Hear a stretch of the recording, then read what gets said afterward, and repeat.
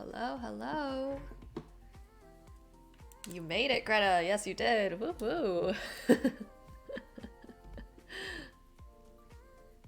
Let me know if the audio's all Gucci to you guys. The mic always has a weird thing on my end. I don't know how loud it is because sometimes when I record it's like too soft and then on stream it's like way too loud.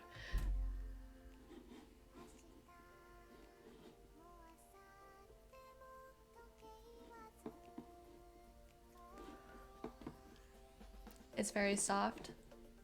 Okay. One of these days I'm going to get an attachment and bring the... Is this better? This is like really close and it's hitting like the yellow bars on my end, and so I don't know how loud I need to go.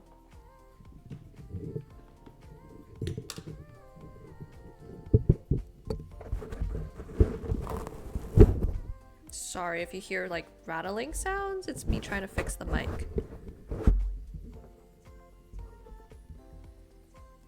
Very ASMR. Okay. I'm gonna find a box to put this on.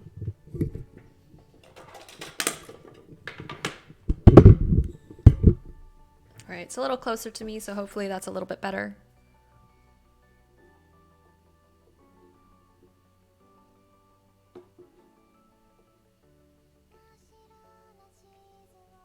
I'll just lower the other audio really soft so then the mic can take full solitary command. Alright. You'll just be lurking? Sounds good. Alright, so we're gonna start with Kikakorin's work. This is indeed the monthly challenge. And I think it's a good start. Let me see if I can put like a circle, make this work.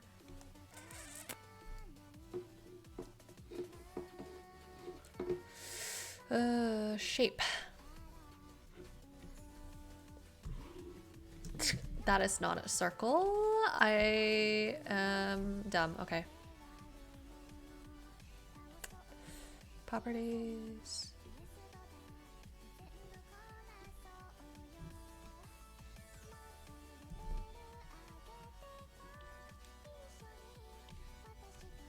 Alright, so it's approximately this big. Alright, so the first things I notice that might be an issue is like everything seems too central. So maybe if you move the whole thing like slightly down and to the right, I think it'll look like the angle's a little bit more exaggerated and you can actually see how the room warps. So let's see if I can fake this. Fake this baby.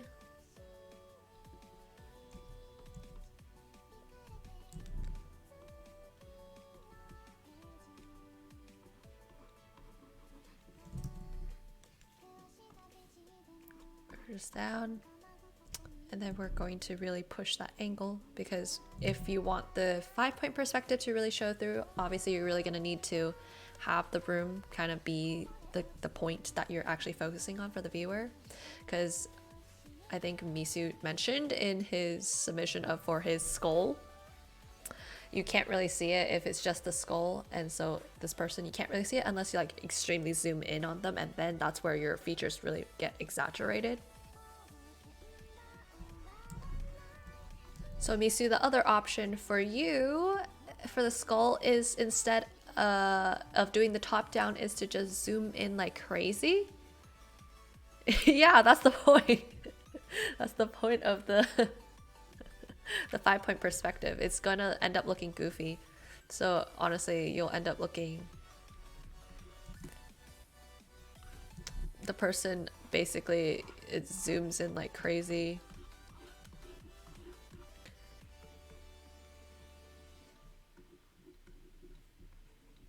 And they start looking like Sid, the sloth from Ice Age.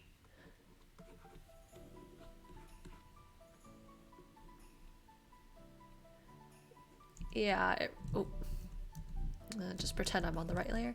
Yeah, it's honestly best for like exaggerated or cinematic scenes or snapshots. That's why I told you guys to try to come up with like a scenario where you might have a 5-point perspective. I think most of the time I see 5-point perspective is like when people want to showcase like their environment a lot, and they want to, you know, include like so much more information. So portraits, it won't be great for it, but it's funny if you end up with a Sid looking character.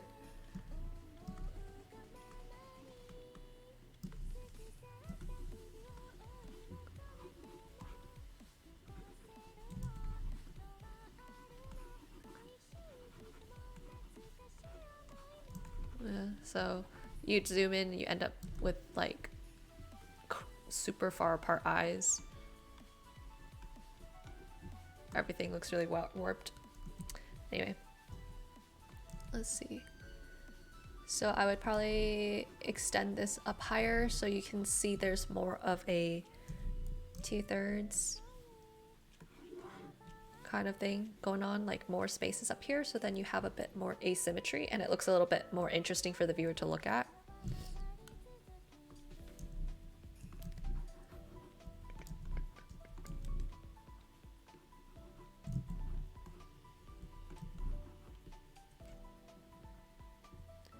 Yeah, that's what I was thinking. Like the whole zoom in like sudden that's why I talked about in the challenge brief. It's like those characters typically they're like, oh shit, and then it zooms into their face like crazy and their like face looks like a fish, a goldfish almost, because the eyes basically spread out so much.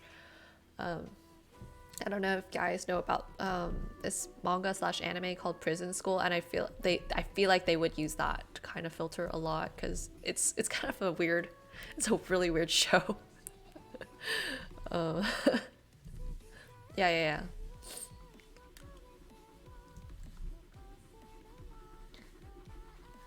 I think to exaggerate this even more, let's see if we can get... Am I on the wrong layer? No, right? Okay. We're gonna try to exaggerate this a little bit. Oops. This one.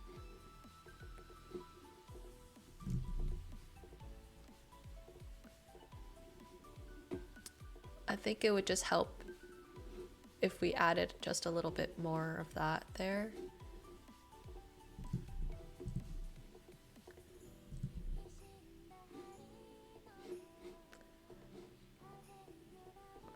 And you can see how just by making the head a little bit bigger than the rest of the body, it kind of pushes the whole distorted angles. I don't know if the original photo you used already had the fish lens angle on it.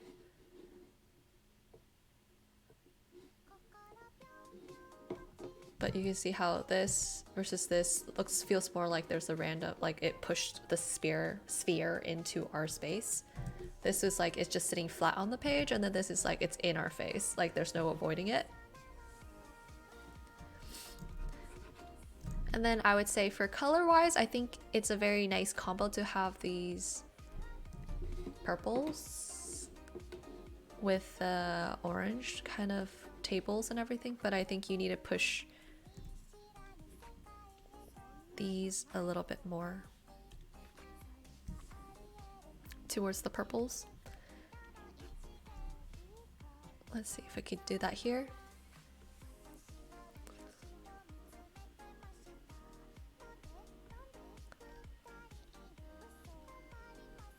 Maybe that's not how to do it.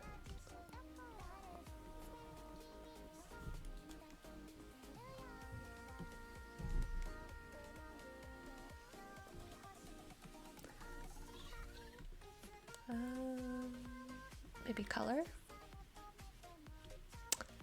Not quite. Let's just do for multiply then.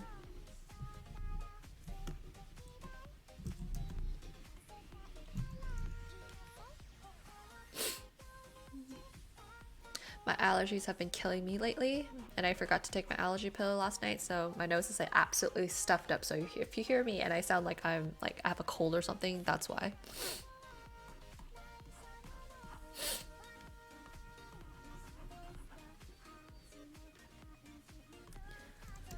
I would also get rid of that, get rid of that.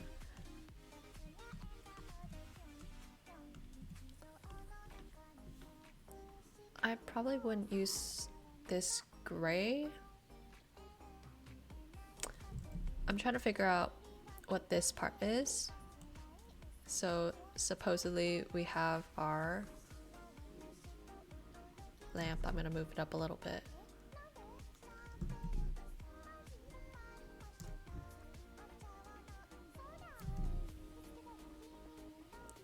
Just pretend that works.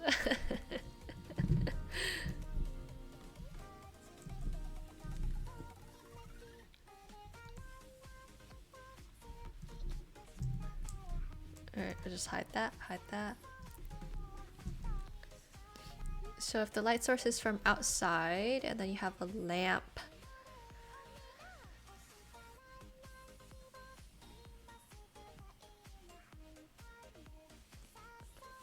this light source right now just reminds me of like it's a dark kind of like a convenience, like you're sitting outside a convenience store or something.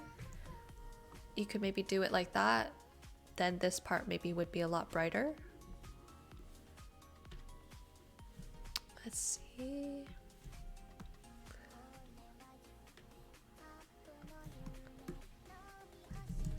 If it was a convenience store, you might do it like this instead, where you have the light sources a lot brighter.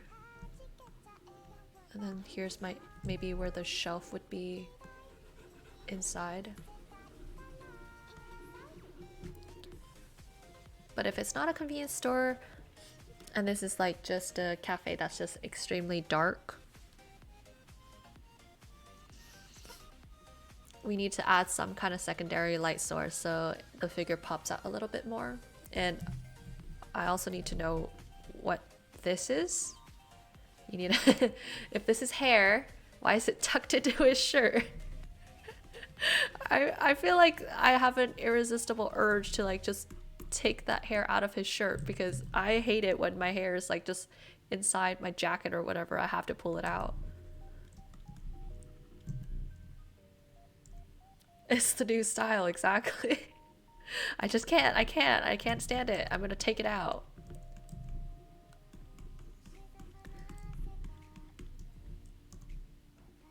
And the color scheme reminds me very much of how hair, when it's bleached, it looks sort of like ramen noodles. So this part right here, it's looking a little bit like ramen, and it's I don't think that's what you mean by when you want your hair to look tasty. So to get rid of this stringiness, what you have to do is not do individual strands like this. You're gonna have to want to break up the strands. So maybe this part, no strands. This part is clumped up. This part is clumped up. And that way it'll look a little bit better and less so like you have weird ramen noodles coming down your head. And you're gonna also want to make sure the proportions of the head.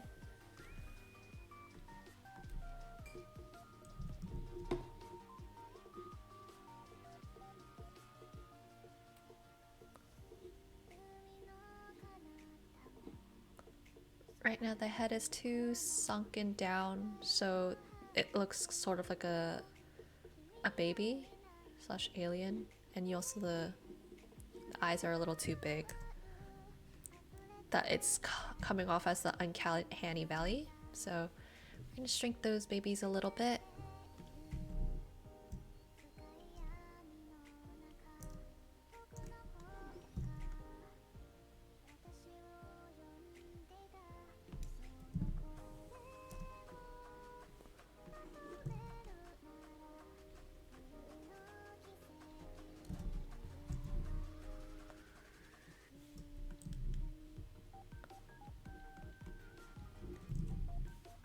So again, remember the head is an egg shape.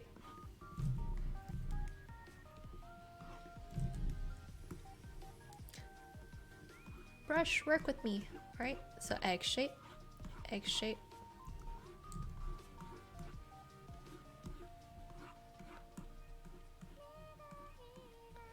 If the mouth is on this side, that means the whole face is gonna have to, the midline has to be pushed more towards this way. And so the eye is gonna be right here. Make sure you have one eye distance here, one eye distance here. There's your ear. Lines up with the end of your nose.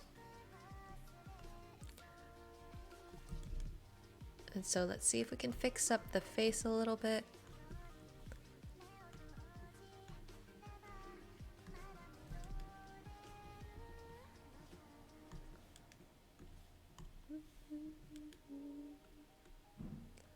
I would push out this cheek a little bit more.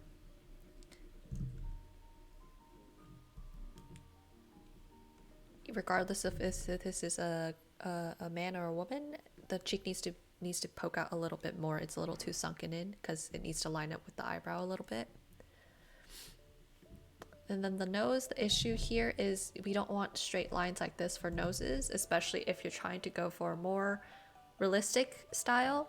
Like the only time I see noses like this is for cartoons, and then in which case everything else is also pretty angular, so it lines up. See how this only really works if the style is sort of cartoony like this.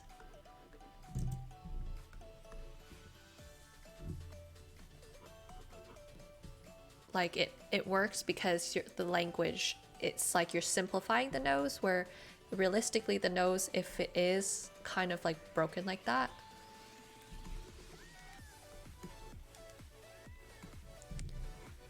there would still be sort of a curve, sort of like a triangle.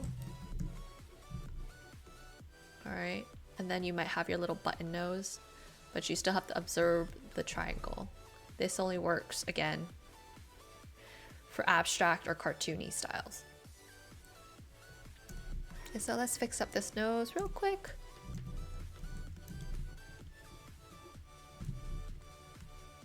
Hide that.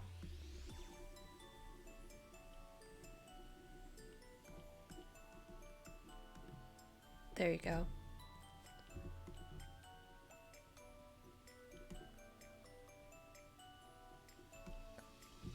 And then I'm gonna assume that maybe some of this nose right here catches some of that red lighting.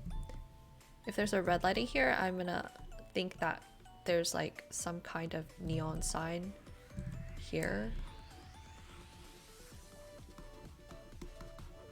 or something. That's why there would be that red glow. And then in that case, you're gonna want to bring down that red glow into the rest of the body.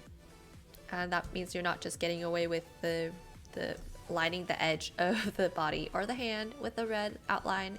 You're actually gonna take your time to make sure understand how the red affects the overall tone of the skin and the objects around it.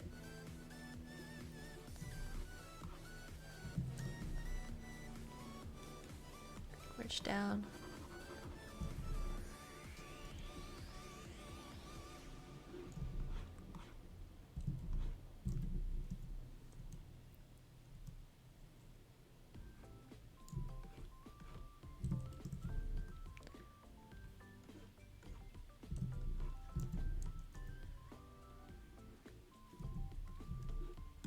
There would be a slight shift towards the reds, especially over here.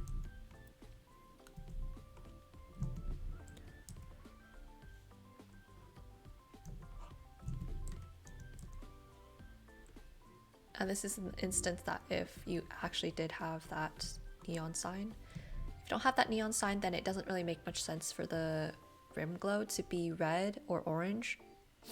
Since the lighting back here, I'm not sure what it is yet, but maybe it could be... Let's see, so you have a light source here. Maybe I'll make it like a cool light source.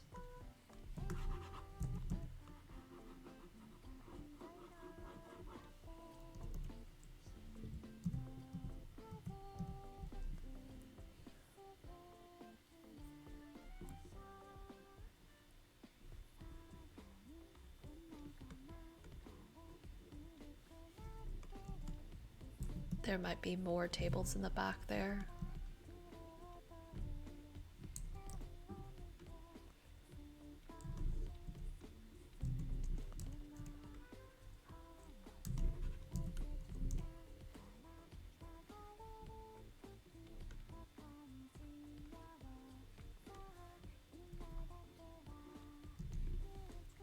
Or something like that. But the point is you have to decide how bright this light source in the back is. If you want it as bright as this. Ooh, let me merge these down. So if you want it as bright as this, then obviously you're not gonna have this red glint, rim glow. I can't talk today.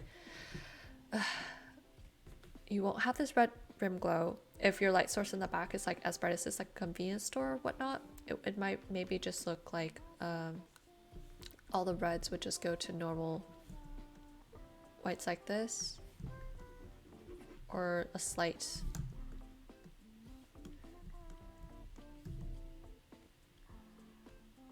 yellow orange kind of tone like that. But I think the red looks more interesting, in my opinion, if you can add a little bit more personality to your piece by adding some neon signs that tell a story about your environment, or depending on whatever your reference photo was and that stuff. And make sure you fix your nose. The eye right here. We can't get lazy. Eyes may be almond, but they're not this almond. This looks too uncanny. You gotta make sure you have your lash line. And then there's structure in the eye. So if you feel your eye right underneath your eye, there's the eye socket, right? So you gotta make sure you communicate that.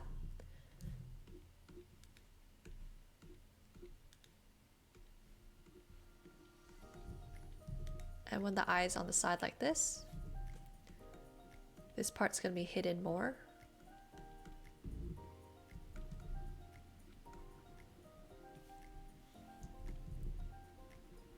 And I know you mentioned you want to be more painterly. So even painterly, you gotta still make sure you're getting your proportions right. So when you're doing this motion, you're gonna end up sticking out your chin a little bit. So that's why I have to push the chin forward a little bit.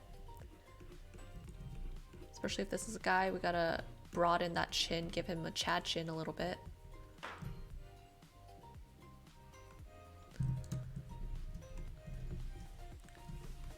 Then we gotta make sure we pop that out, because when you're sucking on a noodle or something, this part gets raised up, and so it's gonna catch, the Cupid's bow is gonna catch some of that light, and it'll help make it look like the mouth is actually like puckering up. Top of the lip gets a little bit more of that light.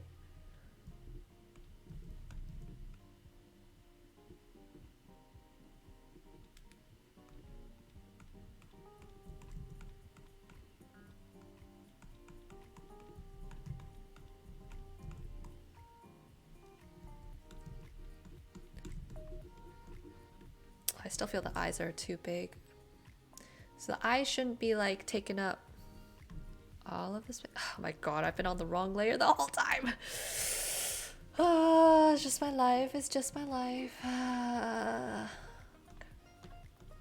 Okay.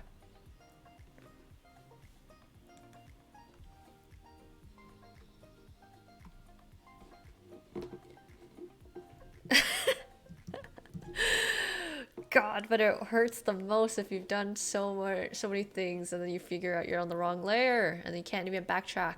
Oh god, okay. Oh, this is too strong.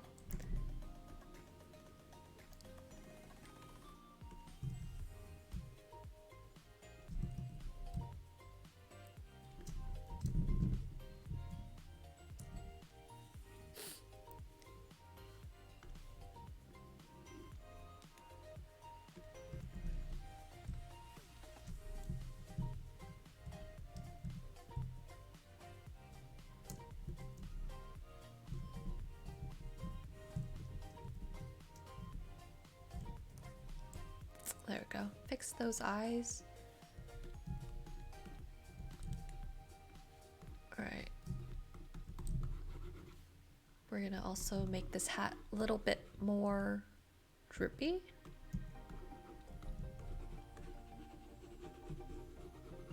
Like it's gonna be a beanie cap or what's it called? Like those hipsters, what they wear.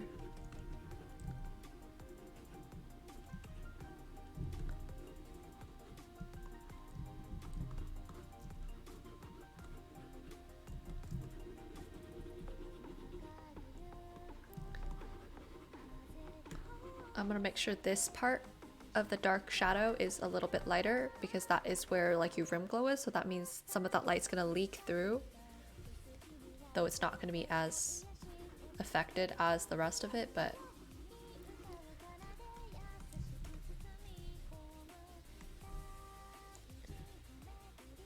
we're gonna make this hat come out a little bit more.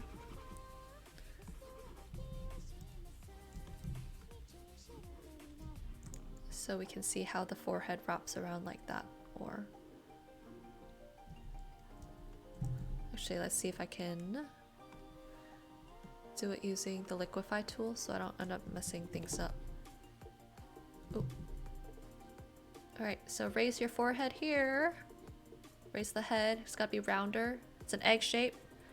So you gotta make sure this follows an egg shape.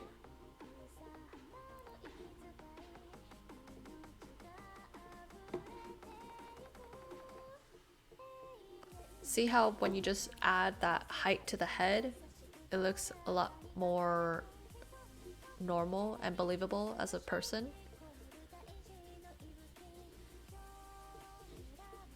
We're just gonna be lazy. See if we can just do it like that. Don't think we can. Right. So we fix that.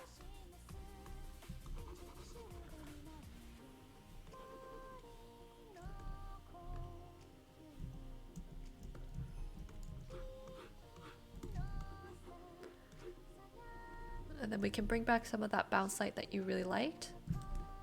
But it's not gonna be as bright.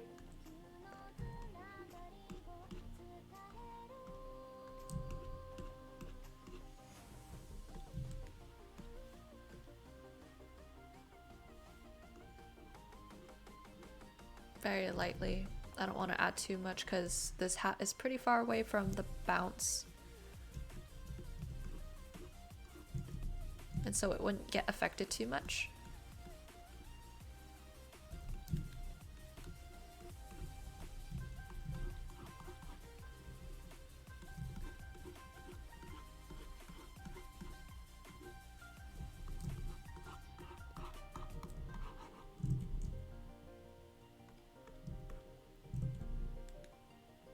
You gotta make sure you extend the eyebrows a little bit all the way up to where your nose starts, or else it's gonna make your eyes look a lot more far apart, wide set.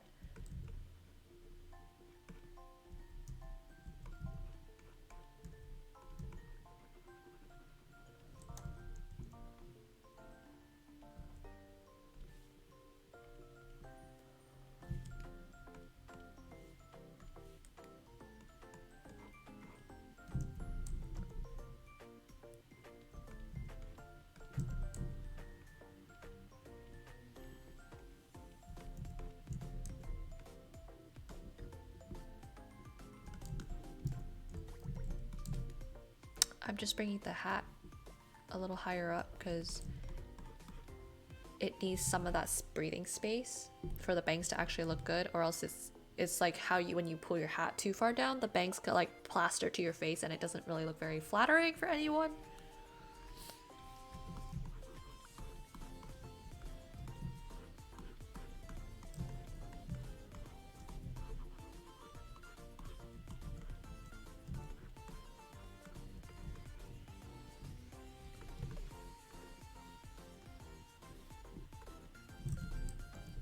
Give a little bit of space here.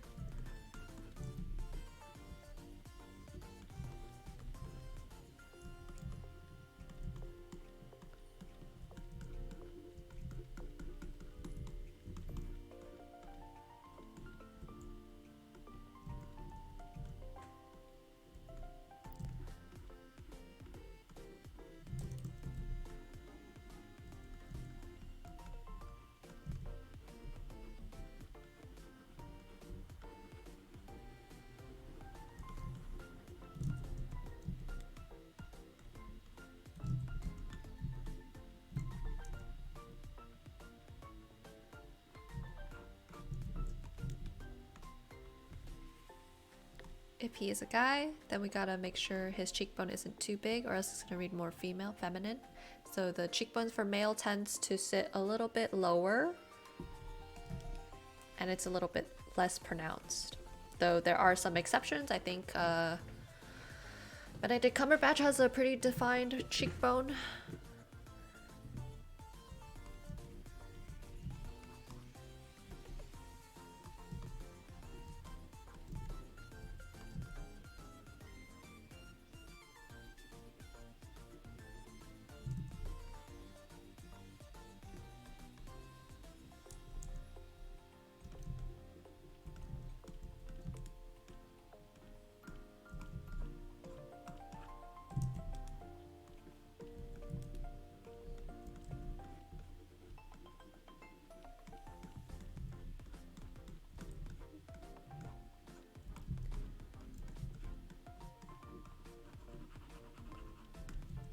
And then I don't know, maybe there's like a secondary light source to help sculpt this part of the face.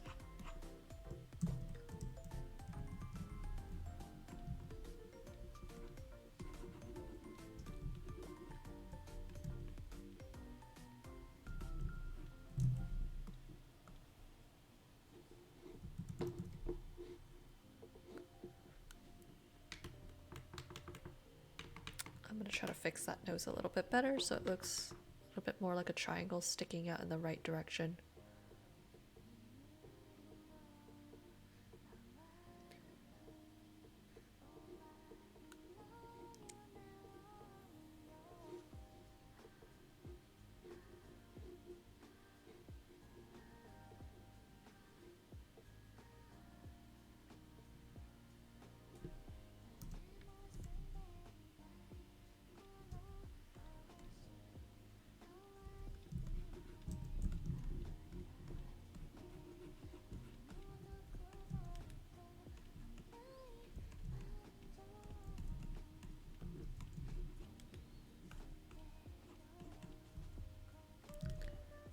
And again with lips, you gotta make sure it blends into the rest of the skin. Don't wanna leave it just sticking out unless you're wearing lipstick.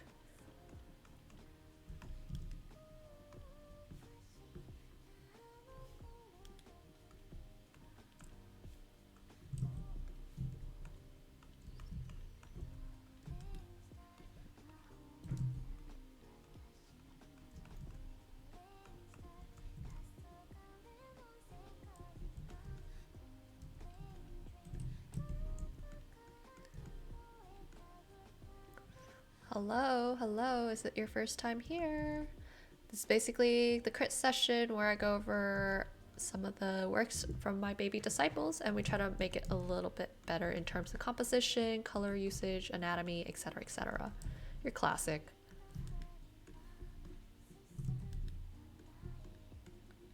Alright, so you gotta make sure you sculpt out this form right here. We're gonna fix up the hair here. We're not gonna do ramen. Or maybe we'll break it up a little bit more for you. Like add a little back here. Bring this out here or something like that. Add a little bit volume. Especially this part. And I would say the hair would not be this bright right here. Real quick.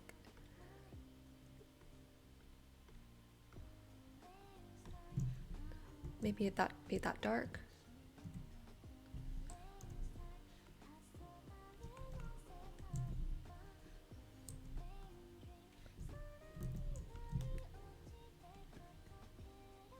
And especially if this is in the shadow, this part you wouldn't, and it's brown, you wouldn't really see the iris. Not iris, the pupil. You would only see the pupil over here because the light is catching it a little bit.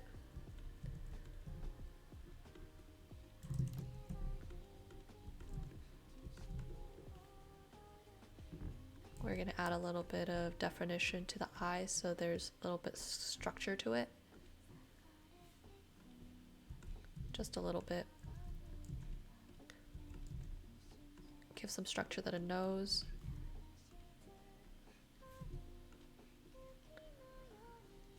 And then I would pay attention to how the hand, I don't think it would be so quite rotated like that.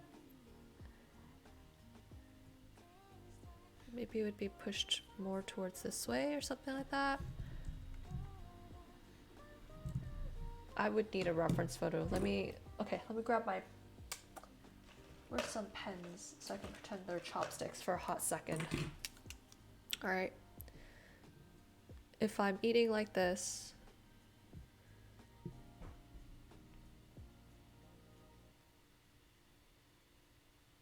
yeah, you see how the knuckles, you would see a little bit more of the knuckles. The reference Discord. All right, let's see in the Discord, y'all.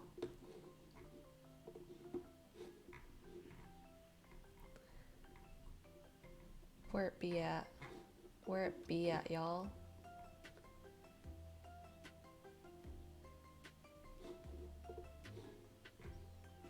There is no reference. You are lying to me. You're lying to me, Greta. You're the only one who posts the reference. So I'm going on my ass here.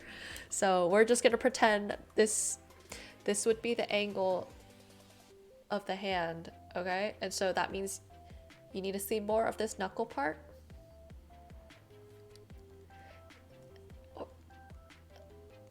Okay, is that, if that's how, yeah, you would need to see more of the knuckle part. So the hand,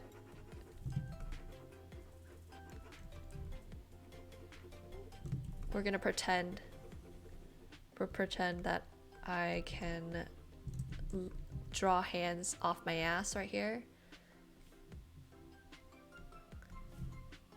Especially at this tough ass angle, we're gonna pretend I can do it. Wait, believe in me, believe in me.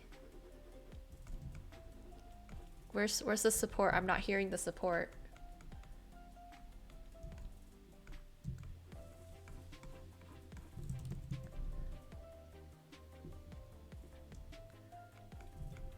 If this flops, it's because y'all aren't giving me enough support.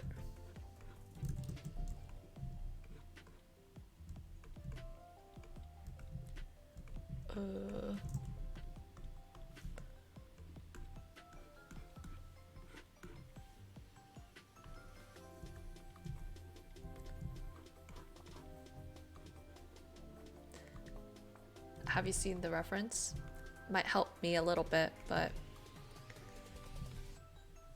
even then, what is an artist if you can't create things from your own mind sometimes? So even if I don't have the reference, I think I can, in a way, kind of figure out what she's trying to do.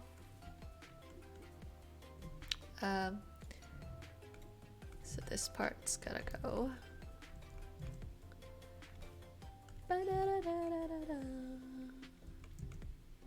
I think this part of the song mix is a little bit better than the others.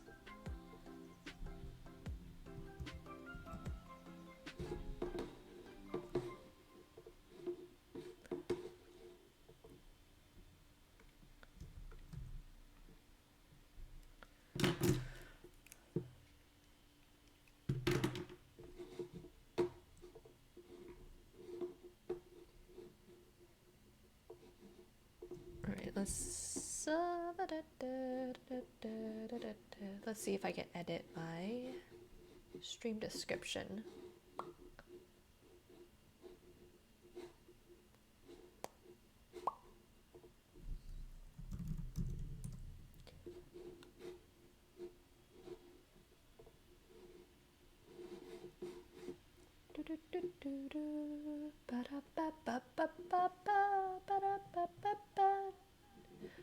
Alright, let's hope I don't get DMC for that knockoff McDonald's. Creative dashboard, there we go. I need to change the description so I can play this song. Stream info.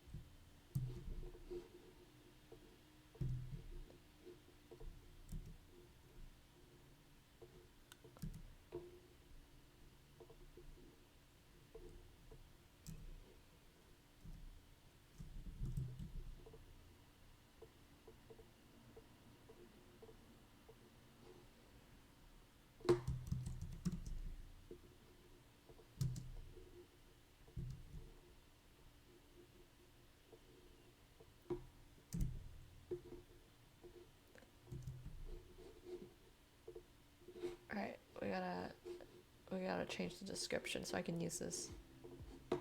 Alright. Heavy ass lo-fi, y'all. Oh, you found it? そうですね. You did find it. Okay. Makes a lot more sense. I figured it was one of those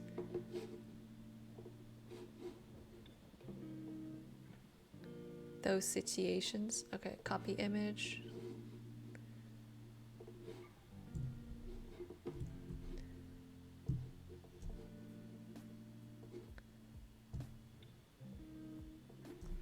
Yeah, and since Geekacorn has so decided to change the light source, yeah, you are fast, Greta. You must have this like lined up in your own Pinterest, waiting to try it out.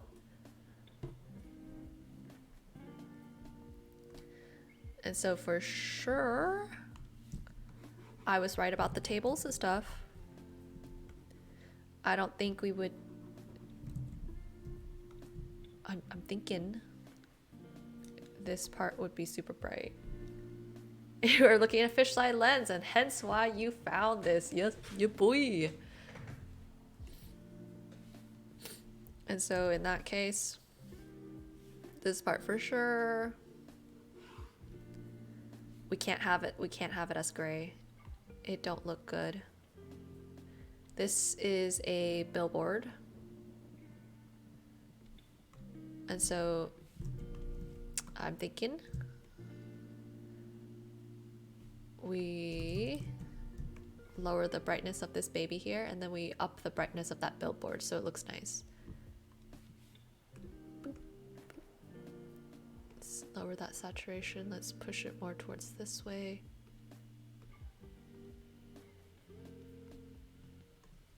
Alright, and then we up these babies right here. Ooh, get that out of here. Doop.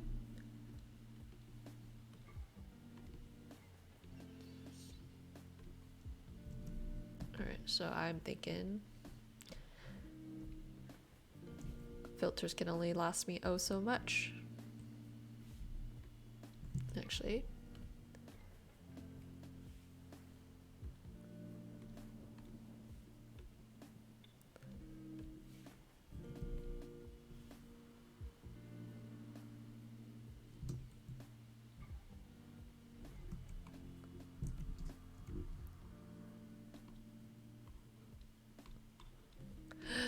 No, I get it, Photoshop. Leave me alone. Okay, so we're going to up this baby a little tad bit.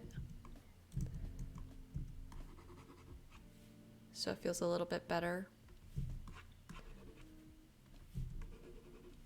And then in which case maybe that makes more sense why there would be that red rim glow. That red rim glow.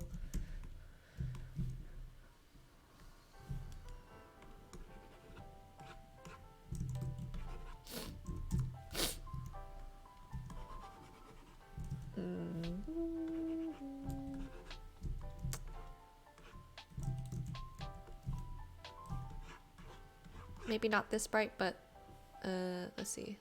Let's squint my eyes, see if I like it. And like I mentioned in the previous tutorials, if you're not sure about something, you can always use your eyes to squint and lose the details, and then you can really focus on values and overall composition shape. So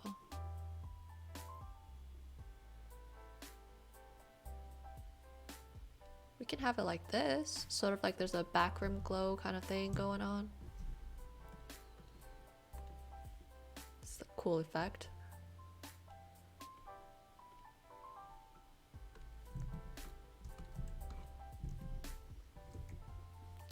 I would just not have the previous like super bright kind of neat, basically indigo, just because that's facing away from the light source, and if you have that acting as your light source, it doesn't make too much sense because it's so bright and everything. So we're gonna take some of this, apply it onto here, so it looks like it's a 3D form. Then I'd make sure we capture that top part right here.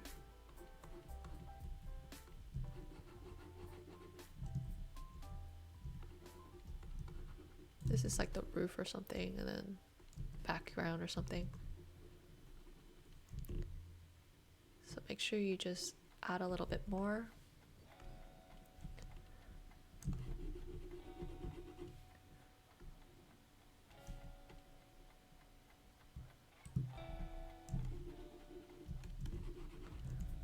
There we go.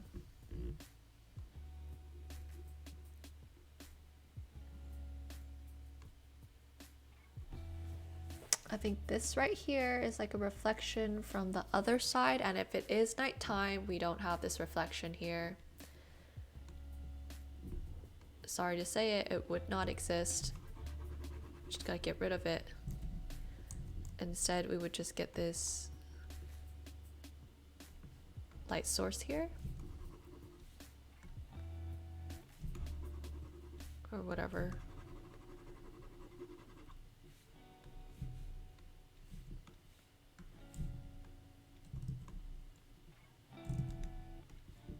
Right there. This part still would stay relatively dark unless we change the overall light source, like say if we made them those types of light sources.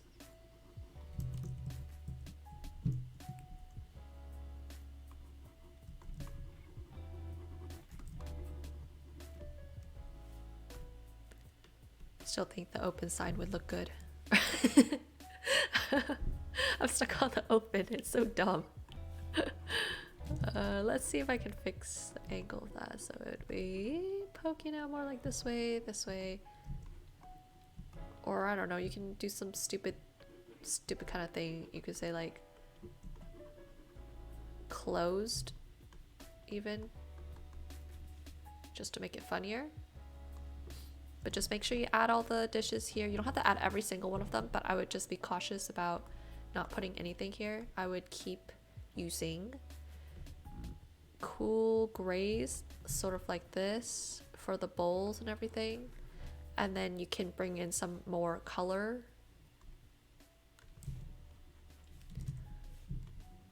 In terms of a slightly more bluish dishes. You can do this kind of duck green kind of color. It will match really well with the color scheme, and then you can just have the pops of color be this bright red in total. And last thing I'm going to mention is fix up the anatomy right here. You see right here, there's a triangle. You don't have that triangle here, so you gotta bust that back out. And make sure you pop out that elbow right there. Alright, and you see right here? I was correct, the knuckles do look a little bit more pronounced. So don't forget to fix that, and you'll notice that it's not so curved, so we gotta push this back in a little bit.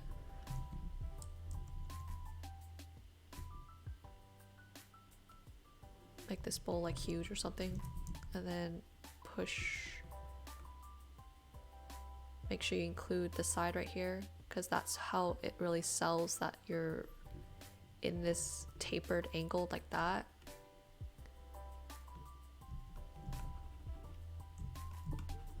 Add that there, push that a little bit more.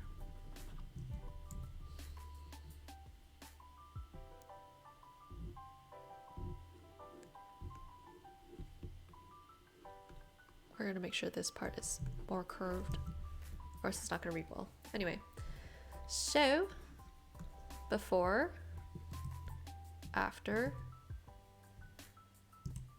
you'll see how the color scheme looks a little bit more unified, and there's a little bit more interesting light source kind of techniques. And we fixed up the anatomy a lot better, because the nose actually looks like a nose now. The eyes are a little bit more believable on the face. The angle is pushed a little bit more, so it's more exaggerated. And so just take your time to finish off some of these edits. You don't have to finish this within the month. You can always like come back to it in like a couple of months and then see if you still like it or not. Or you could just focus on just doing the line work for it if you're too concerned about having to do color. Blast it into black and white. And then you can really tell whether or not it's working for you.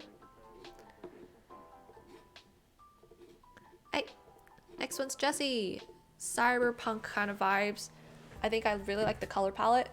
The only issue is your composition is too squished. It's too squished. I feel like claustrophobic from it. So we're gonna say we can make our composition much more interesting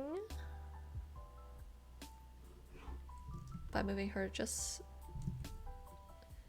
if we'll move this whole thing over a little bit.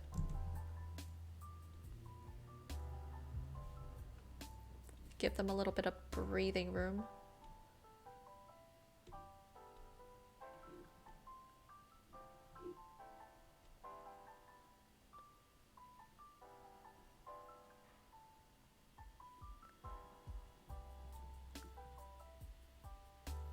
I'm squinting my eyes to try to see if it's good. So I want to make sure there's always a 2/3 kind of composition, because that's the most effective type of composition, which is why I'm like debating whether or not I want to expand it this way so that they're occupying 1/3 of the space, or if I just want to keep it like that so they occupy 2/3 of the space. I'll do it like that. Okay. In which case we can do it like this.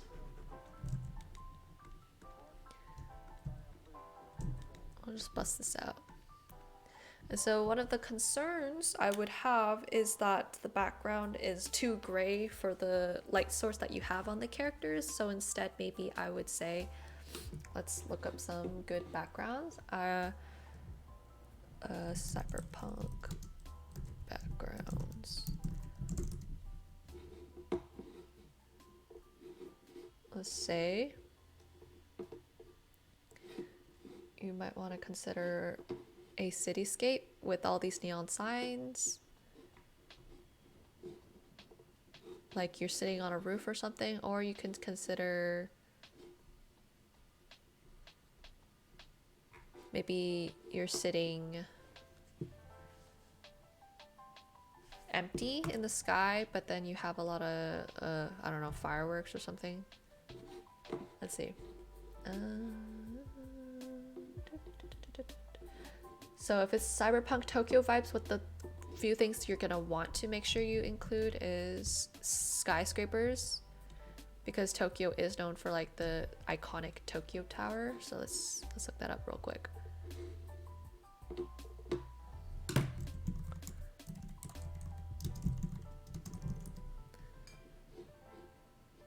Like you're gonna want to include this super iconic kind of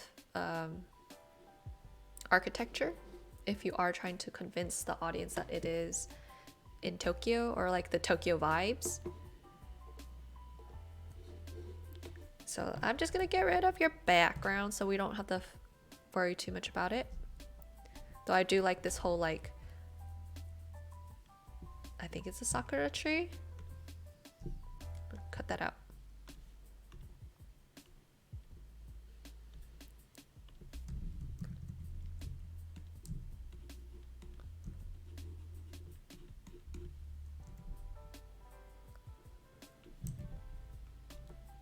So let's put our characters in a believable background.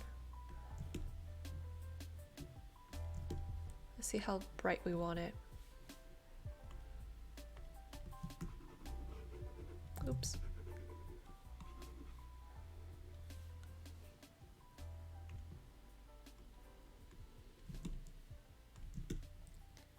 If we do it something this dark, then you'll really get to see the whole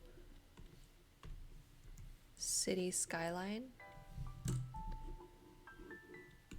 Say this is Tokyo Tower or something like that.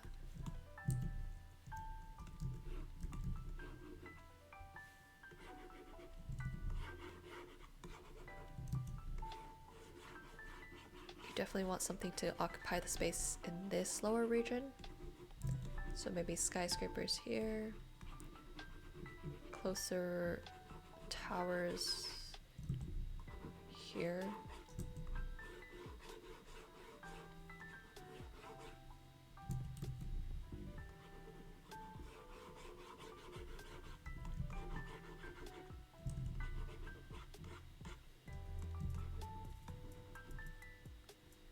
Or we can even do bokeh effect. Let's see if I can have the right brushes for this. I literally just downloaded a brush set that was like bokeh effect, and I was like, all right, let's let's see if it works. Hard light.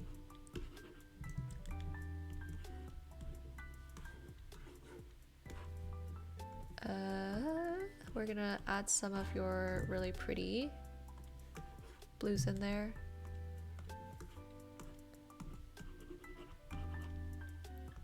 Maybe that's how you would go about it.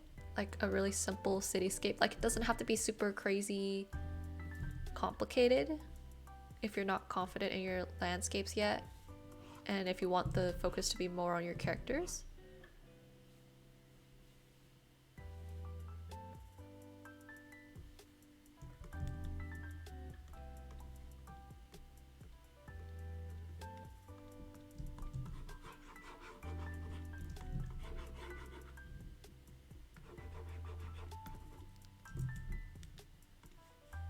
Right, time to bust out a quick reference photo so you have an idea of the general vibe that you're going for.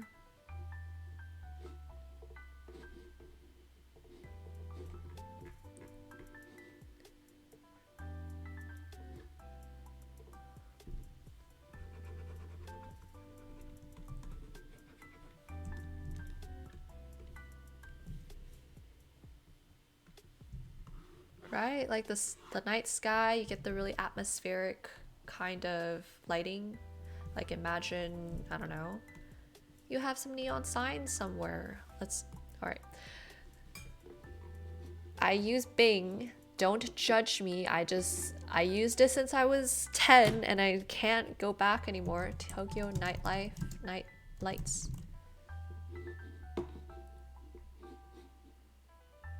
So these kind of lights, maybe we add a couple of them here or there. Some that are believable.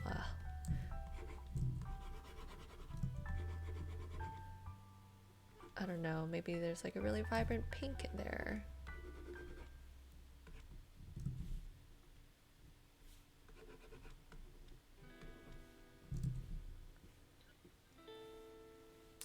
Or maybe there, because I'm trying to make this lighting that you have on the characters look believable. And first things first, repeat after me. Your hood should not be raised up like that. Your hood sits downwards and it's affected by gravity. We do not live in space. So the hood, okay? Your jacket hood gets pulled down by gravity. So it can't just be flying up, floating up like this. And when you have it floating up like this, you cannot see when that girl's handing the guy the box of candy, box of Pocky, cigarettes, whatever it is. Yes, hood and gravity. Can't neglect it, so that part has to go. Good, adios.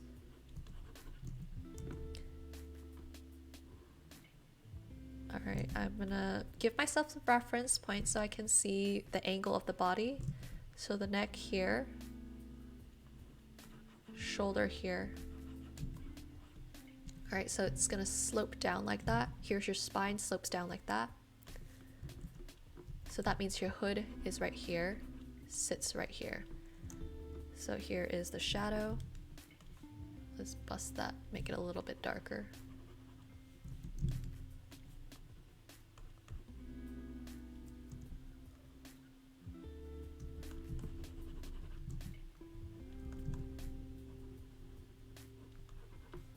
Alright, get rid of that so I can see what the heck I'm drawing.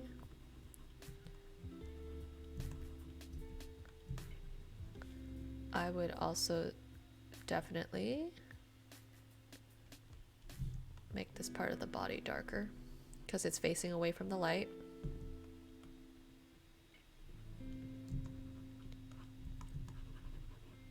Alright, so there's your hood. It's really roughly drawn hood, but it's a hood. Add a little bit of that blue in there so it looks unites the color palette a little bit. You just see how like you add that darkness right there, it changes the whole thing already. So compare this part where it's still super bright to this a little bit better. I would also say the same thing for your hair. We have to add a little bit of darkness.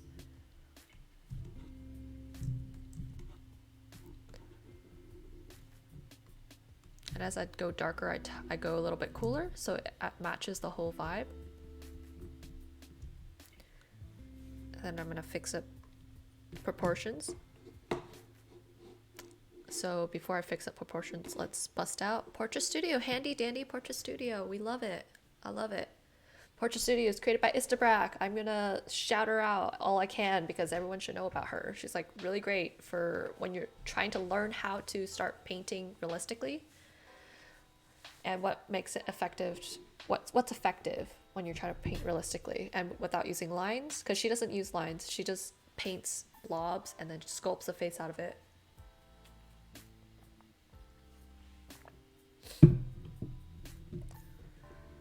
Alright, so let's bust out our guy.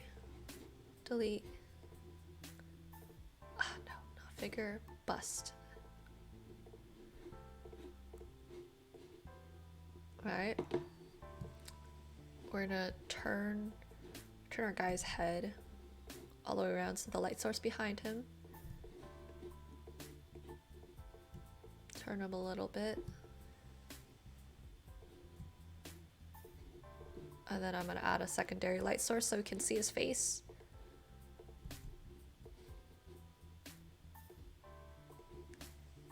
Hide that, baby.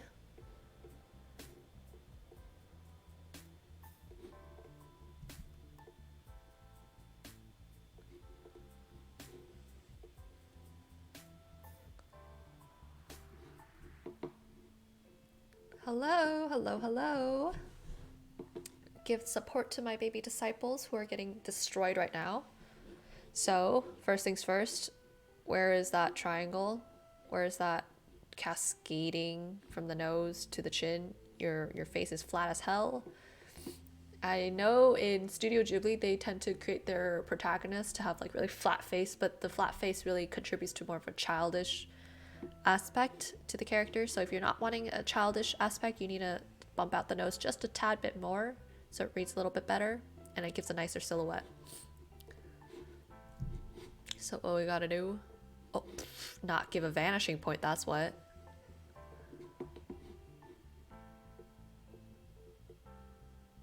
Bust out that nose a tad bit.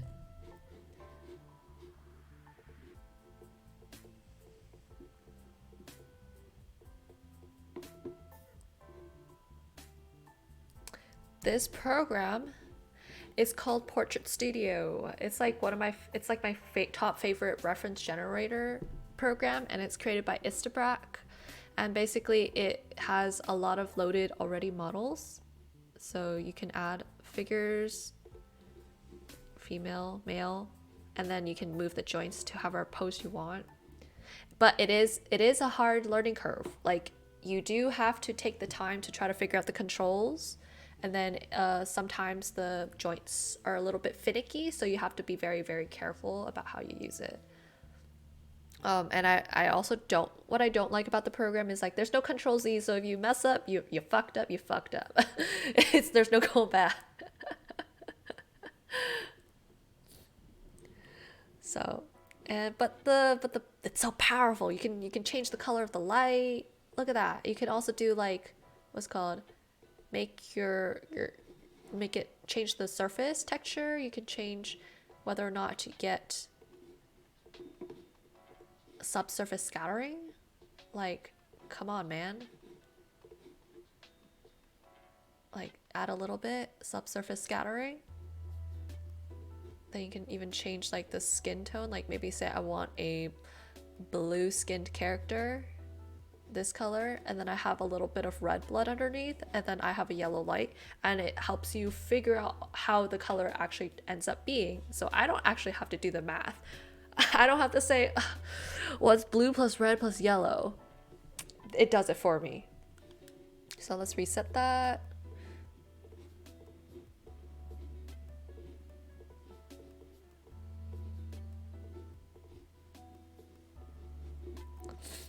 But anyway,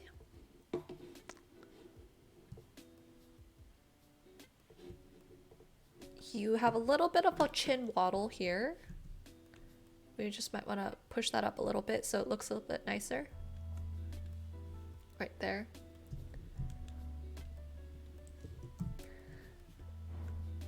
I just gave him a chin lift, free of charge, didn't have to go in for consultation, no tens of thousands of dollars. Right? Look at that snatched ass jaw. His ears is a little bit too outward, so because his ear now looks like it's being pulled back, you need to push it out a little bit forward because ears are turned out a little bit. And in some extreme cases where the mom or the parents didn't push their ears back, like my mom told me she did for me, the ears tend to look more like a monkey. And I would caution against using grays for shadows. We want maybe a little bit purple in there instead, for the skin at least, because the skin is warm, so you want to use a cooler version of that warmth.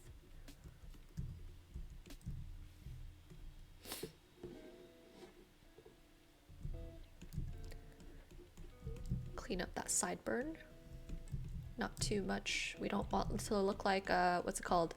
The gunslinging outlaws of the West with their hefty ass sideburns.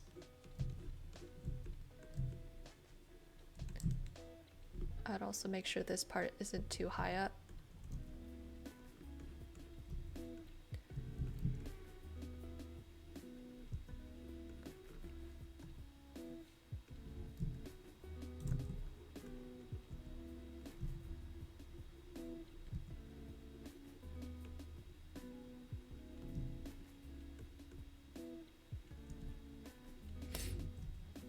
And the eyebrows.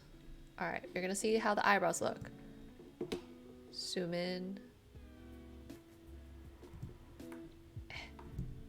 So the eyebrows are still gonna curve upwards. Like, look at your own eyebrows. Like, just turn to the side. You'll feel that it follows your brow bone, right? And if we're drawing the skull, the eye socket would still go like that. And so your eyebrows needs to be pointing upwards, not downwards like that. Even if you are doing a more angry character, it still needs to follow that shape a little bit better. It's too close.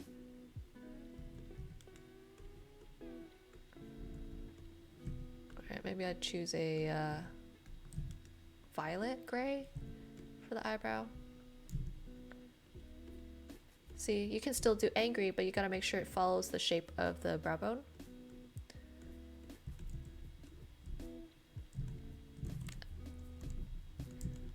Just gonna cover that part up because I don't know what the heck is going on with there.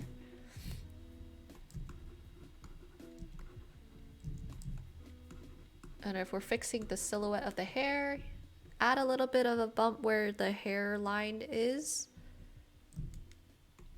That way the hair doesn't look super flat, and I typically like to break up the hair chunk just a little bit, not too crazy much.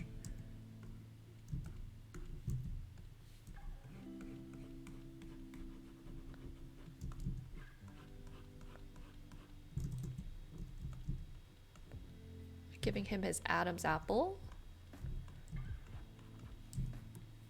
All right, just ever so slightly.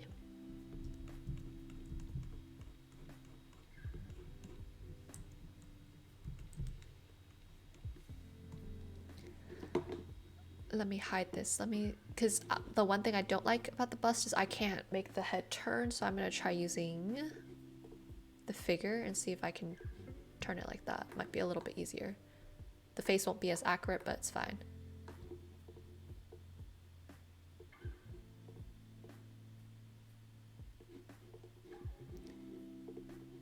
There you go. Whoosh. And using this program is helpful if you already know how the muscles are supposed to lay down if you are doing a certain pose, because if you turn, say, your arm like this, and you don't know that the deltoid is supposed to always lie up front on top of your shoulder like that, you might get confused and draw the wrong thing. So use with caution, be careful. The deltoid is supposed to sit like this. You don't want to accidentally move it in a weird way that it doesn't make sense.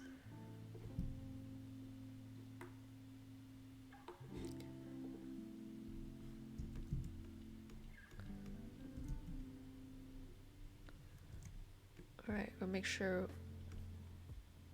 we distinguish that separation.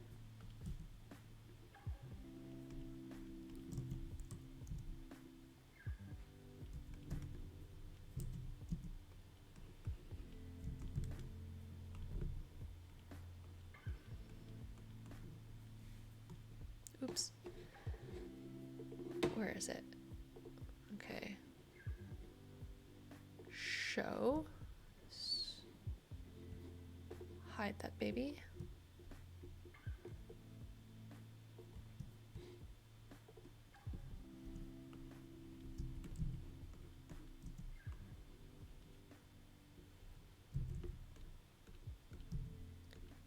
And then just have to make sure you know eyes are spheres, right? So why am I seeing a flat eye right here? This should be curved. Even if you are drawing stylistically, it needs to be slightly curved in order for us as viewers to believe it. Okay? None of that shit here. And then make sure you are pushing the hairline upwards. It should follow the curve of the head. So here's your ear. Here's your ear. Your hairline.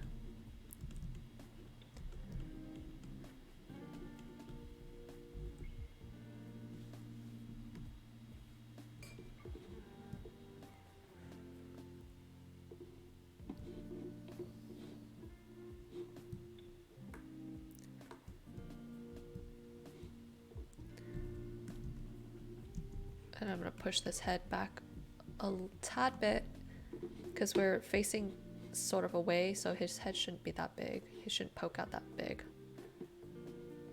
Significantly smaller head. We don't want giant monster heads. All right, here we go. And then I would say for the shadow, when you're trying to connect the shadow to the rest of the hair, break up the chunk a little bit. No monster heads. Yes, exactly. So the head has to be proportional. Can't stick out in the back like a alien or a baby would. Make sure it always stays an egg shape no matter what angle you are at.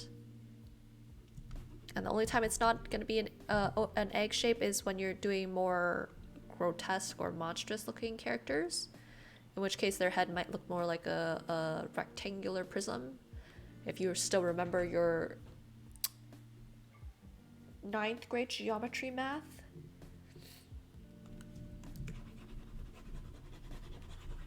There we go. Add that in there. Brightness. Let's add a little bit of purples in here.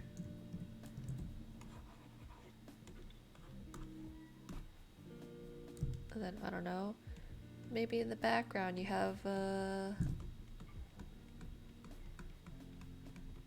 lights. Okay, I just downloaded it. I did not download that brush, damn it. Pretend I downloaded it. But there was this artist, I forgot her name, but she had like a whole set of city brushes. I didn't download it because there was way too many, and I was like, damn, I'm not gonna need it. I don't do cities very often. Look who's eating her words right now. So just pretend these are city lights. What a vibe, right? I think, what's it called? Raid's art has this one piece that's so nice, and that's what I'm thinking of when I'm doing this one. Let's see if I can find it.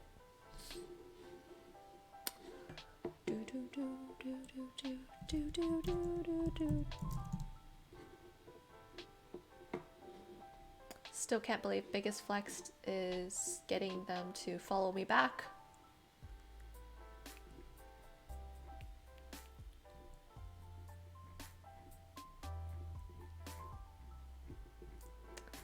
Scroll, scroll, scroll. Might as well have you join me while I scroll through. Where is it? Where is it?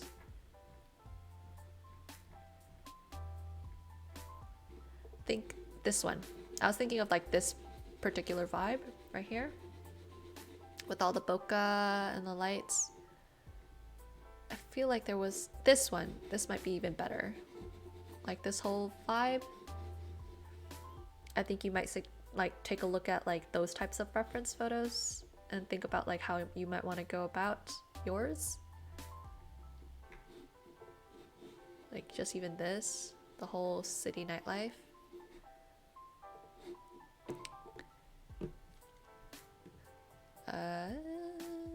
And then maybe you have some kind of, I don't know, some kind of some smoke or something through the page, or even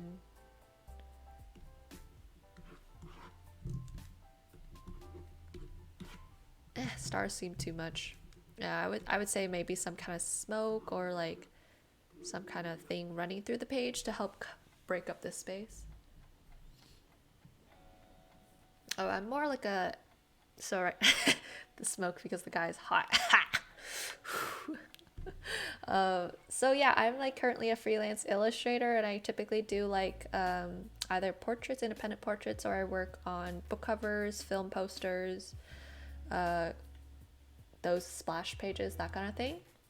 I'm still making my way through the industry. I'm relatively new, so but I have been getting more like opportunities through Instagram and word of mouth and that kind of thing, which is really great. But it's always a rough start in this industry because there's no defined path to becoming an illustrator. You just have to hope your work gets shown to the right people, and then it opens up the door for new opportunities. So yes, maybe this would be smoke. I don't know. It wouldn't make much sense if the smoke is here. Maybe she's holding a cigarette. Or something. I don't know. Or I don't know. He's like, his hand's here. Maybe it's cold. I don't know. Something.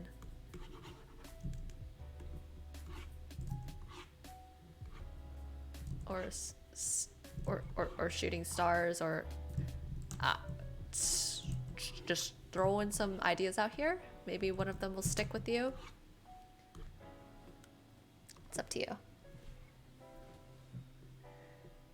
But I do have to say, when you do go back to this, make sure this does not stay white.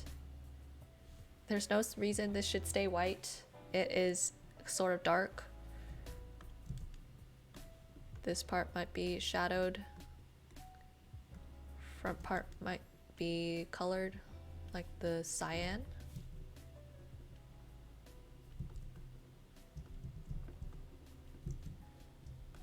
All right. And again, her hood deserves to be treated by gravity. So bring it down here.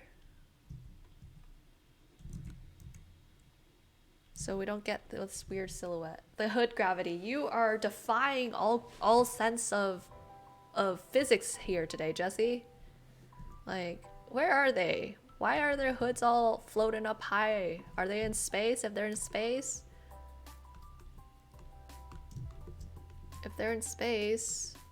you gotta tell me so I can put them in space so they don't look like some wackos.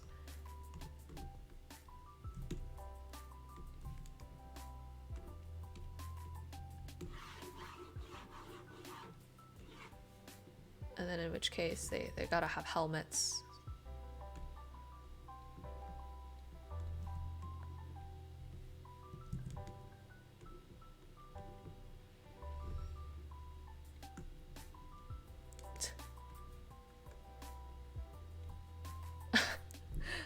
It's the nanotech. They need their they need their helmets. They're in space, but they're still human, right? So they gotta breathe. Okay, enough of that shenanigan. Make sure you add the hoods. And then to distinguish this figure from the background, what we can do is give her a brighter room glow. So I'm gonna go even more in towards like the greenish. And then maybe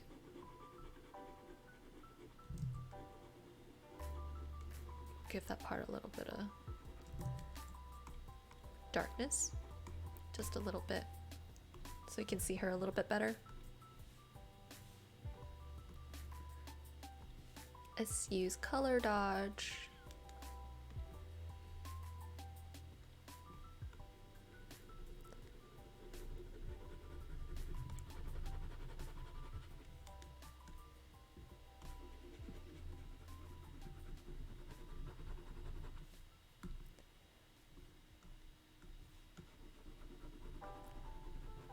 Color dodge is a fickle master. It doesn't. I keep it on low exposure so I don't accidentally do like too much, because look at that, too much. Gotta keep it on the low end.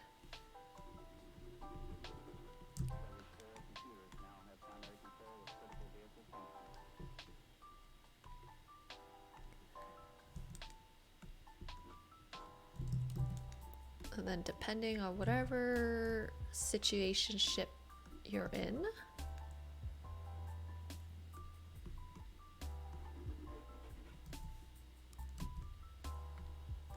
Vox Machina? I have not seen that, so maybe some of the other people here have.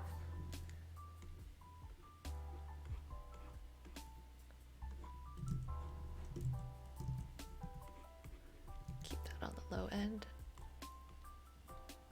It's just very subtle. You don't want to do too much because they're not directly in the light, so it would be crazy if you did too much.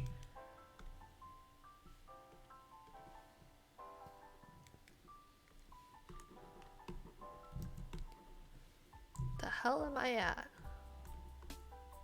Am I in the wrong layer again? Come on. I am in the wrong. Oh my freaking god. End me right now. Just end me.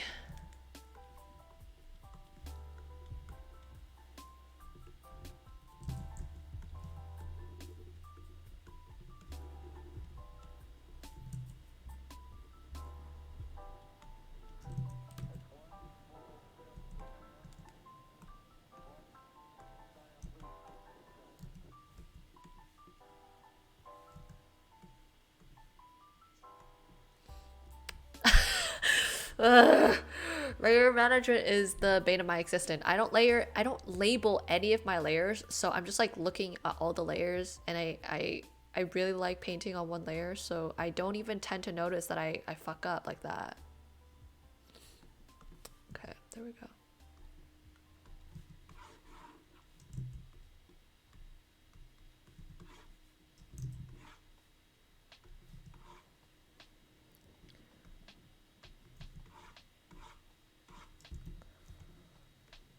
I would give some kind of layering to the cityscape. Like that, I don't know. Like make this part building be in front, and then there's like space in the back. Who knows? I'm just... Usually when I do cityscapes, I just play around with the shapes until it looks like something I like. And you usually want to just like give yourself some layering front and back, side height wise, width wise, that kind of thing. And that usually helps it look a little bit better. So maybe not this color. I don't like this color.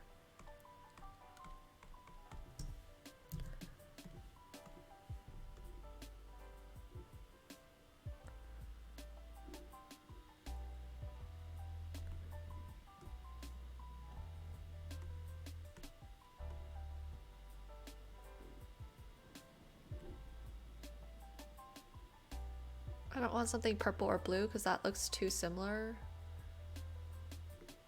So I wanted to try for like a green, but a very muted greenish. Maybe. We'll see how I feel in a hot second later.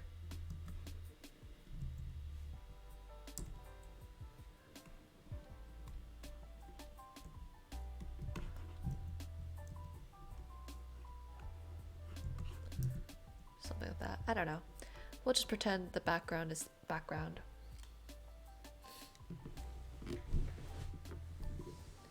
Backgrounds, yes. So I think I've been trying to include more backgrounds in my pieces as of late because I want to force myself to get better at environments, because environments are super important to your characters.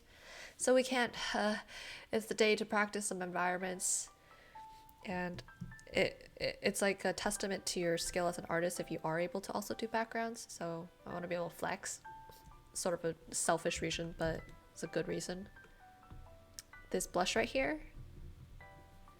you need to bust out your soft brush. I know I say no soft brush most of the time, but good God, the blush is too harsh. And you gotta fix up the eye height. Make sure the eyes are the same height. We don't want like weird potato face, potato head eyes, eye proportions. So if the eye's up here,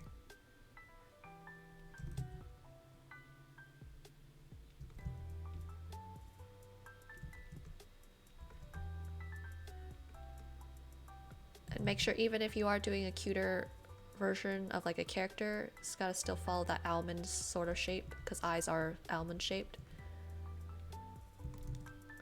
And for the hair, break up that chunk right there. Don't leave your bangs like that.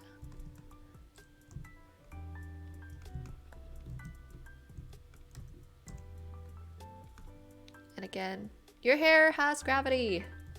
It can't be floating up. Come down, bring it back down.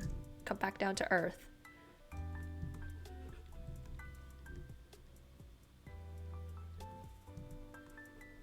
The beauticious almond shape, we can't neglect it. Oh. Then a little bit of shadow here.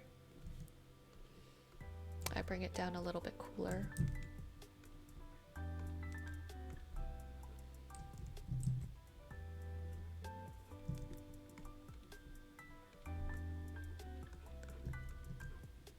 Just a tad bit. I might even want to go more cool and saturated.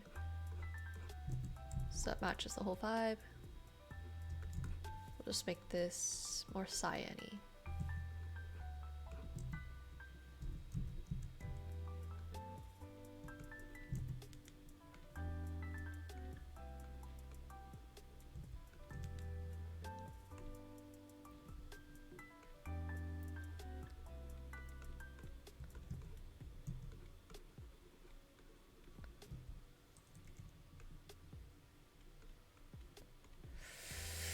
Cut this out right here. Her hair is not asymmetrical unless it is, which is why I have to question, like, why is this side of her hair longer than this side? Because what you're telling me her hair looks like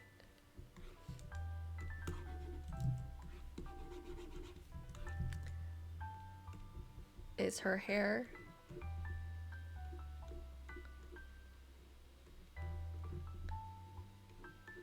is like that, which is a really weird shape for haircut. I don't know if I've ever seen any girl purposely get her hair like that. Usually it's either all one really short, one really long, or same length.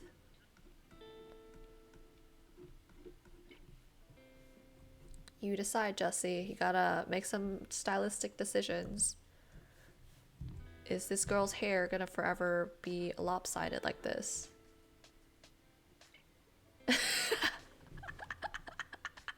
I'm going to make this side of the hair a little bit shorter, or actually, you know what? We're just gonna make this part shorter so it matches more. It's gonna look like Kushanov Ilya, is that the artist name? Their characters has this kind of vibe. There you go. A little bit better.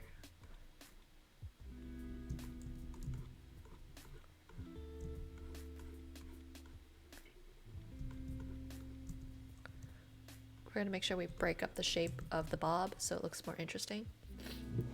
And I would say maybe we want to take a look at the type of outfits we're using for cyberpunk kind of vibes. You might want to include more glowy stuff in the outfits, like say I don't know, jackets that are a little bit more interesting, like that or something. I don't know. I am not the designer. I'm just saying cyber tech outfits a little bit more interesting usually. Project Are we roasting CD Projekt right now?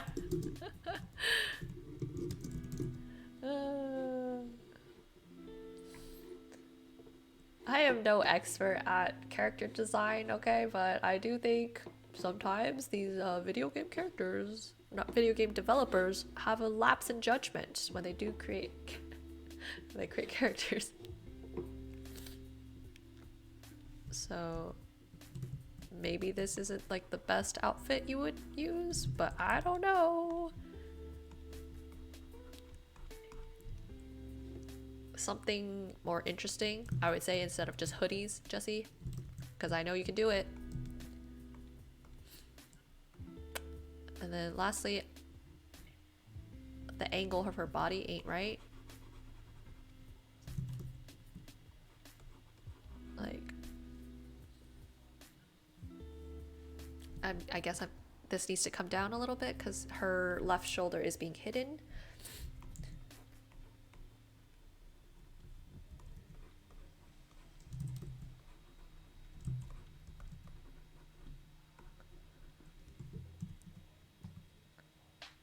And then I have to think that this girl is so sad because she's been looking at this guy for the last 1800 seconds and he just keeps staring off in the distance, and she's like, bro, grab the cigarette if you want it. But he's not even giving her time of day.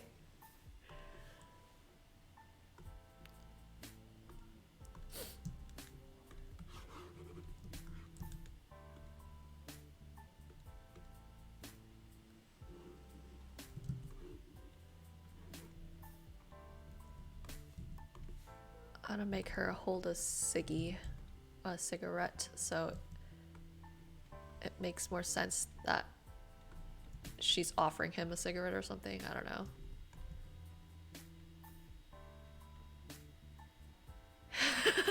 That's exactly what's happened. She's like been looking at him the whole time and he's like, bro, chill.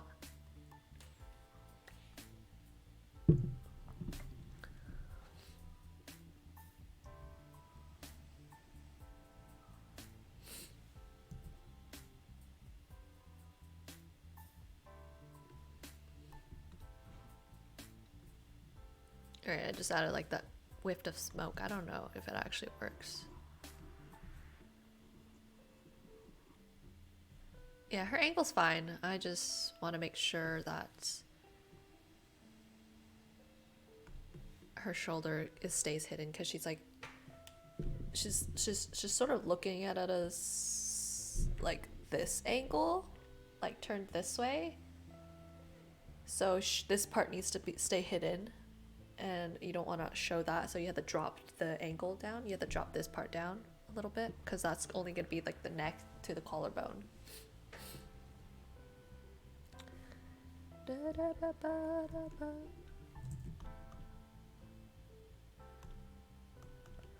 Maybe I'll get rid of this part right here.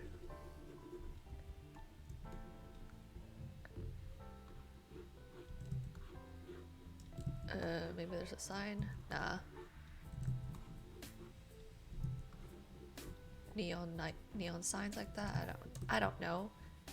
Play around with it, Jesse. It's part of the fun to experiment with how your cityscape could look.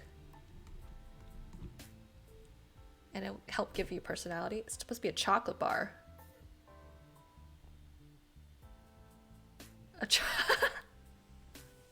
Okay, all right. No smoke today then. We're making it a chocolate bar then.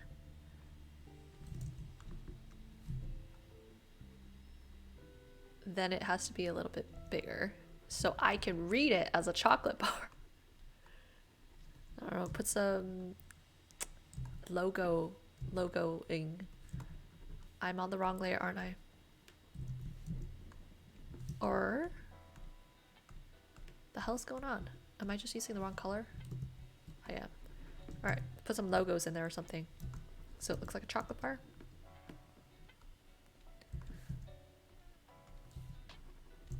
Or the really indication of a chocolate bar is usually the whole Hershey's kind of shape, the rectangular shape, so keeping it PG, exactly. In which case, maybe instead of just sitting straight up, he would like make a copy so we don't feel bad about ruining things. He would be kind of slouched over.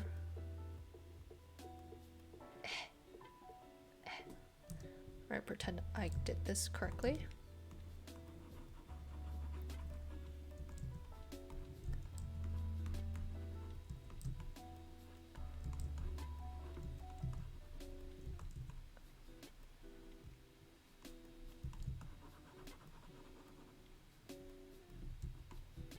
I would say if you're just when you're starting out as a cartoon artist and you want to get into semi-realistic, you really have to learn your basics. You can't get away with it. You can't just be like, oh, I can just, you know, copy what other people do.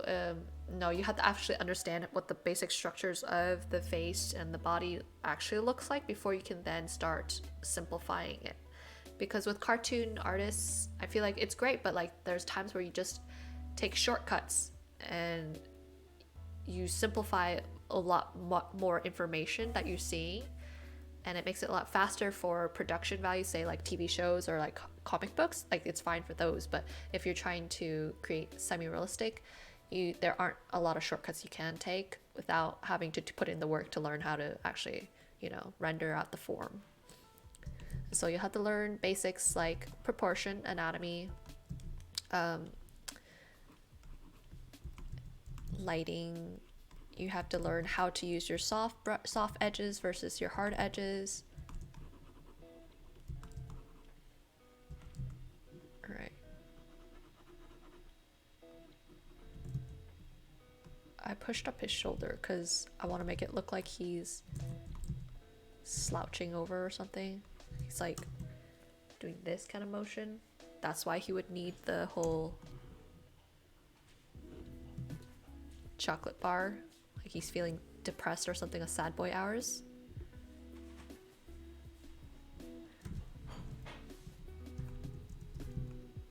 And that also means his neck is gonna be pushed back down a little bit more.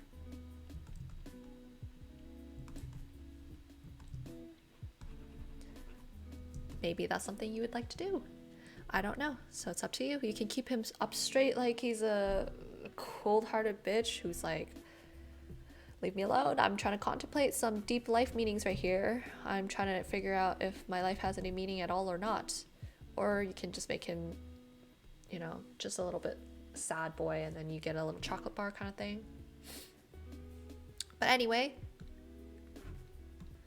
before I feel claustrophobic as hell, after I feel like there's some space for me to breathe, it maybe instead of like what's it called, these neon signs, you can bring back your artificial sakura tree or whatever, like right up here, and then some of the leaves come down this way. I don't know. Sad boy looks cool. Yeah, he's got the what's called the half buzz cut, like the sides are shaven and the top's like hella fluffy. So make sure you fix the hair. Make sure this part looks not so shaggy. especially if he does have like longer hair, it's not gonna have many like what's it called, hair strands poking out. Anyway, let's work on Misu. So the dreaded different angles of the nose and the eyes. So this is why we have Portrait Studio, so you can see how the beautiful no, show. Delete that one. UG. Yes, exactly. That's the type of hairstyle I feel like I'm getting, like the half buzz and the long upper part. I feel like a lot of Koreans have it, the haircut. So you might even make it even quick return to it. You might make it even cooler by doing, I don't know, weird hair streaks to make it more sci-fi or cyberpunk, that kind of thing. Anyway, noses. Turn this baby around so we can see it nice and clear. And the beautiful thing about Portrait Studio, features. All right, so before we do anything, noses. What are noses made of? Noses are a triangle shape. Triangle shape. And I am seeing a lot of not triangle shapes here. Misu, if you're still lurking and you're just listening to the audio, your noses need to have that triangle shape. Even if they do have this hook. Right now, let me go bust out a hook for you. Hide this. Scroll down to my nose shape, nose bridge, right? I'm giving you a hook, nose tip, a hook. Needs to have that triangle. And what I'm seeing right here is not a triangle. And instead is this shape, except it doesn't look believable. See how this does not look believable? Looks like what's it called, those baboons? So you need to tone that down a little bit. See, even if I adjust it to this, it's still sort of a triangle looking. Oop. Move that over. Oop. Too many things happening at once. So first things first, I'm gonna put an extra layer. When you're sketching noses, you want to make sure you're looking at the nose like this. So the nose is made of, bye Greta. So the nose is consistent of a triangle like this. What's it called? It's a triangular prism. So you have the front of the nose, the side of the nose, underneath the nose, right? Your nostrils. And this is like the basic shape. If we are to make it seem a little bit more sophisticated, obviously the nose might look more like this. Underneath it, your nose a little bit more sophisticated. And then you have your little nostril areas right here. So that's why when your nose is not a triangle, it looks very uncanny. And so what we gotta do to fix your nose is up first. Let's see if we can do it using liquid. I am not on the right layer. Okay, let's see if we can do it with using Liquify.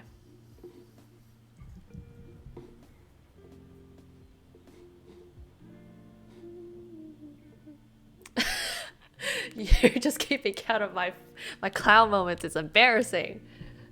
Actually, it's gonna happen a lot more. So I don't know if you want to keep count. So this nose, I need to bring that back out.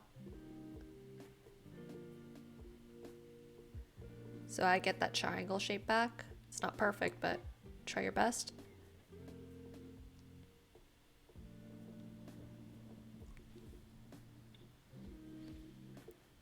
And you want to make sure the edge of your nose, this part right here, lines up with the inner corner of your eye. So if you're never sure where your nose is supposed to end for these 3/4 views, where does your inner corner end? Pull it over. Okay. So obviously there are like slight variations to the nose width. Like say for some men, like the noses are a little bit broader, so it looks a little more stout. But even then, you never want the nose to be too much smaller than the inner corner because it always looks like you just stuck it on there and it doesn't look very realistic and it looks like you can't breathe from that nose. So this one, bring it out a little bit closer to the inner corner. See how she looks like she can breathe now. And what is this cheek doing? Why is this cheek out here out of nowhere? There's no business being out here. Bring it back in. Right there. It's a cheek. It's not left field.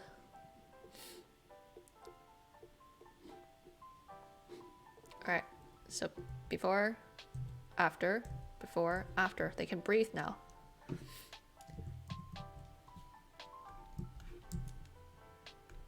Alright, and so even though I fixed up the general shape, there is still a lot of things to pay attention to. Is like when you're doing top up down angle like this. Let's see. I think the nose tip is a little bit more raised like this. And the nose bridge is not. Alright.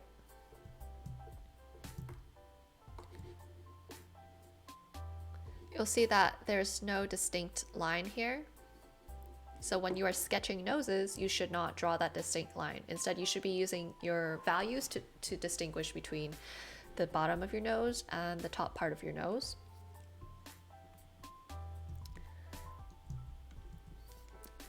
Let's see if I can find that brush I used in...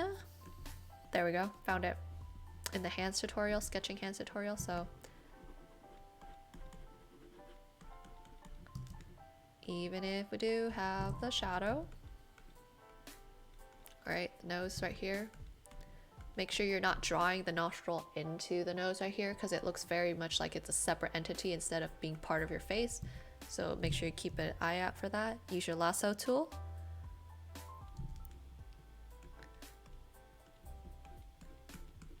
Then you get your clean edge for the nostril. Clean aft edge. Clean this up.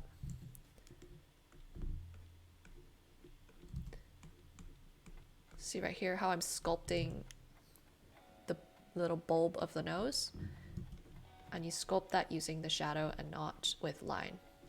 So this part's in shadow. Okay.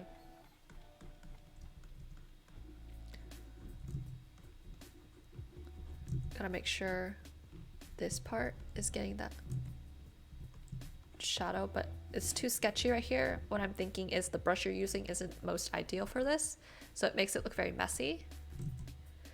So two ways you can sketch, is you can either use bigger brushes with the correct value or with pressure sensitivity to get that sort of transition between values, or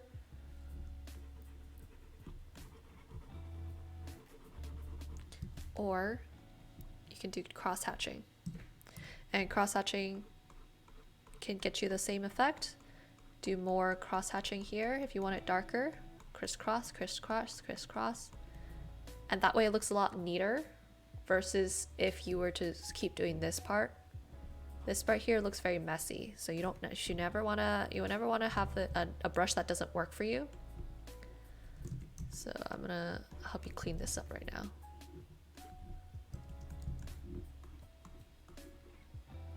You made it on time, kind of. We talked about your work.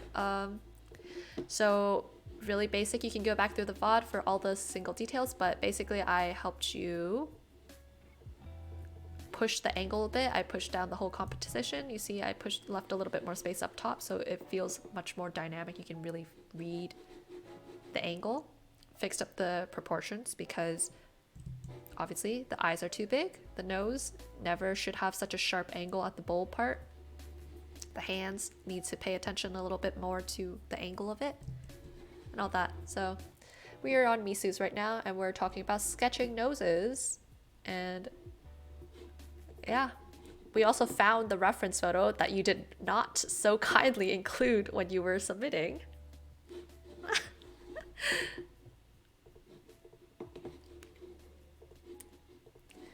But anyway, so I was just saying, it's okay, Greta got you. So I was just saying, gotta find a good brush that has pressure sensitivity and also some texture so we don't end up getting that mess, okay?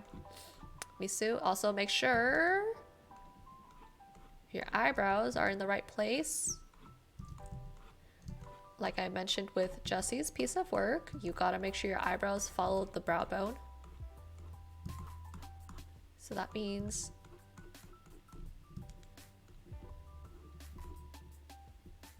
and none of this shit. If you want to distinguish right here, take your soft brush, low opacity,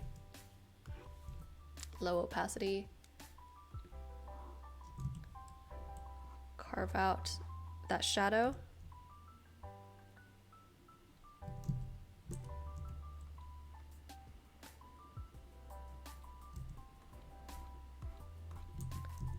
Very subtly.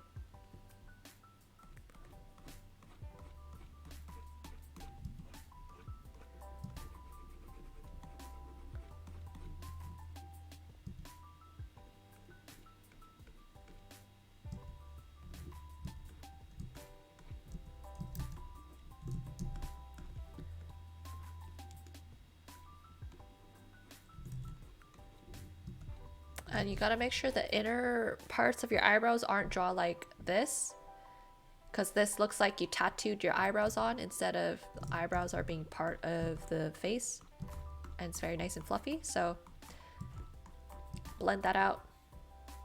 Sometimes if you have that issue, just take your smudge tool. Where is it? Smudge. Okay, low strength smudge. Low strength to like 9%, smudge it out just like that. Then you get that nice blending effect. And for the eyes, shave and tat them on there. No, we do not condone that, Misu. That is absolutely disgusting. Get the shit out of here. And for the eyes, I hate to say it, but your eyes, the inner corners need to meet.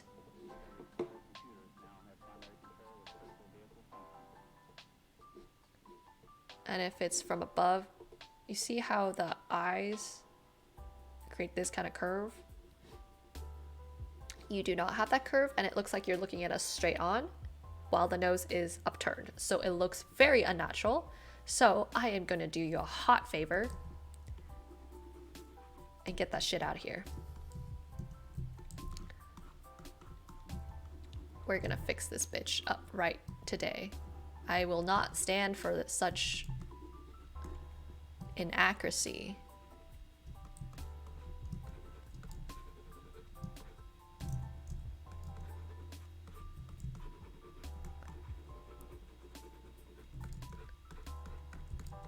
All right.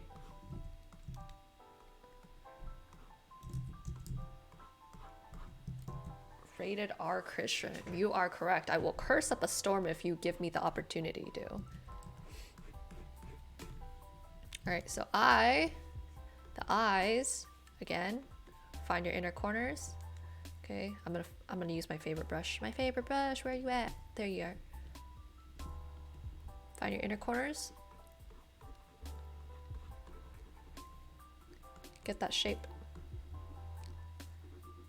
And since you are looking from, you know, this way, this part is not gonna be as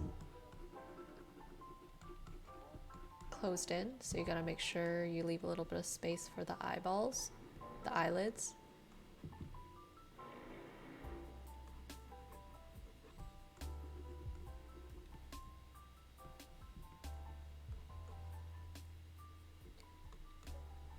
We're also not going to bother too much with the irises because that's too much trouble to ask for. You see how I'm giving a little bit of weight to the eyelids? It's not just a single line. The eyelids deserve some justice.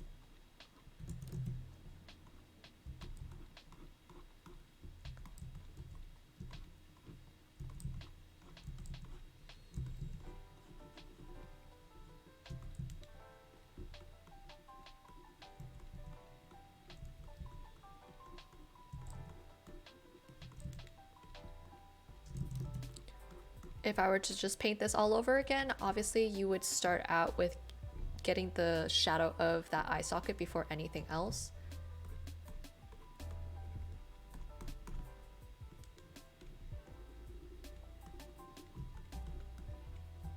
I don't know how that lighting was in the original reference that you used, but we'll just pretend I do know.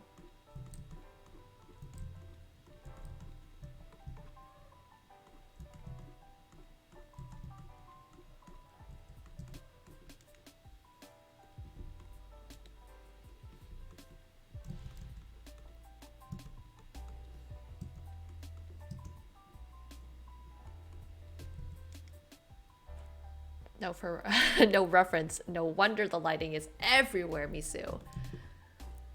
If you are trying to study how these noses are, you're gonna have to use a good reference.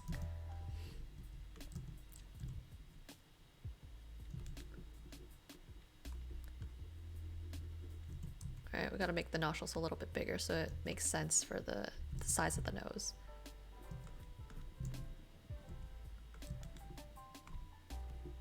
And I would also say...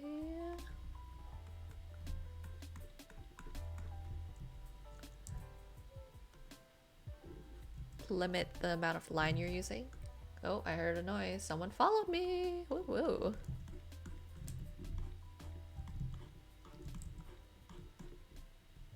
Alright, so you'll see that there's a distinct shadow right here.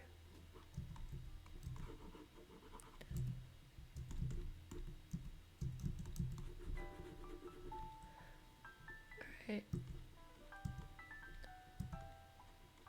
And if you want to sculpt out like a very specific bulb,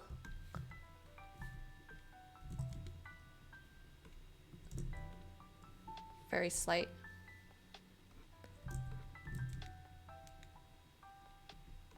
And you'll see that like the way I do it is very similar to reminiscent of how Istabrak does her shading and everything. It's because I learned from her.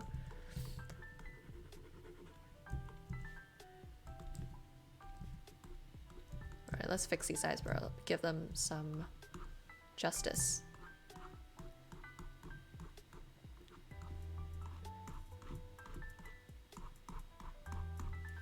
What was the face? Was it originally female? Oh my god.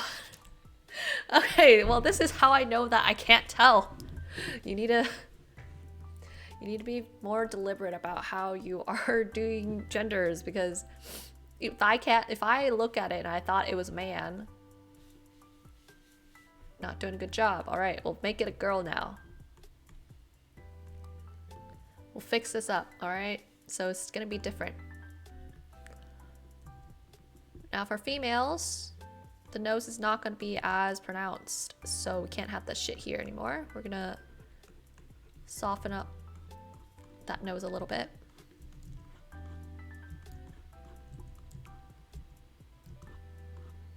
You're crying of pain. Well, maybe next time you need to consider how you are communicating to your audience. So the reason why I thought it was male was because how broad the nose is.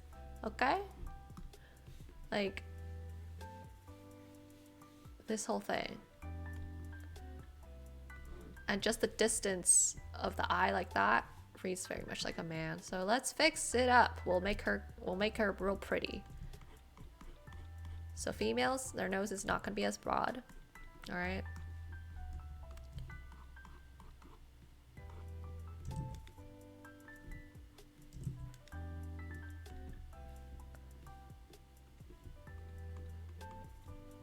So it's going to line up with the inner corners, okay?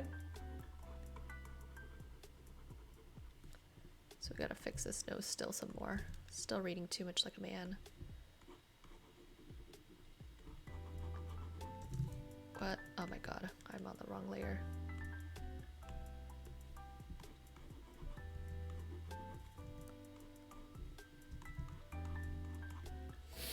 Alright, let's bust out a girl then. Close that. Models. Add model. Bust. Female. Hide him. Hide.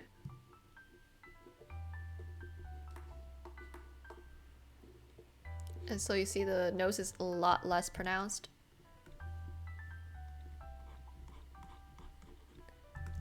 And we're also not going to do such a...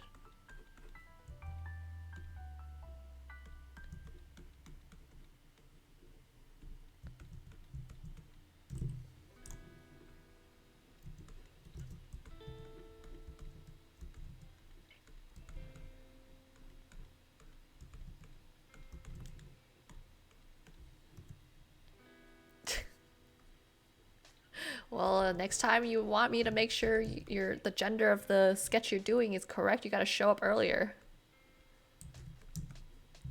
Or else I am gonna make assumptions based on what I think. And what I see.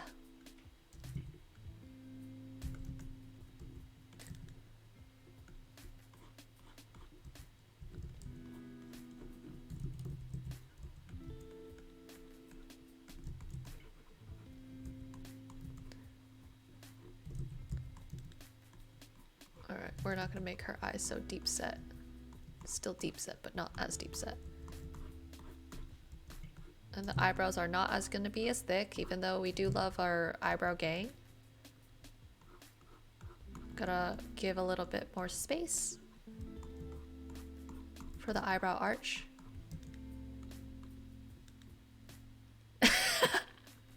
No, that's cheating, Misu. I want to be able to read it even without you having to put that. So, you know why I was reading like a man? That eyebrow's way too straight. Give a little bit of arch right here, the eyebrow bone. Reads a little bit better as female.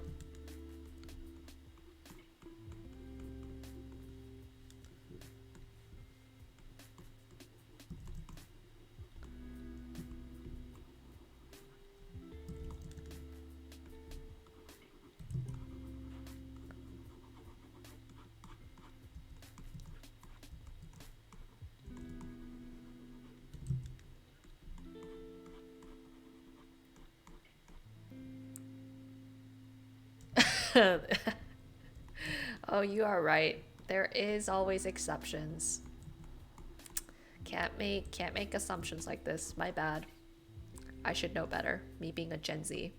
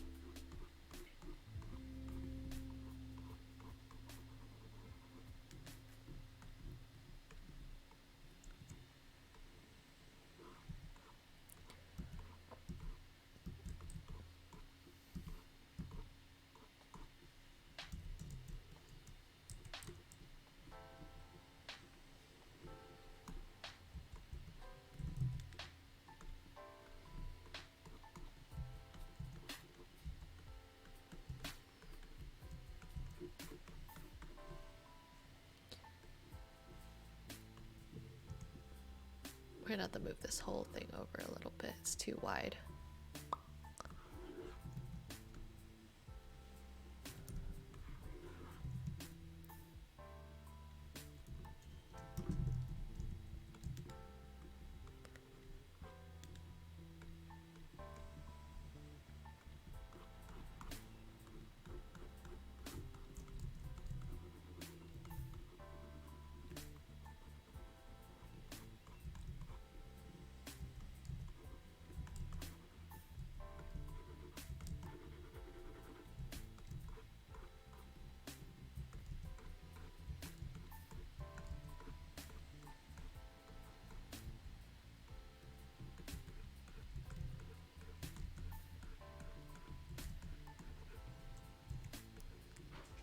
We're gonna also have to move the whole nose a little bit higher just because it's too long for female. Let's see if I can do that. It's gonna be real rough, man. We'll just delete the male. Okay. Do ourselves a bit of a justice. Push up the nose a little bit. Oops. Oops. Hide that there.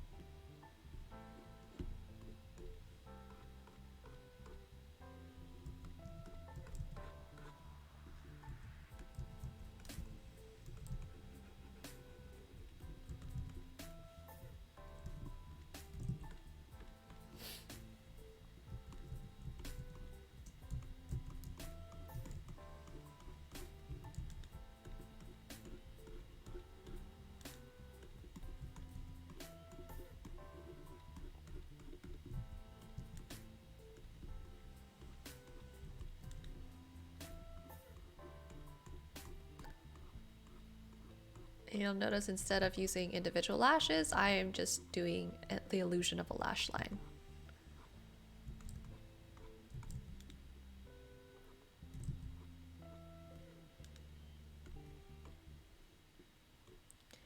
See how that reads a little bit better? I'm gonna get rid of this weird shadow. It's not working for me.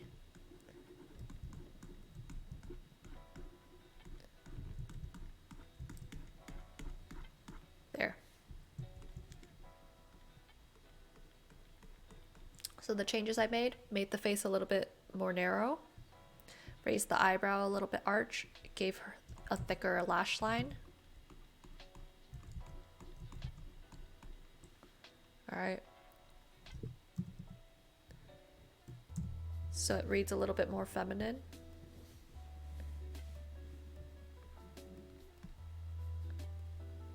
Even though I didn't use any of the sparkly. I mean, I guess I could add a little bit of reflectivity in the eye, but Misu, this is not direct light in front of her eye. She should not have like such bright whites in here like that. Looks weird. Maybe just a little bit.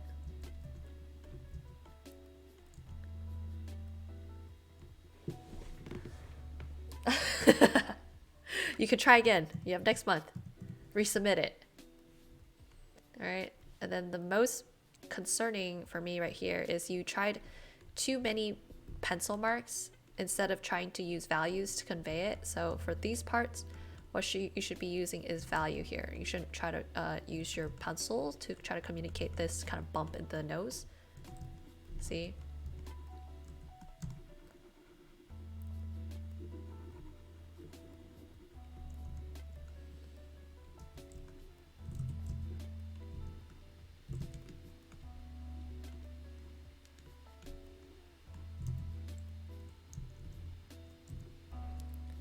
And this part, it would be very, very subtle, just because if the light source is coming this way.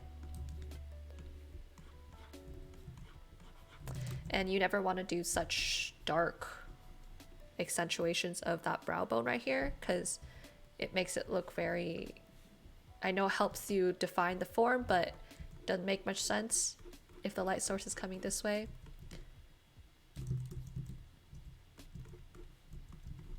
So instead,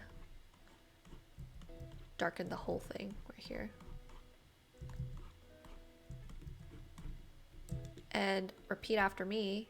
We are not going to do these two sides kind of basket kind of thing anymore. Eyes, this part especially, does not get that much poking out of. Only time you see it actually have a defined line is if you're squinting your eye, okay? And even then, it's gonna be a whole thing, not just those two sides.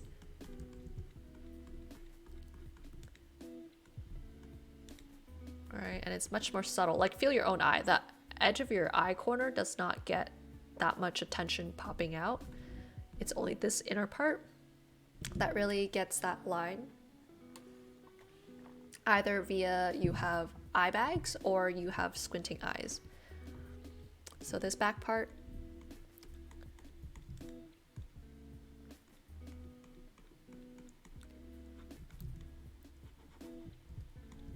all right, we gotta define the lash line a little bit. I don't see it. And how big is this iris? Iris is the size of the whole eye, and unless this is a character that is non-human, it should not have any business being that big.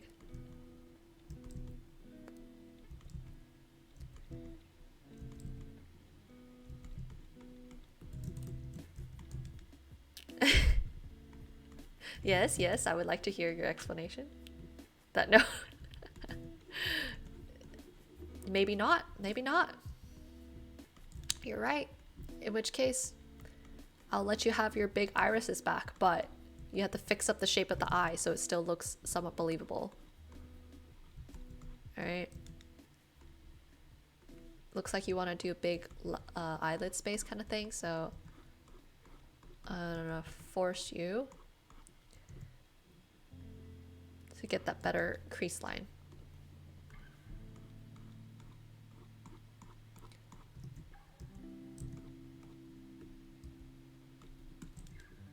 All right.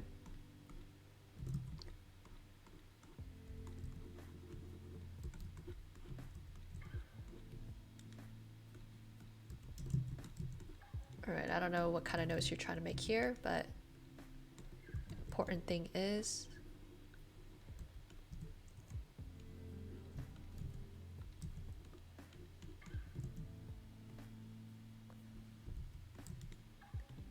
yeah, and that's fine.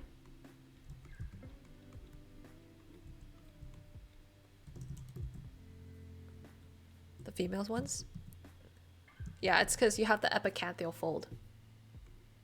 You see how this eye doesn't have that fold? If you say,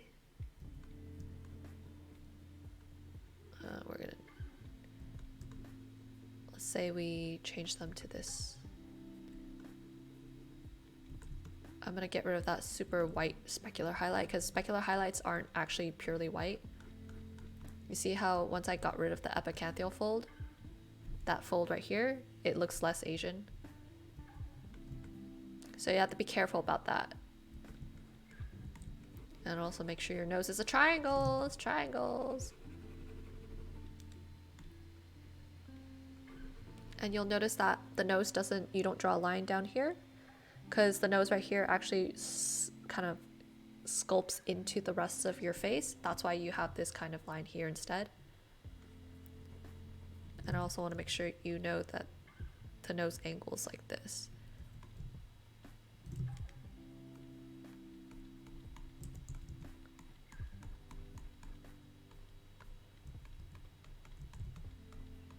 Angles more that way. And you don't want to draw a distinct line.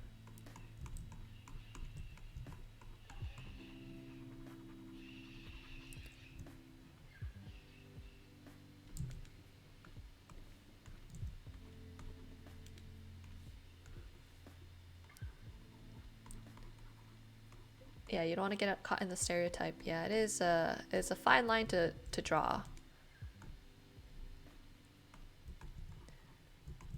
So it just takes more practice, like looking at actual noses before you can like actually draw a nose without having to worry about all the stereotypes.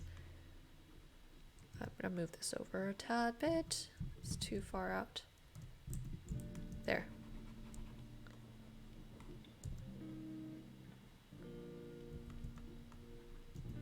There we go. And you also want to make sure it's not too low.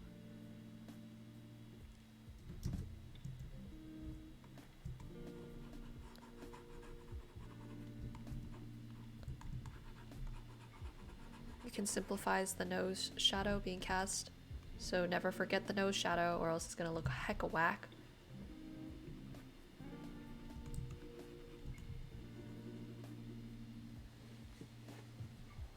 course instruction, draw these without reference. Yeah, it's a good try for the first time. So these are just some things you have to keep in mind for the next attempt that you make.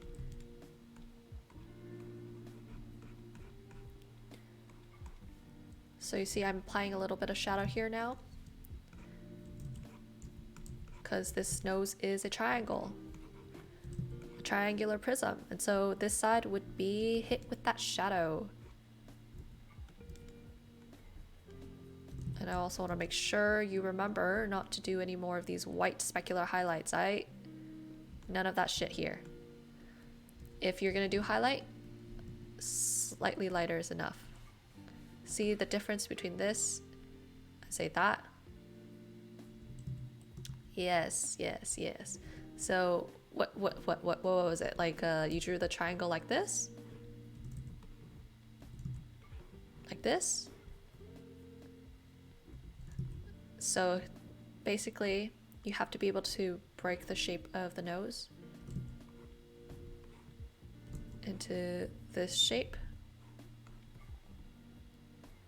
And then this part would be your nostrils and everything. So you have to be able to imagine these shapes. It's not pure white.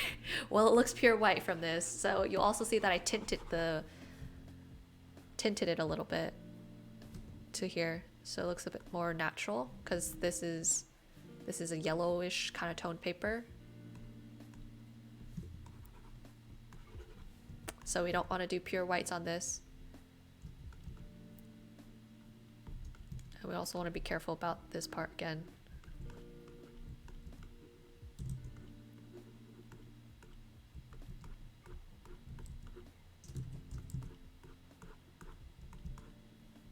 Smudging out your eyebrows. No tattoo brows here.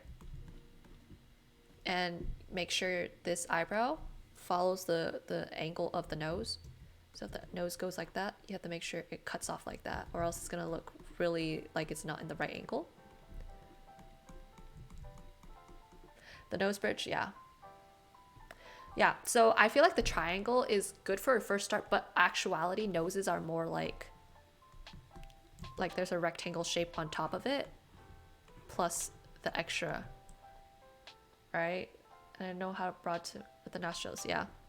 The nostrils, I feel like depending on how upturned your nose are, so if it's less upturned, the nostrils look more like lines. Like less upturned nostril would look like this. If it's more upturned, the nostrils look more like you see more of the hole. And even then there's like nuances. Some nostrils look like this, some nostrils look like this. It really depends on the nose type that you're trying to make. So that's why studying with references for those would be really helpful. But otherwise, if we're just doing like a very standard nose, okay, we can just simplify the nostril to say this shape, right? See how the nostril is like that? Let's zoom in on this. If I turn on my camera light, see how the nostril is just a basic circle? Super, super basic. This is like the most basic nostril you can get. And I would practice doing those nostrils before you try to branch out to more unique type of nostrils, because that requires a whole new understanding of how the nose actually works. And then if you want to modify it, say the nose bridge. Oh, it's not this one. The nose bridge. Am I in the right setting? Features? I don't think I'm in the... I'm gonna delete this model, retry it.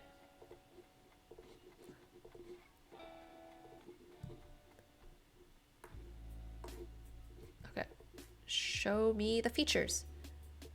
Okay, so you see how the nose bridge, even though you have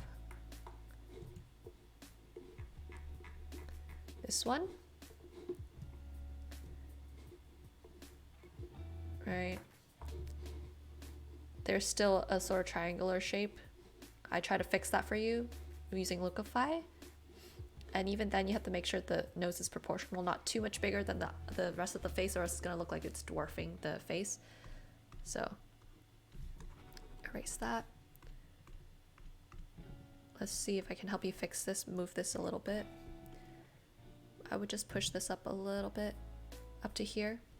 Okay, so it looks a little bit more proportional and it's not like an elephant's nose. So the way you would measure it, I feel like the nose is about,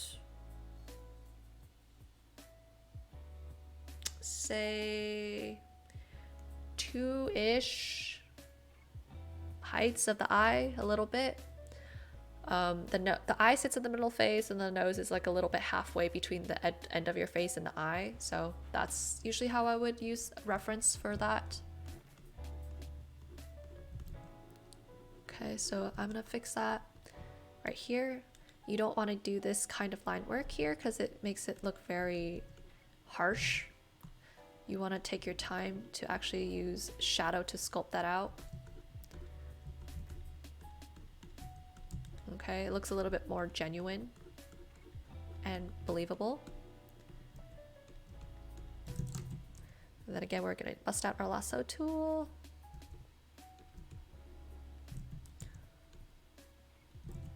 Actually, I'm gonna just get rid of that first.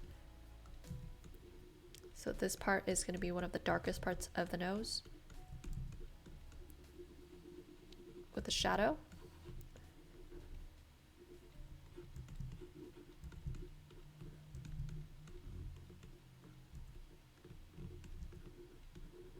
Raise it up a little bit so it's believability.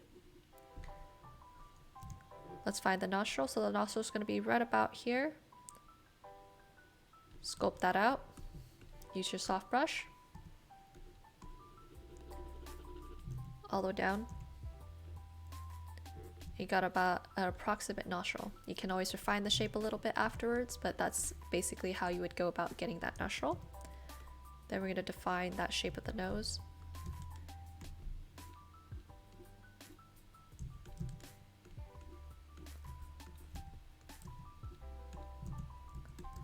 Just a little bit, and we're gonna fix that up because this lasso tool is not perfect.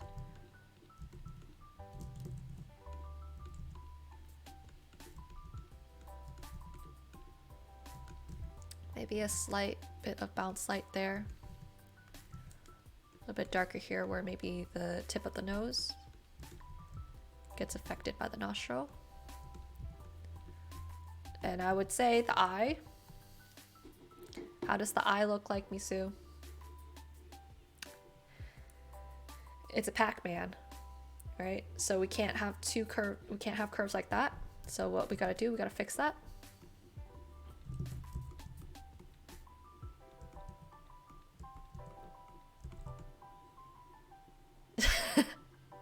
Even with wrinkles, wrinkles never just come into one point. Hello, someone followed me. I can't see, but welcome, welcome. We're still talking about noses because noses are so important. Helps us breathe. So just like what I told Jesse, eyes gotta be nice and curved. Okay, you got that right at least. And the only thing you gotta fix up is the angle of the eye. So I would observe how the eye looks like when you look at yourself in the bathroom mirror. Okay, see that? We don't do those two lemon-shaped lines. Doesn't look good. All right.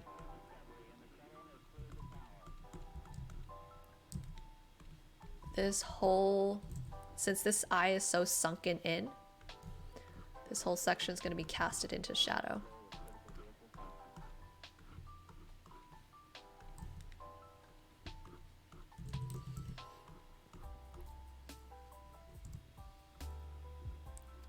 This part's gonna get that extra shadow because it is a little bit folded in, just a tad bit. Come back in, sculpt that eye out.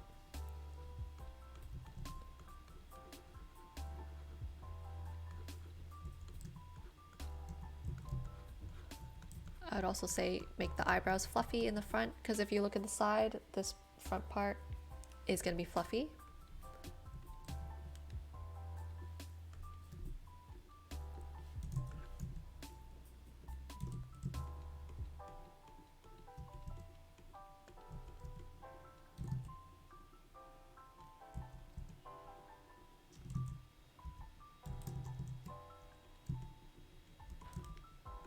And make sure your eyeballs get the shadow that's being cast.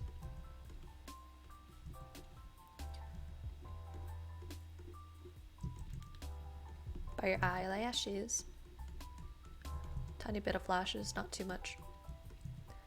Not forcing you to change the gender of your sketches, obviously.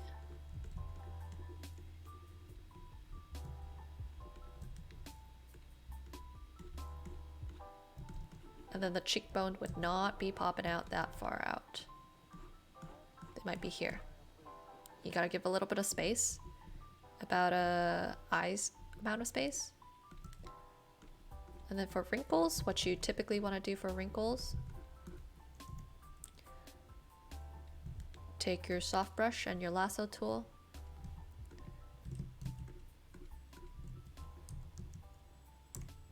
And we carve it out like that, okay? Oops. And it's usually really subtle, so we don't want to do too much either.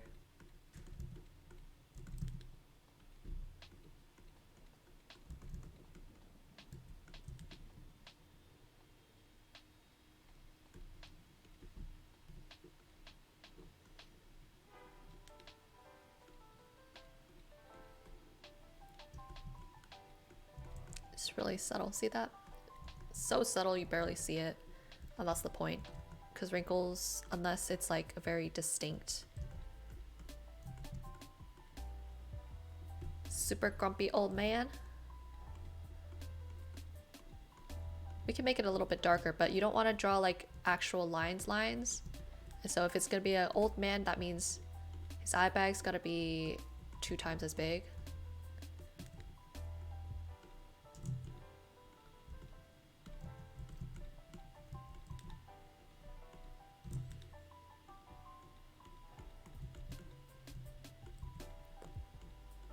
Lash line, I'm gonna give him a smile line.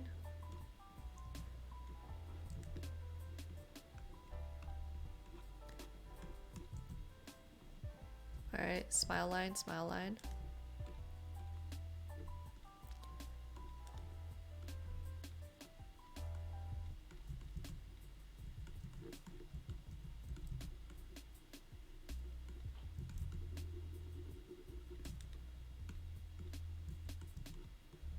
There you go. There's your old man.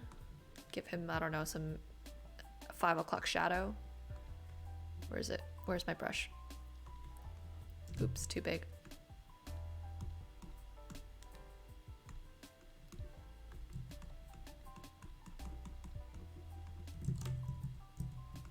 It's not perfect, but whatever. I'm being lazy now. And so make sure you fix this eye up. There's no reason this eye should sit so forward. Push back. Push back, all right. And the eye needs a little bit more space.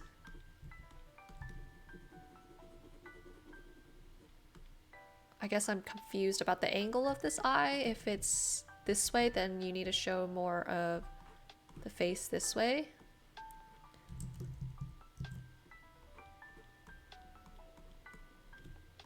Like that.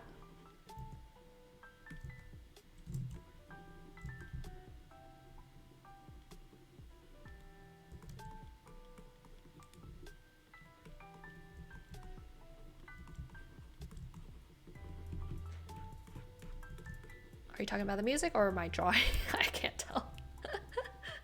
Love my video on painting hands. Yes, the 3 different ways you can go about painting hands. Same angle as the grumpy man. I am so disappointed right now. How did you get this one right, but this one wrong? All right. Make our life. Let's fix it up. I don't condone this. So remember, eyes from the side look like this, okay? Always Pac-Man. It's a compass or an angle from geometry class with the angle symbol. Scissor, remember it. did all of these. Yes, even if you do them on one Sunday afternoon, I still need to see that eye in the right angle. I do not condone you getting lazy with anatomy. All right, nose again. Make sure you get that basic shadow to sculpt out this nose has, you know, height.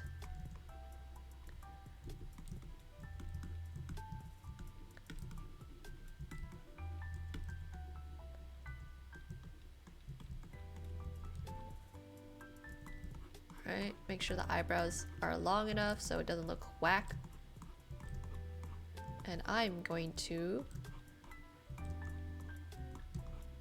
make sure they don't have a unibrow. This old man has a unibrow, okay? That's the only reason it goes all the way to the edge.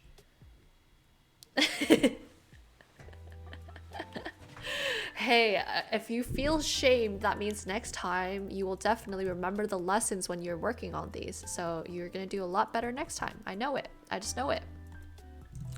And I know this is a girl, so unless I am, again, assuming genders. Am I correct in that? It's a girl?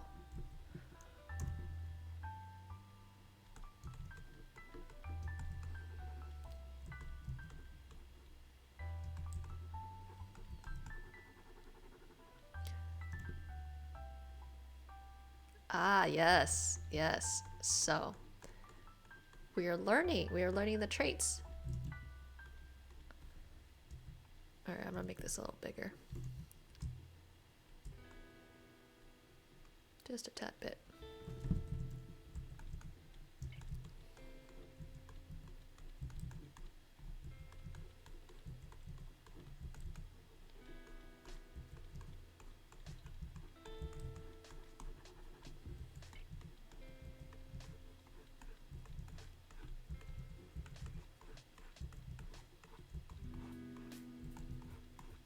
All right.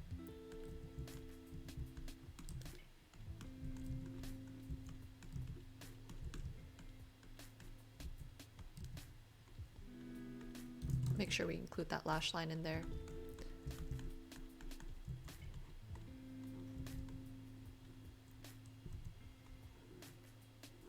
Maybe I'll poke out this eye a little bit more. Oops.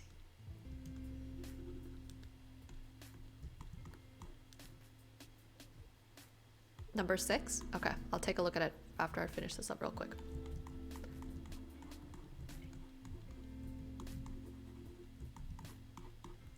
Alright, so that's how you fix up that eye at least, and the nose, sculpt it out. Number 6. Okay. I think I've definitely seen noses like this, but you use too many lines. I think your issue with drawing noses is you rely too much on lines instead of using values. So like, when you look at your nose, there isn't actually any line here. The only line I see is here, here, and the nostrils.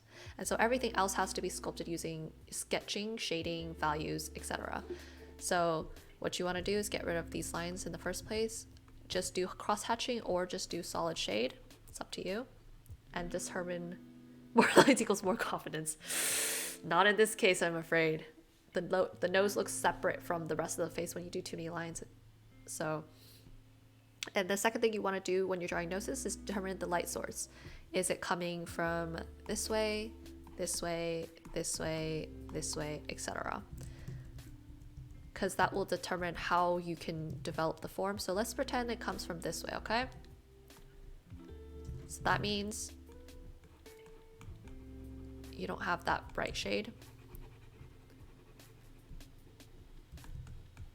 We're blocking it out right now. We're blocking out our shades. And then this is the darkest part, and then you get a cast shadow right here.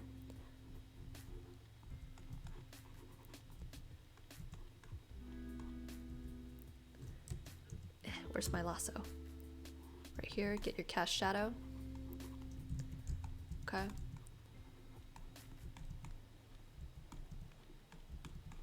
Slight shadow from there. This nose right here though, super, super bright. All right. See, already a very determined light source can help save your nose. It looks more like a nose already. And that it was the simplest thing I did. I just thought about the light source, and then I thought about the nose in a geometric shape. So this part catches less light. This part catches all the light. None of the light.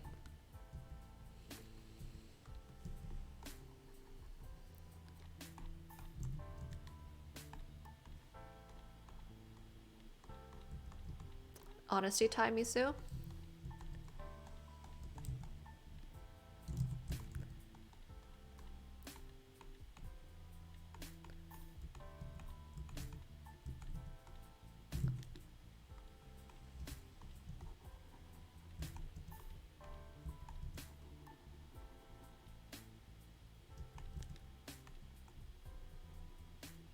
Yeah. So the reason you're using none of that knowledge is because it's not like you're not actively thinking about it. It's subconscious, right? So not no. What I mean is you want to make that knowledge subconscious. All the knowledge that you've learned is still only in like the front part of your brain when you really need it in the back part of your brain so it like actually gets into the artwork. And so in the beginning when you're still learning how to draw, you have to really force yourself like to use references, to actively think, okay, today I'm going to practice doing this so and so. I'm going to add a shadow here actively and do it over and over and over and over until you are starting to think about it subconsciously and you can just draw a nose and you're not actually like questioning, do I put a shadow here? Do I put a shadow here? Is the nostril here? How wide do I make the nostril? And that just comes with like a lot of practice. And so don't feel too discouraged at this point. I think these are really great starts for like this general shape. I think you got like this idea of a triangle down. You just now have to start moving away from your reliance on lines to draw a nose. Because I used to do that because that's how I learned from like manga artists, but that's not going to be helpful for when you actually want to draw realistically.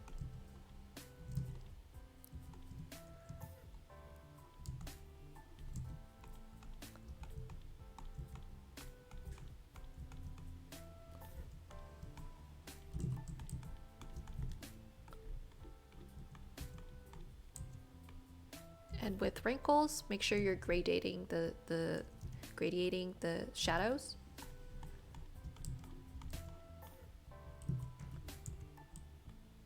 This part can be a little bit darker because that's where the cheek is sort of casting a shadow onto it.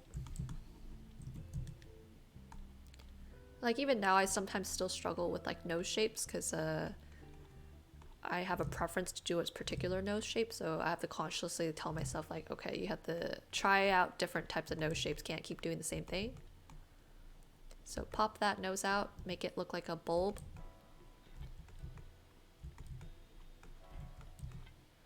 And then you can use your smudge tool, very low strength. Try to smudge away that edge a little bit. But I personally like to keep some of that edge work to make the drawing a little bit more interesting.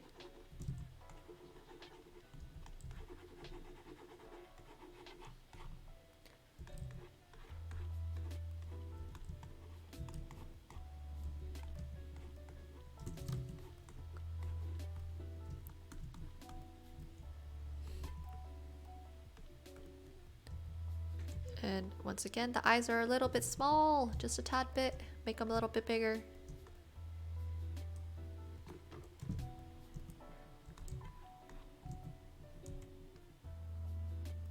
Because remember, eyes are about 5 eye distances apart from the face. So 1 eye, 2 eye, 3 eye.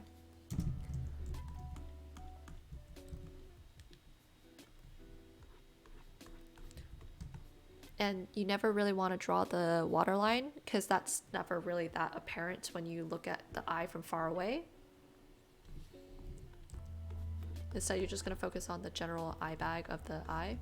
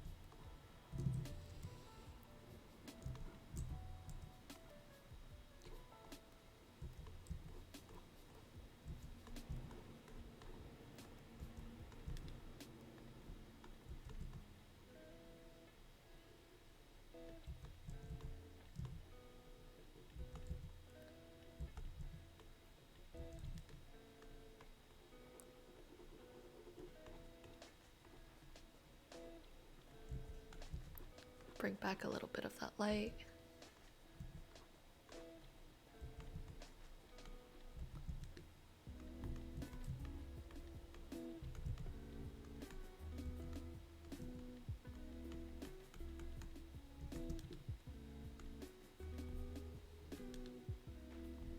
I just want you to make sure that even if the irises are very light, we're not going to do too much of an outline.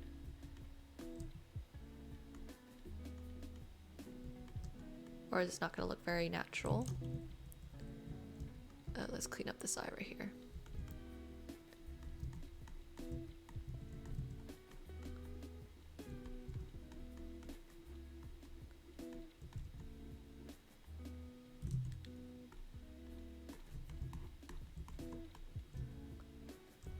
I could let you keep some of those wrinkles that you had originally, but we're gonna lighten it up a little bit.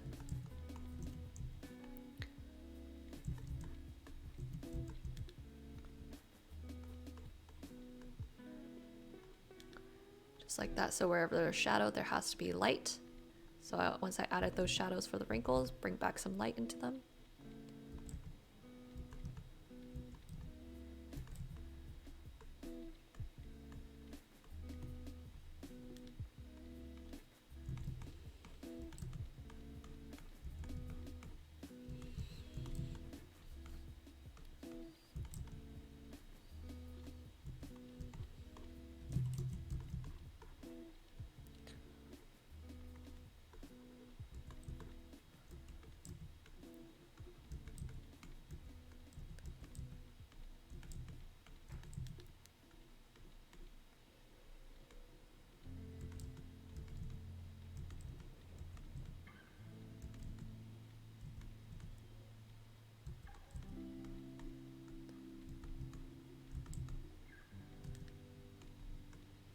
All right, so that's how you would do that type of nose and fix up the features of the eye.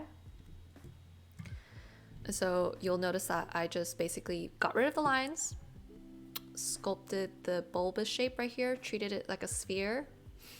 Okay. And so let's show you before, after. I kept the same shape of the nose, like the same roundness of that bridge, but I'm thinking about where my light source is. And now your nose makes a lot more sense, right? Like, even though it's not super accurate about like how the lighting would actually behave if I were to say that. Let's see if I can mess with this, make this look like that. Mini Portrait Studio tutorial time. Nose width, make that bitch big. The nose tip, then nose hook, just a slight bit, I think.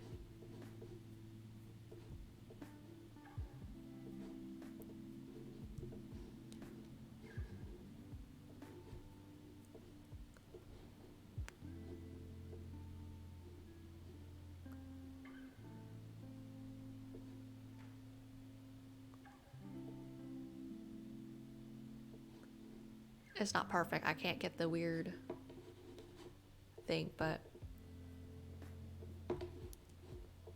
in general, let's see, we can get the horizontal lighting there. Something like this. So I'm gonna add a little bit more of that light back in there.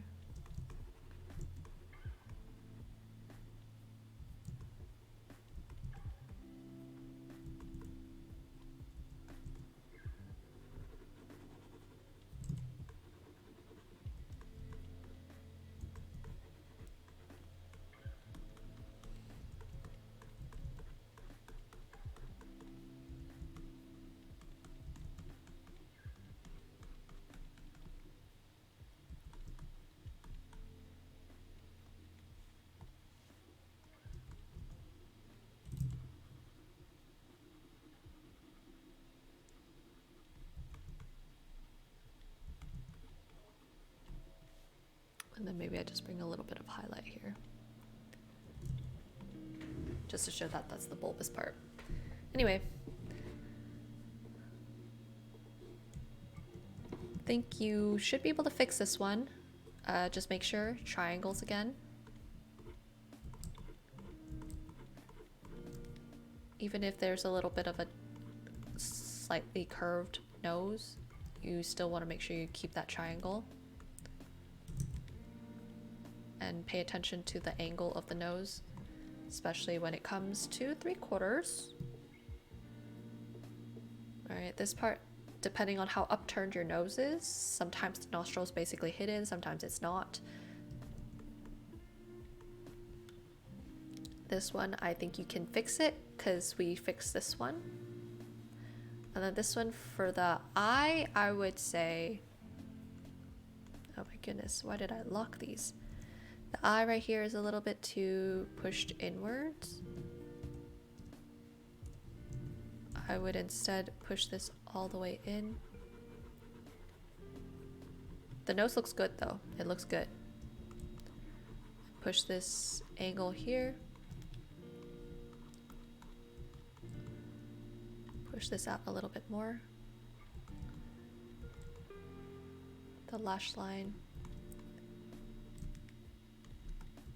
I think it really helps when you're trying to draw noses is to try to think of the face more in a three-dimensional kind of sense. Like, imagine if you were to sculpt the face, how would you sculpt the face? Like, can you feel the features, right?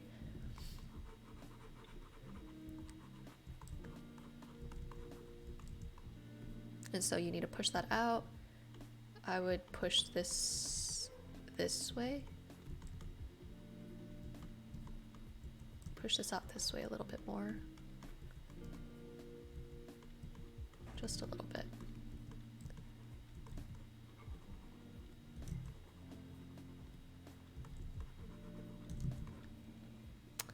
Yeah, and then I would not do this line right there. If you want to keep lines, you can do it like that.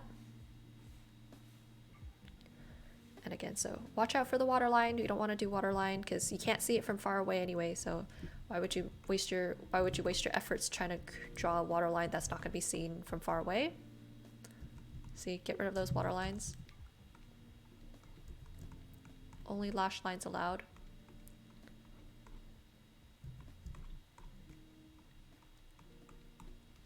All right.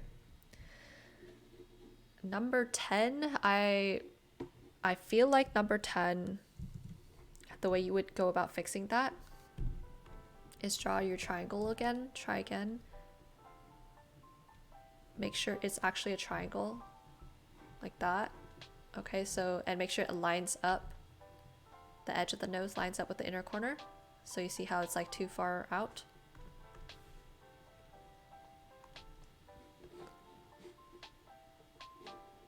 This angle is a little bit hard, so obviously I understand. So what you always want to remember whenever you're trying new angles is just to make sure that all the features line up at the right spots. So if you are in this angle, make sure the inner corners line up. Push that cheek back down. No business being that far out. Push this nose up a little bit so it's not so stretched out because your nose is not big enough to poke out at that angle. And there. Already it looks a little bit more realistic. Even though I haven't fixed any of the shading and everything. If you were to do cross-hatching, as you've done a couple of times here, make sure you do cross-hatching here. This whole part, cross-hatching. And use a smaller brush than I am, obviously. Number 4. Alright, you can do cross-hatching like this. Just try to keep it somewhat uniform, or it's gonna start looking a little bit cluttered. So anyway, those are your noses, Misu. Revised and revitalized. So before, a little bit too sketchy, like you didn't have enough confidence in your shading skills, but I believe in you. What resources do you recommend on the front? So a channel that I really like is called Istabrak, the artist that I like. I used her as a reference point for jump starting, like how am I going to start shading features like that, she has a lot of videos in the beginning called like the critique hour, and she goes over like the very basics of like soft edges versus hard edges. How can you do a portrait within, like do a portrait by yourself without having to use any references. And so she has this thing called the 14-day challenge. That helped me a little bit. I didn't do it for 14 days straight, but I did definitely take a lot of the tips that whenever she critiqued people who did 14-day challenges, I would like internalize the advice she would give about using thinking about the face in like terms of how you would sculpt it as if you were like a clay sculptor or like a marble sculptor, that kind of thing. I think there's like a ton of really good resources out there. You just have to like take your time to go through some of them, but me personally, I feel like Instabrack is like the OG for when I was learning how to paint portraits. Color is a whole different thing. Let's not worry about color for a bit, okay? All right, before, after, before, the cheeks too far out, no business being that far out. Some of these eyes are a little bit wonky for the ankle. So if you just want to focus on drawing noses, maybe we don't touch the eyes for a bit. And then after your noses are fixed, they look a little bit more realistic, has more sense of weight to them. Like they look like actual things that belong on your face and not just random things stuck onto the face. Like I'm stuck on a band-aid and the band-aid stuck on me. All right, I will be last one. It's Greta. I can't forget Greta. All right, so Greta, bust out. You have your 3D modeled out. And I think the reason why you're not feeling this is because it's so stagnant. Like I am looking at this angle and I feel bored already. So what you either want to do is change the angle so you're, get the brush out.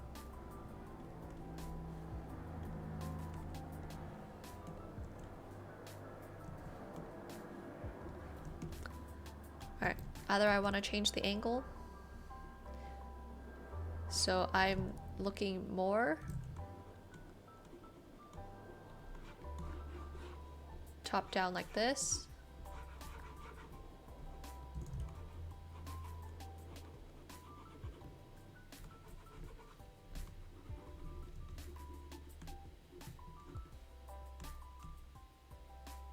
Let's see, more top down.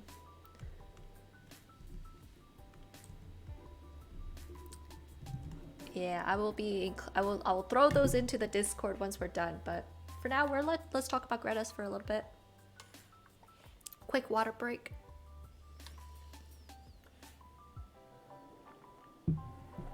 Yeah, no, have a good night, Mizu.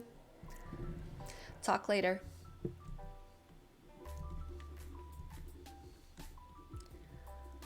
Okay, so top down angle where maybe we exaggerate.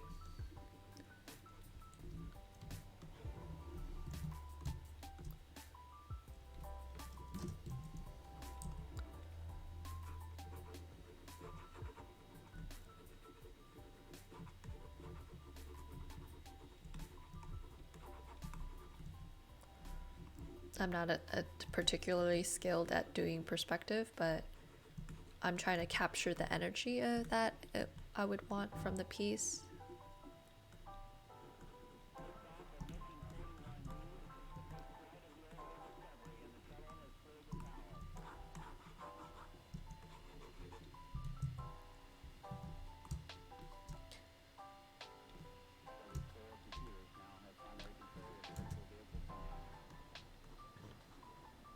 Oh, excuse me, my lunch is still digesting like no one's business.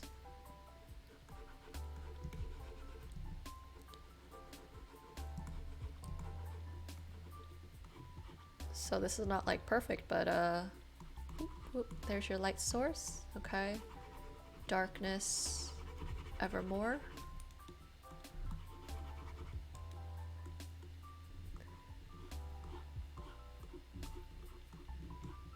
can also get some of that really tight alley feeling by using this angle.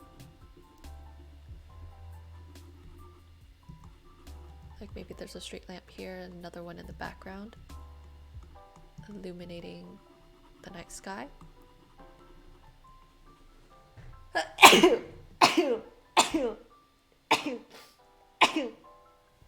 Oh, Jesus Christ. Sorry. If that blew out my mic, I'm sorry for you headphones listeners.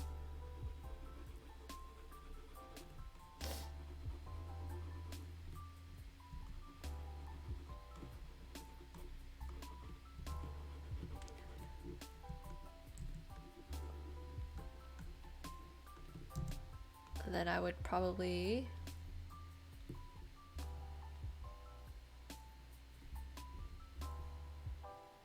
extend the canvas a little bit.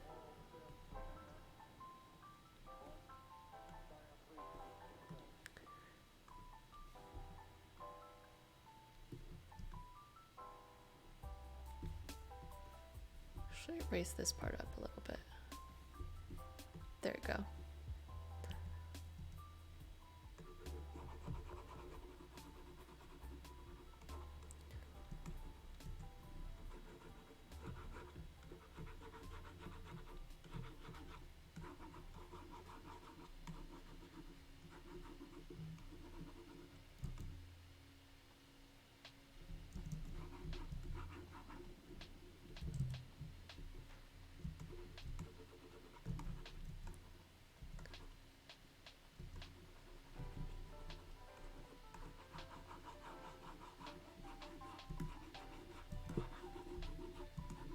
Alright, make that tighter feeling. Make everything more exaggerated in terms of angles.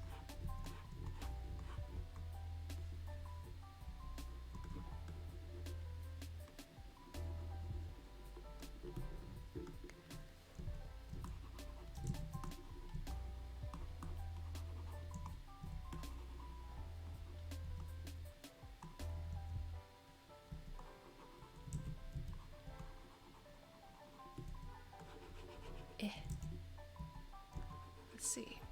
And then you have a wall right here or something like that. I don't know.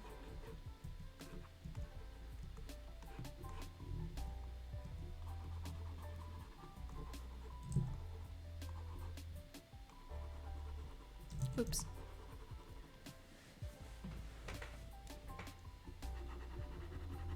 And that gives you a lot of opportunity to, you know, I don't know, put something in the background, the night sky, like some more buildings up here, or like a creepy thing hanging out where power is sitting on here. And like you have your little plants. Another option you can do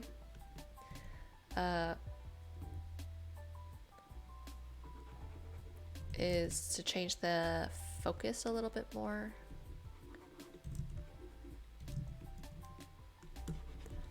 Wait, okay. So even if you don't change the angle, I think just adding a little bit more space. Oop. What did I just do? What did I just do? No. Okay. Just oh my god, I did not want that. Okay. Just adding a little bit more space to your composition can help a lot more.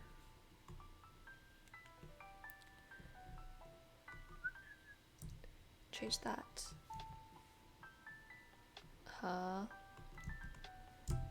Okay, get rid of that. Just adding a little bit more space to your composition can help make it feel a little bit better. Though obviously I definitely feel like you should totally consider pushing the angle a little bit more. Give yourself a little bit more dramaticism.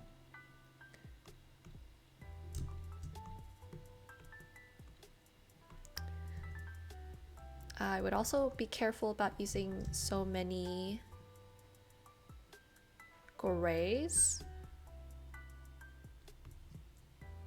Like maybe instead of this gray, we can do a little bit of warmer of a shadow.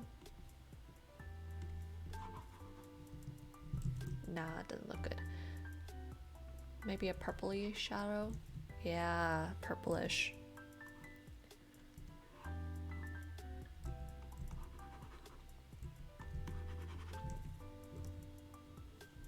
It's kind of hard for me to fix up, but we'll try our best.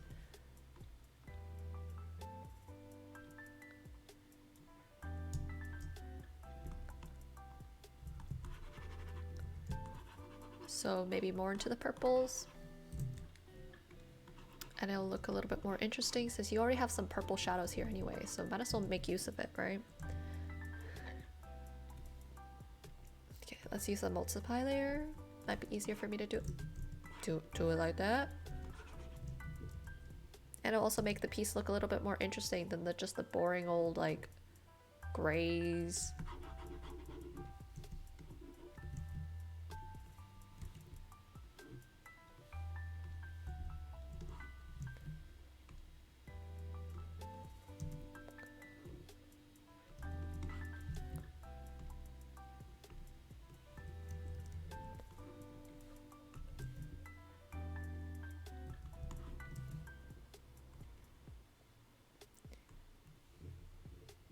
I will also take the opportunity to throw some interesting lighting situations here.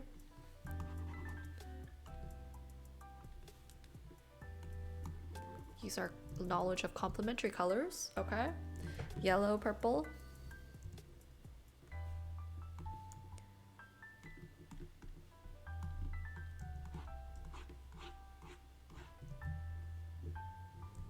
And then maybe add a light source right here.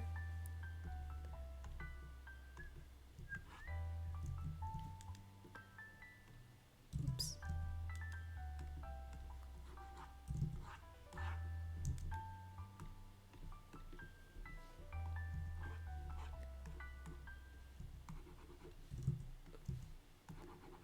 There you go.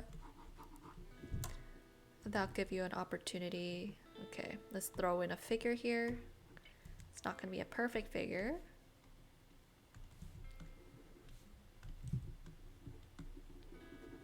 Somewhere right here, sitting right here. Maybe.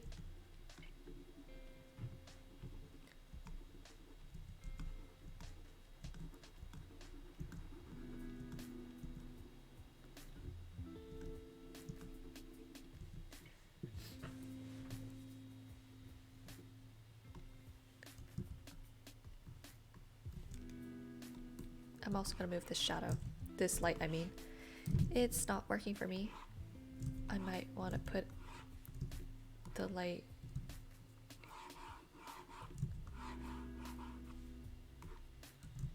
Maybe there's a light here. Like there's a window or something. I don't know. Then you can maybe put some house lights here in the background to make things a little bit more interesting.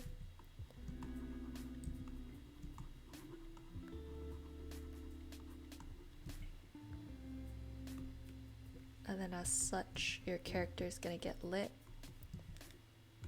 Whoop, get lit in terms of lighting, not get lit as in partying. Alright, maybe the lighting's like this. And then you cast a really nice shadow on here.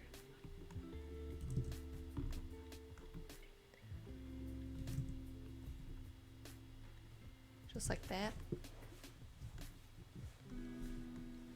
Change the lighting a little bit.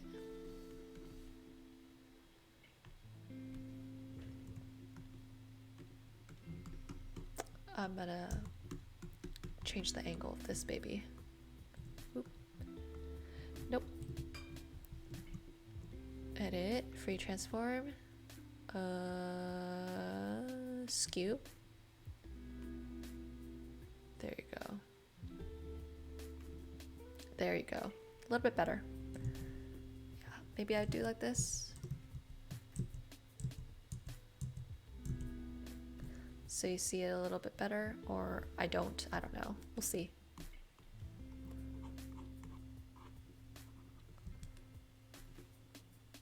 And right here is like your lamp or whatever.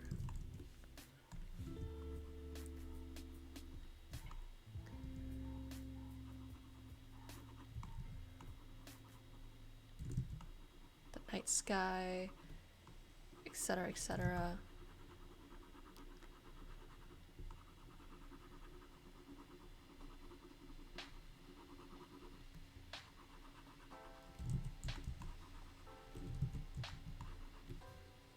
Maybe I don't have light here.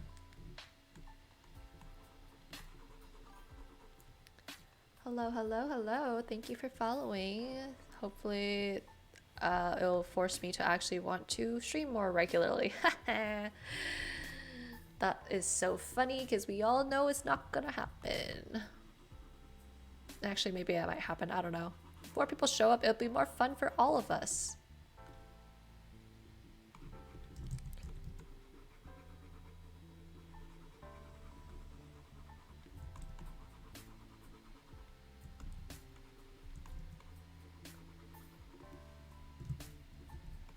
Something like that. Who knows? But that might be some way I might consider lighting the situation, changing up, making the composition feel a little bit more interesting. And then regarding the trees, they gotta be darker.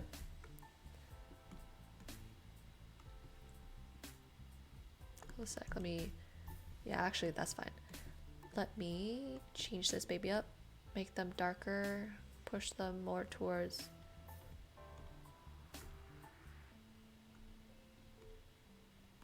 that color, okay?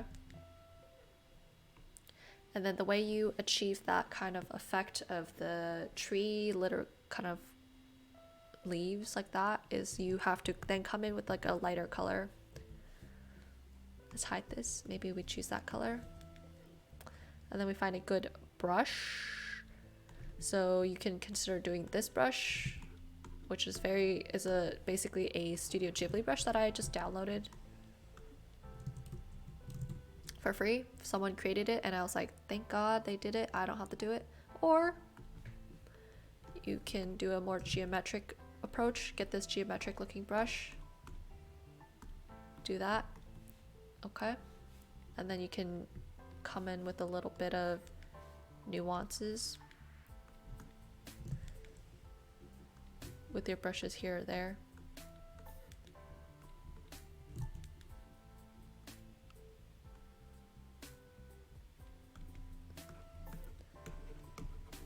This is in the brush set that I included in the link in my bio. Just to add a little bit of texture to your tree. So you actually don't even have to do that much work. Literally just lay down a base shade, add the top geometric kind of shapes, and erase away as you please, and then add a little bit more texture to it, and then you're done.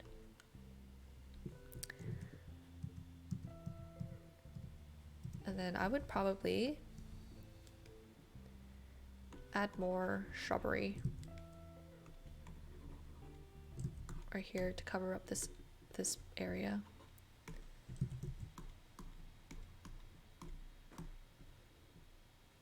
Okay, and then maybe even bring back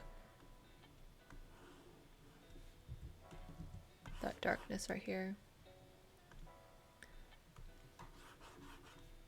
Get rid of that. No light there.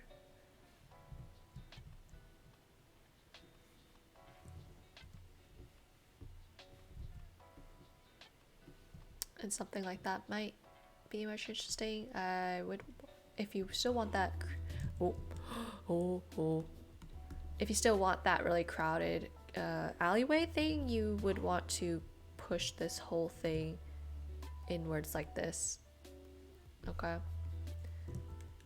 So, where's the multiply? There it is.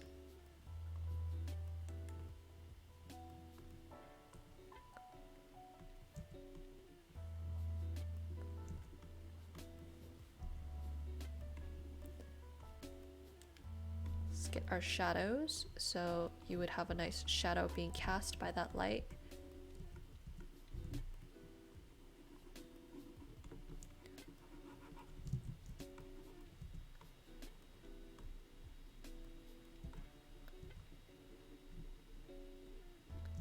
Alright, something like that.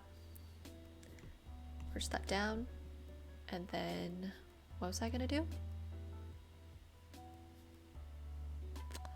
My memory is slipping me right now.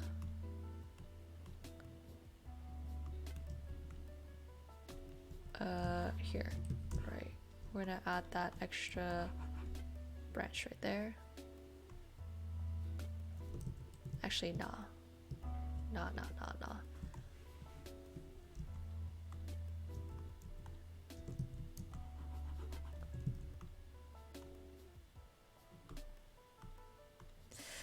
Oh, layer management sucks. Okay, I don't know what layer it is, but basically I just added a little bit of darkness in front, so it brings the composition forward a little bit. Maybe you can even add like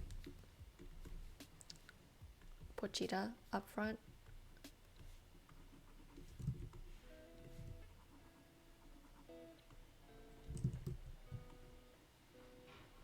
Or meow. Actually, yeah, let's add meow. Nyan up front. Do a little bit of stretch.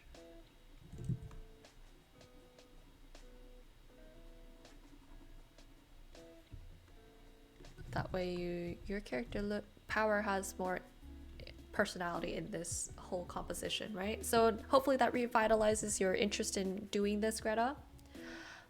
So I will be throwing these all into the Discord for my beloved Patreons, disciples, so you can see the before and after. So let's show you right here one more time. Before, after, a little bit more interesting things to look at, to see for you as a viewer, right? And so yeah, the VOD will be uploaded to the YouTube in a bit by the end of today probably, and I believe I will be saving the JPEGs for these. I don't think it's worth saving the PSDs because honestly, I use only a couple of layer styles, hard light, overlay, soft light, that kind of thing.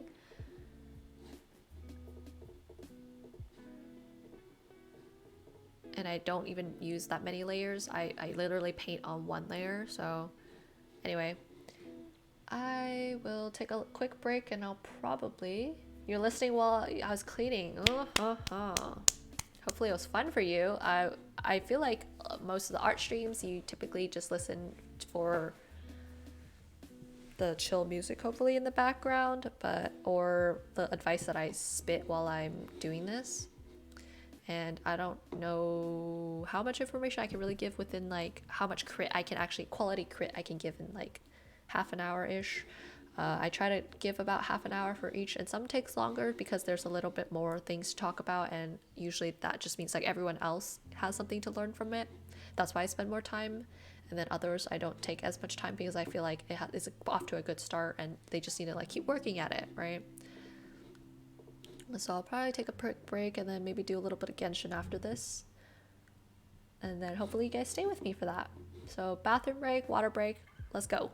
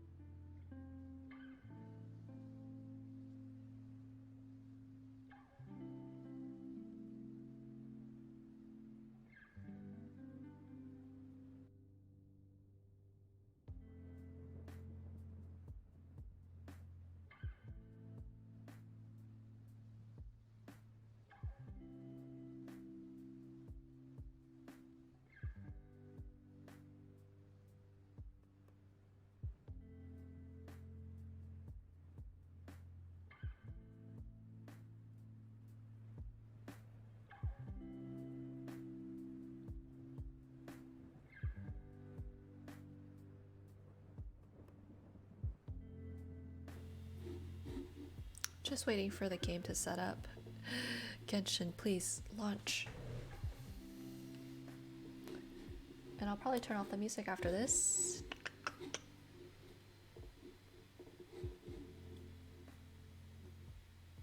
Ah, it's loading. Okay, let me go turn off the music now. Right, so the event. I have not done all of the event just because.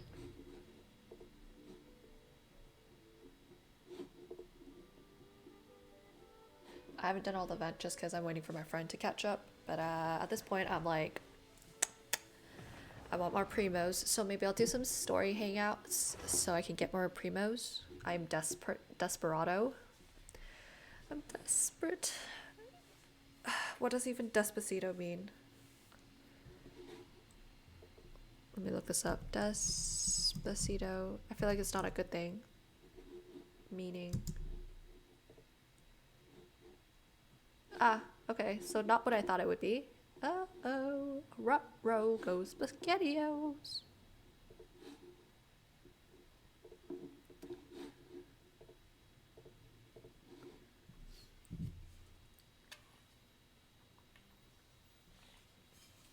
So art-wise, I don't know how many people actually want to do the DTIYS.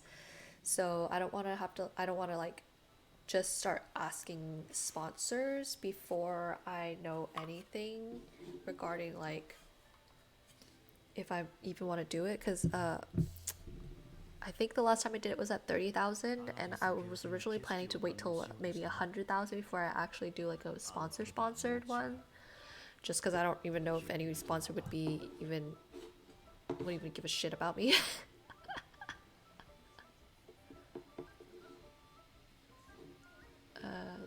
Where's a good place? Yeah, so anyway, I swear this event is the hardest goddamn shit I have ever played.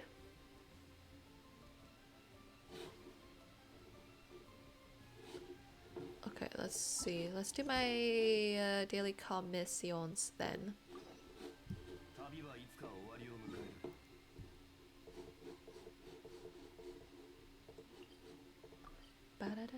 You haven't played Genshin in a minute, dude. They have a whole ass event.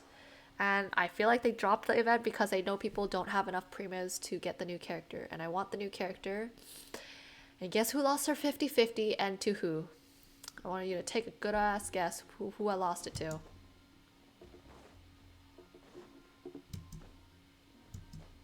It's not who you're thinking. If the first thought is I lost it to Chi-Chi, it's not it.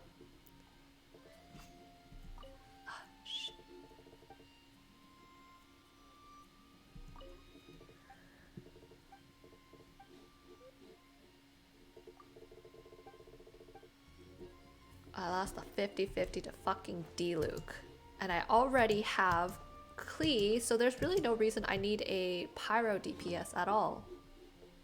So that pissed the shit out of me when I dropped like all 69 of my wishes. Oh yeah, they dropped like a whole new region. So if you thought there wasn't enough content, they've released this whole area, and they've released new bosses. They've got new Dendroculus here. I think they have new story like quest wise for Alhaitham. There's events, so there's a lot of things to do right now. Can't say it'll be the same after the event ends and Alhaitham is no longer available. I will be very sad. Yeah, I always love, like, my favorite part of Genshin is not the fights, it's the world exploration. I love just running into a chest and like opening it up and seeing all the moolah like drop in front of my face. I think I've 100%ed in regards to like chess.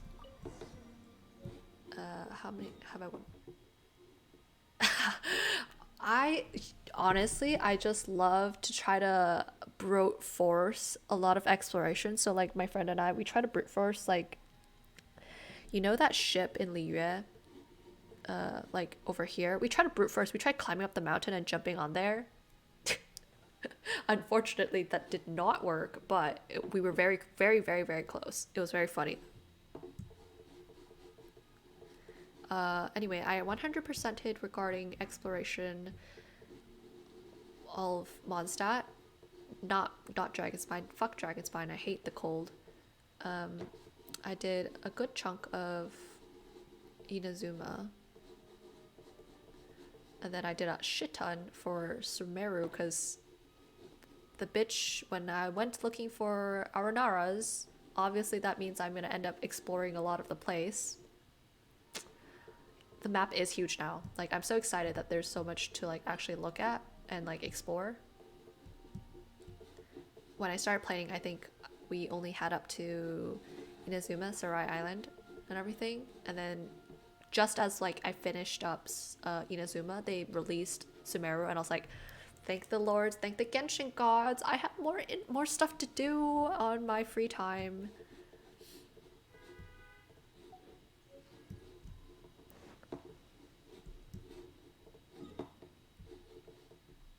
But also means like I'm gonna lose sleep because I have more places to explore in Inazuma, or not Inazuma, in Genshin.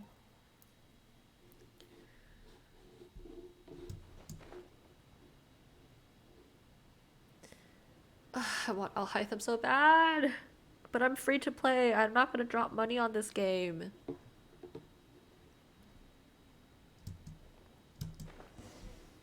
Ugh. Nahida. One shot him. Yes, Nahida. Let's go, Nahida. Alright, where is it?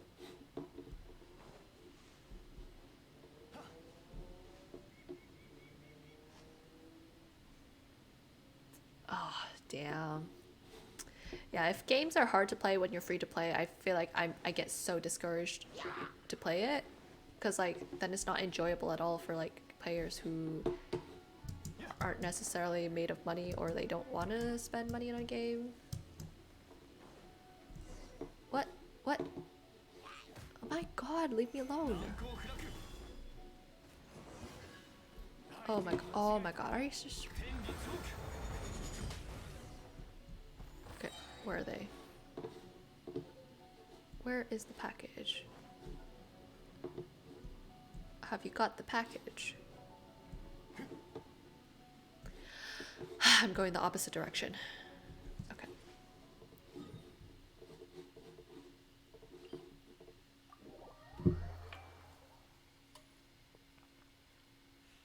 Only way to get around that problem?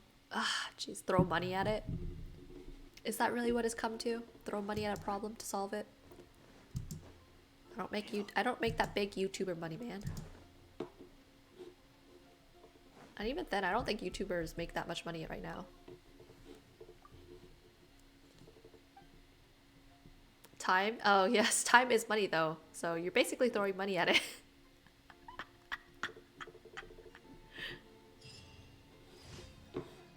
Our time is so precious. We only have oh so many days in our life.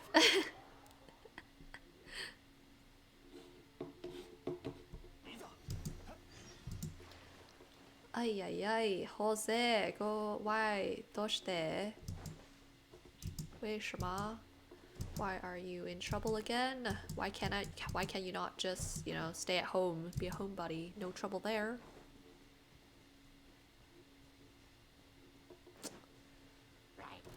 God damn it, Jose. Bark.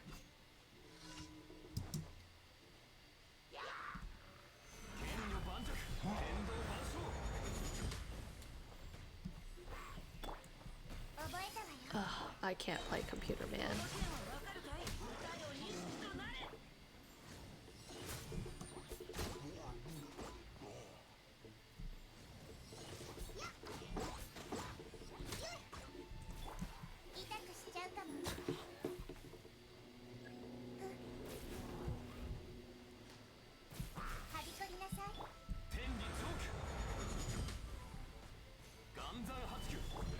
I wish I was good enough on computer so I could actually respond how I want to respond.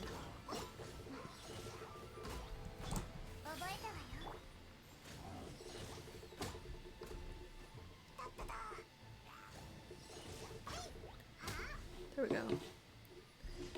Ugh, annoying. I just want that one commission that's at the church where I collect tails, whatever, for that one achievement, because that's the only achievement I have left. What's my favorite PC game? I don't even play PC game. Literally only PC game I ever played was like those online games. Back when I was really young, like Transfo Mice or like, what was it called? Cityville, that kind of stuff. Like I enjoyed those games. Or like, this is gonna be exposing me, but I used to play League of Angels, which is sort of like League of Legends, but not. But they run on Flash and they no longer have a very supportable like secondary option for it. Like they try to come up with their own player, Flash player, and I swear that game just never loads for me, so I had to give up on it. I was like, fuck that shit. Even though I was level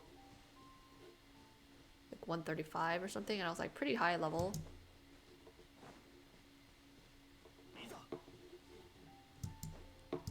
Transfer Mice was like my childhood, man. A Habbo Hotel. That shit smacked when you were playing with like your friends.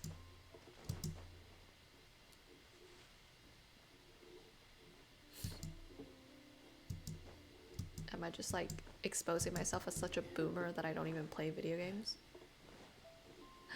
Give me.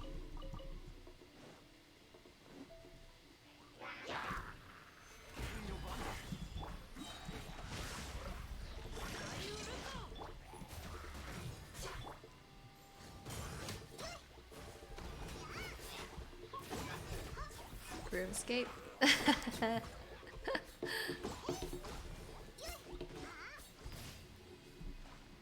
We all have. Oh. I didn't just waste my burst. I didn't just waste my burst.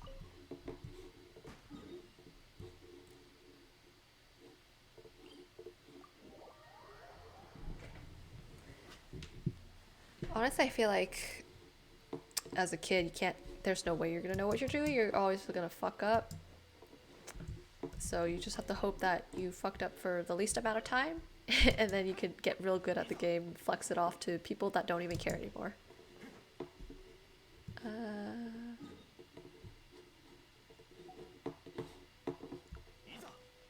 Give it to me. Come here. Come hither. No! Damn it.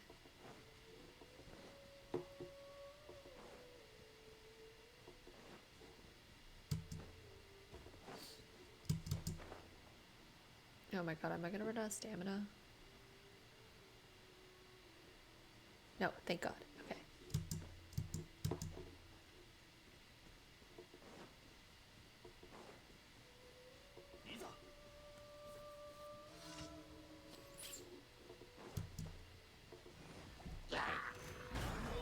Blow him up.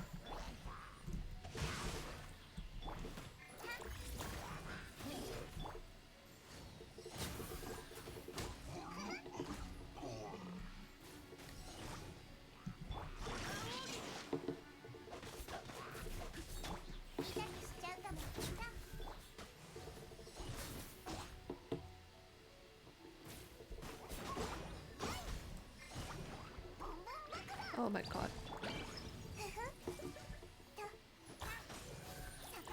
Where's the last though? Where are they at?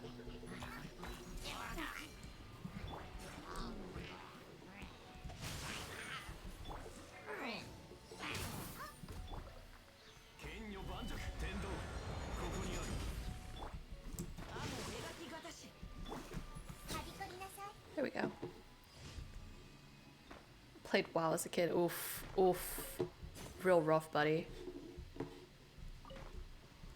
I do know that WoW was very time consuming, and once you dropped into it, you would never get back out. So I'm glad you made it through, buddy. Where's the last one? Ah, it's the last one. Bless up.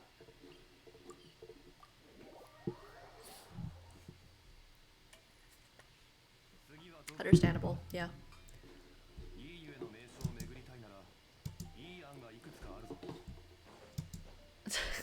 I was hardcore addicted to Genshin over the summer because I didn't have that much to do at nighttime, and I was like, all right, we're gonna grind through all of it, sacrifice my sleep for it.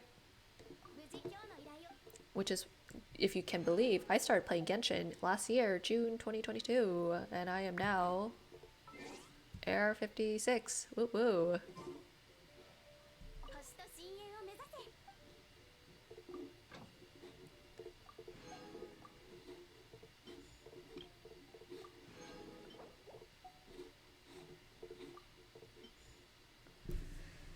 Turn on the light. There we go. I can see better.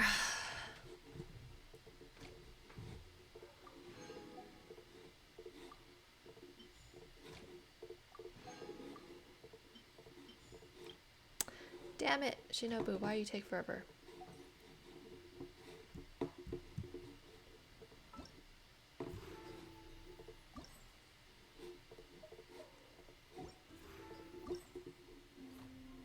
Oh my god, do I have to go through this cutscene? Please.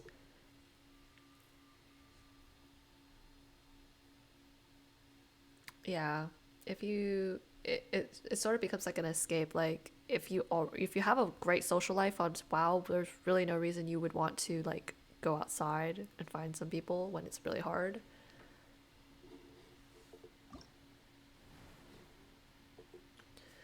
Oh, look at all those primos I can't get because my friend isn't caught up. A couple hundred. Oh shit. Dangerous. It's dangerous, man. Let's see what Epic Summon. Oh my god. Even the art looks cute. There's no way you wouldn't get addicted to this shit. Oh, it's dangerous, man.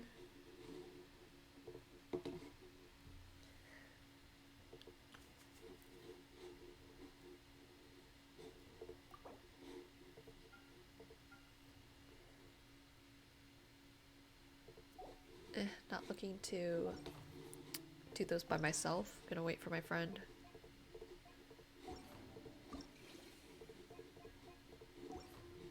Let's see.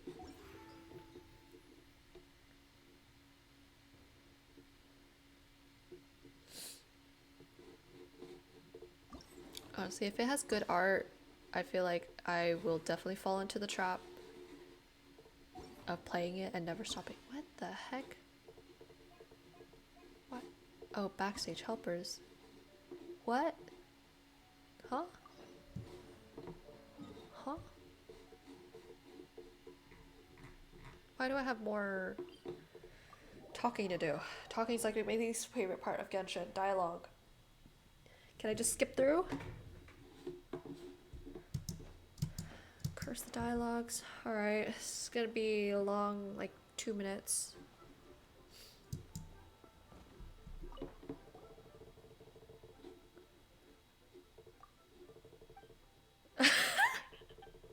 I saw some YouTubers playing it and I was like, damn, I would, I want to die already.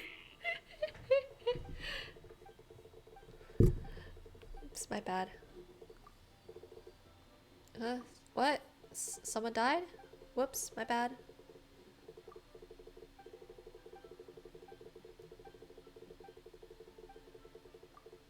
Happy lanterns.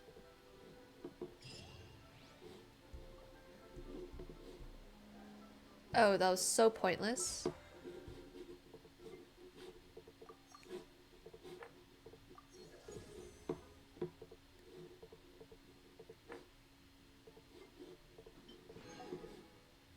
What's my next wish? Still ways. Damn it, curse you. Curse you. What is this? Alhaitham? Is that it? Moving sands. Oof.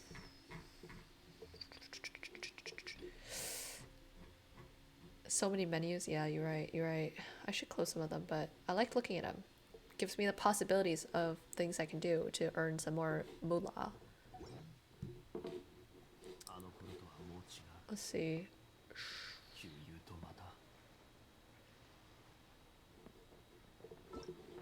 Story quests. Let's see. We're gonna do some boring story quests. So Saicho no Jitsu. Okay.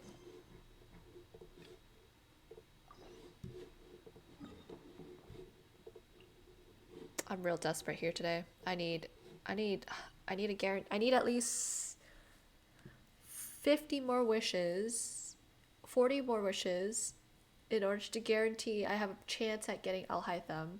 Because right now I have 20 something wishes. And a good average, if I'm lucky, is I get it within 60 something wishes. The luckiest I was when I wished for Zhongli and I got him within like 20 or 30 wishes, and I was like, dude, the luck build is in my favor today. And then Nahida, I got her in like 40 wishes, I think. It was pretty lucky for me that day.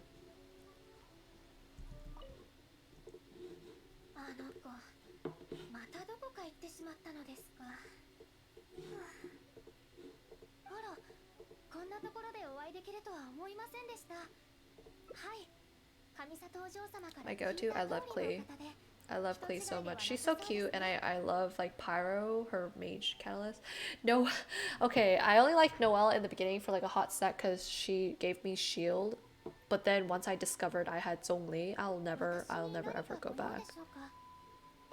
Looks like you're something. I like to use, right now I'm really liking my combo with Nahida because Burgeon is like super stacked out from the developers end right now. Like they're all Dendro combos are like 200% extra damage. I didn't pay attention. No.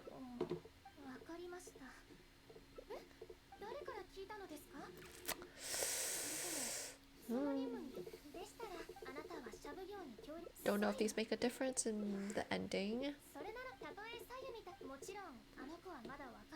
But I think in the beginning I got Kaching really fast, really early on, so I used her a lot with Chongyun. And then I paired them with Razor and Noelle, even though that's like the worst combo ever, but bear with me. I was a beginner, I didn't know.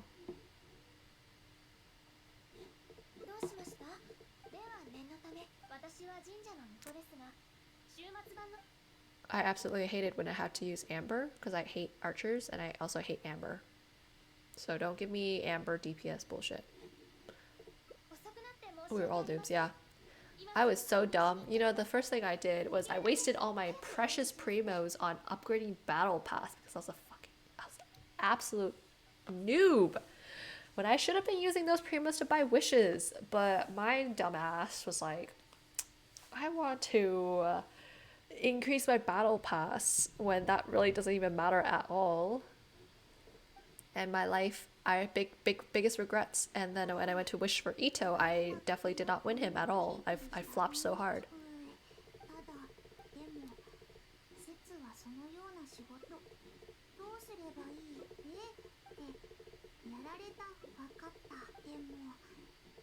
Yeah, clown indeed.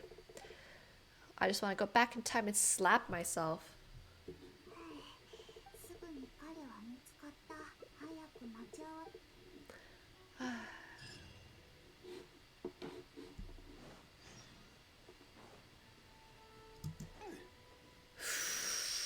It hurts so much when you waste resources. Oh, hello, Fox.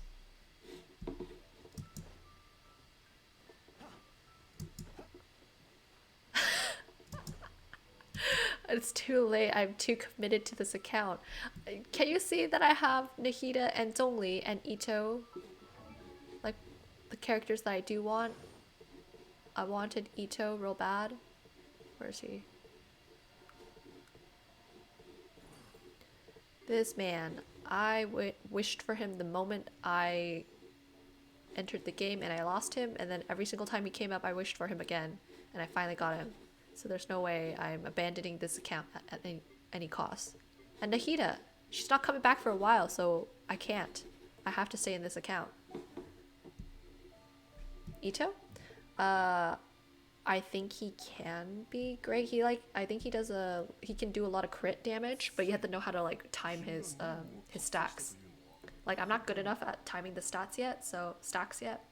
So I'm not good at using him, but I have seen him go up to like 60k damage, 不意打ちを like しただけだ 50, 40k on average when he crits really well.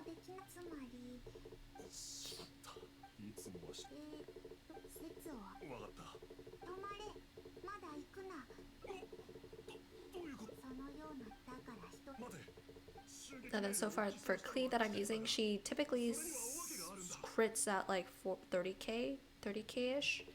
It's because I don't have the ideal party for her. Some people have said they were able to get her to 100k, and I'm like, dude, you must have thrown some money in there.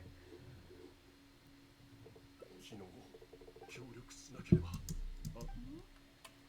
んだかおかしいカイラギはなぜ彼を傷つけようとしてるのだそうなのか事の経緯はこんな感じだあの時はそこでふとひらめいたんだこの命令を左右に任せれば君に危害をそして Click through, please.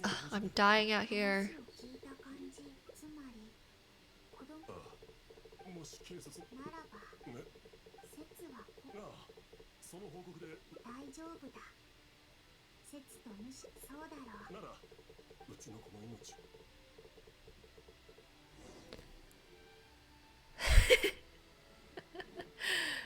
Only if there's something for me to do in the visual novel. If it's just pure dialogue, I get so bored so fast. My attention span has decreased over the years. If there's not something for me to look at or click through, or like interact with, I will fall asleep real fast. Doggo? Hello, Doggo.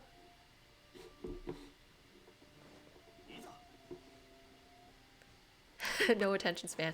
Yes, I used to have such good attention span. Like I could stay focused so well, but カイラギは見つかったようだ that has no longer applies to me. さんの子供だ主が襲撃されたことやはりまともに交渉できない奴らなのかそうかいつでも行動できるようにおい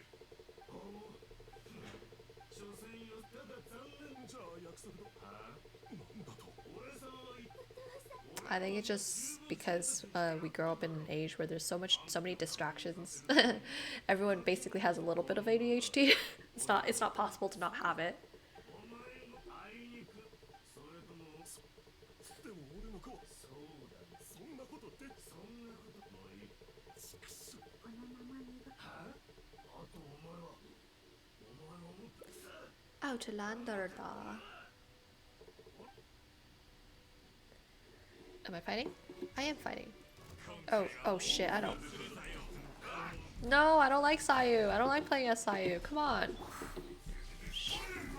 Crap that. I refuse to use her. 覚えたわよこれこそが知恵の伝道この件はわかるかい Just look at that Virgin attack. I love it. We're auto medicated. Yeah, we're medicated by the distractions. Yeah. Oh god, Sayu. 主の週末そこまでだ彼が報告そうだ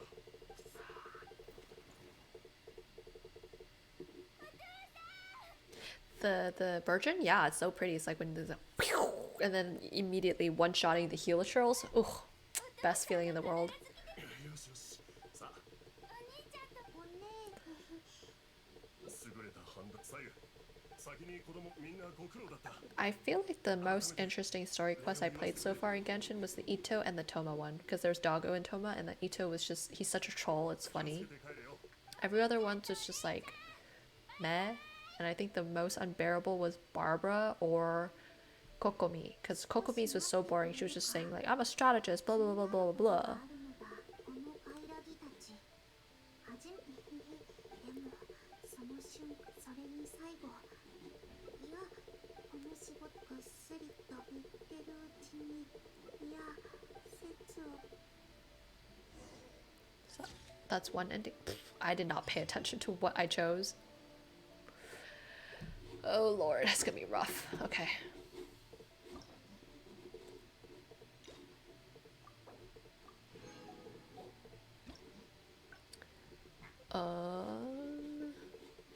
Oh lord.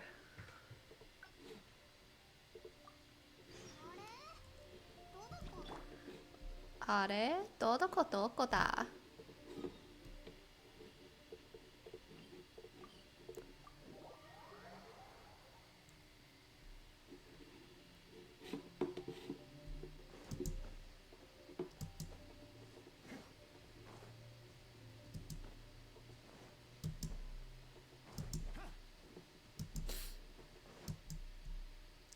左右君説はつまりしまっていつもはし説はわかった止まれまだ行くなどういうことだそのようなだから一縛待て襲撃命令おい縛っておいたはあ Not my business.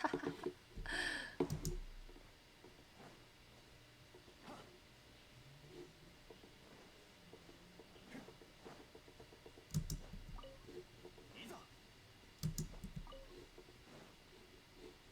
Wait, where the? Oh my god. Oh my god. I've been a fool.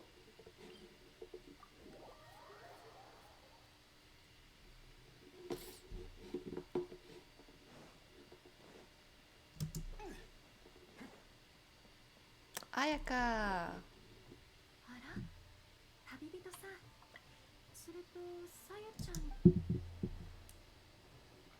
I am Tababito-san. 状況は大体理解しますしかしこのようなはい他に何もここにいるこの子は I should have done this one first. あのナナを心配 The lazy path. This one I want. 説はただどんな仕事しかし皆さんもそしてそんなことごめんなさい説ははああの子はたださゆちゃんの師匠が離れる前私は頼まれそれに実際さゆちゃんは師匠の期待をずっと忘れず胸に刻んで彼女を可愛がっていた師匠が急にいなくなってしまったことにさゆちゃんはいお願いそうかもし Oh my god. Where?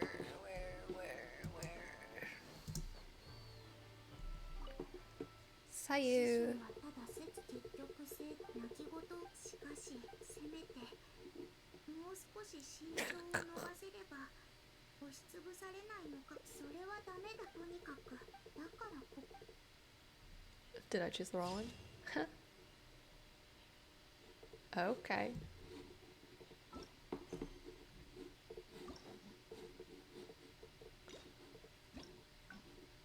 Alright. How do I choose the next one? Continue playing. 旅はいつか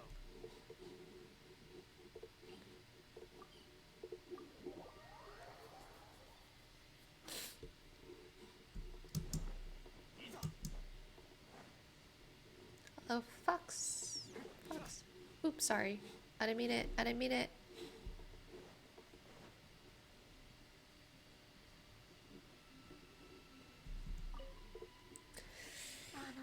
Oh, how do I get the blood endings?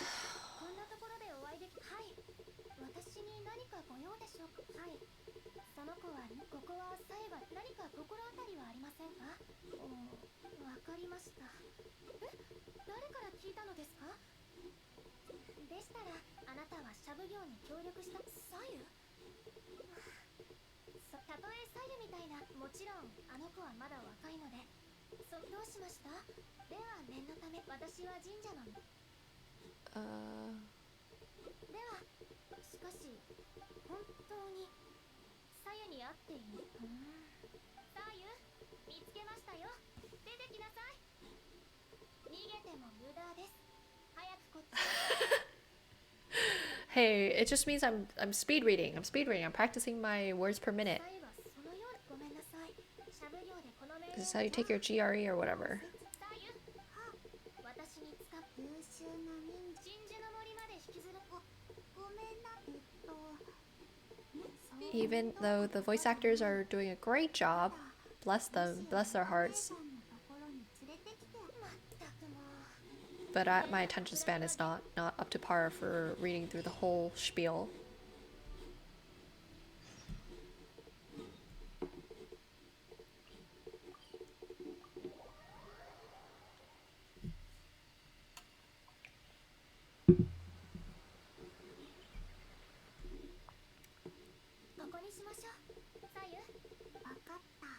I don't even know. I feel like something about Sayu being a ninja, some kind of person is being suspicious and she's being lazy and we have to make her not lazy or something.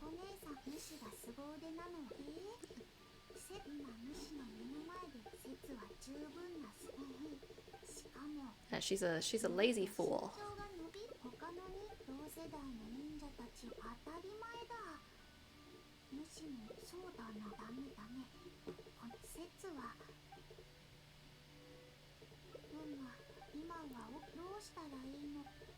Are we helping her grow taller? It's not the amount of sleep, quality sleep.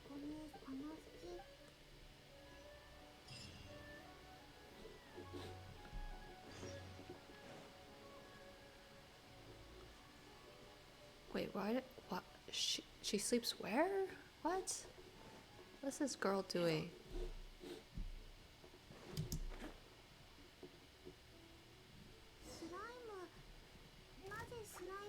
Oh.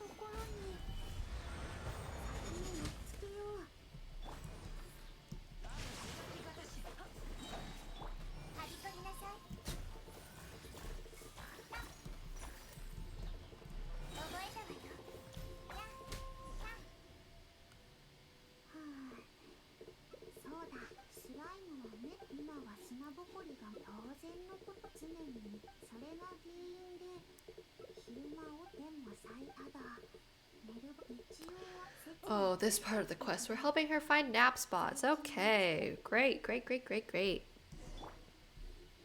I totally care about that.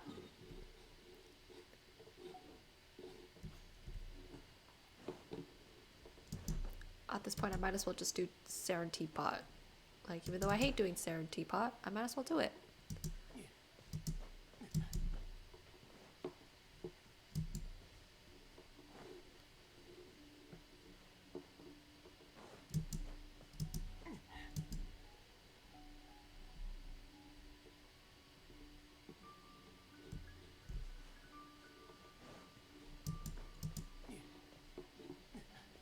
Deep lore, you are correctamundo. Oh, what? What? Where is it?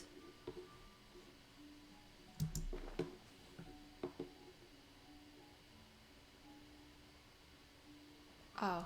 Pfft, I'm just dumb. Okay. Long ago, Sayu woke up from her slumber, and that is why we have this war between the Archons. And that's why we have to help her find a good sleeping spot so Archons stop fighting and the Fatui will disappear and the Kyenria will vanish and we'll get our sister back. Solved.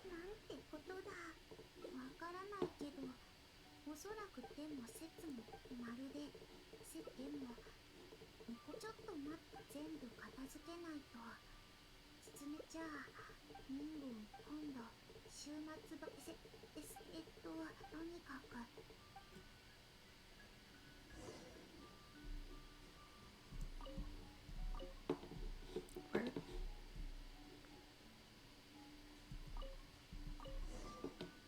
Right, tight.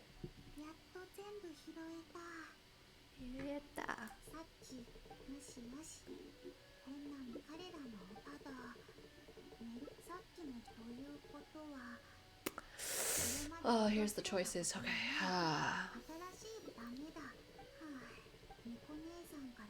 It's such a random quest. Like, there's really no reason we need to meet Sayu other than the fact that the developers wanted another cute, tiny Anemo character. Like, she doesn't even show up in the normal Archon quest. They just like randomly shoved her in there. That's why her quest is so pointless. that irons?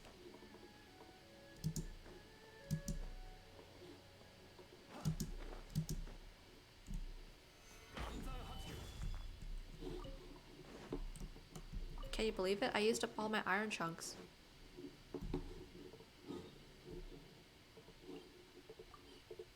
Literally never has anyone in Genshin ever said that. Like, they don't have iron chunks. Like, that's the first thing you get way too many of, to the point where you're like, I don't want any more.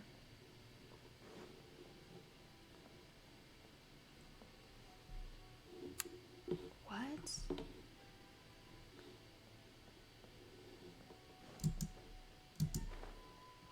What happened to mine? Because I was trying to do BP's battle pass, so I would use blacksmith and make 20 items using the iron ores to make gem enhancement crystals. And boy oh boy, did I eventually run out of iron ores. And then I needed iron ores for crafting stuff in teapot, and I was like, bruh. So wait, sneak? Sneak? Oh no. This is not a good sign. No, no! God damn it. How am I gonna do this? Home, huh? No, no, no, no, no, no, no, you don't see me. I'm just a dumb bitch. No, no, no, no, I can't sneak. Not here. Just run for it, just run for it.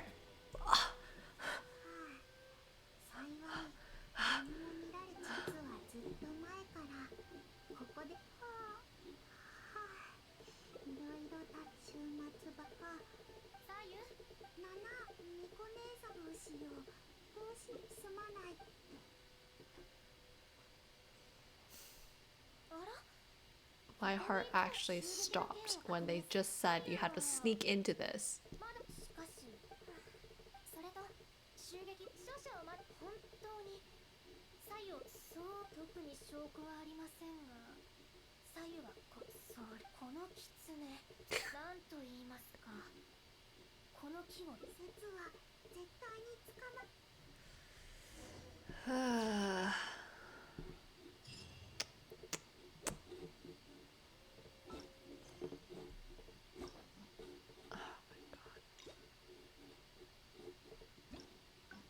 How many enemies? Oh my god. Oh my god. Oh my god. How am I supposed to...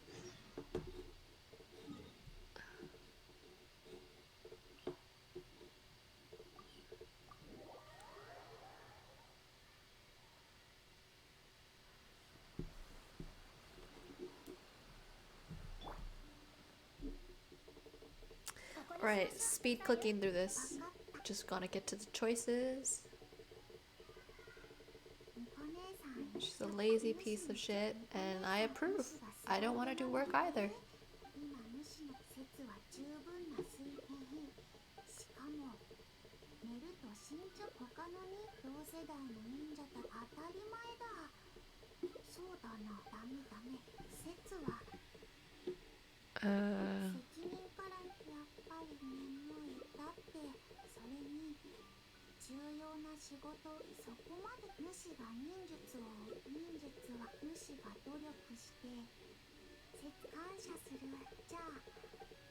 What's that one ending? I don't honestly. They all feel the same. Those dialogues.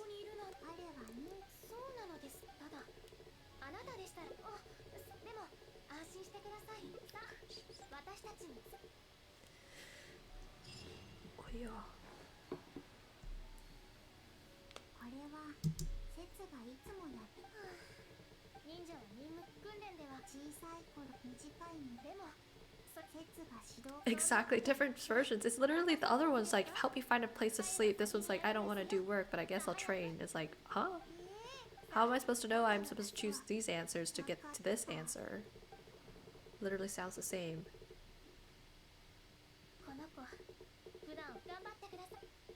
What? No, I'm not doing the obstacle. I'm not. Fuck me. I'm not. I'm not.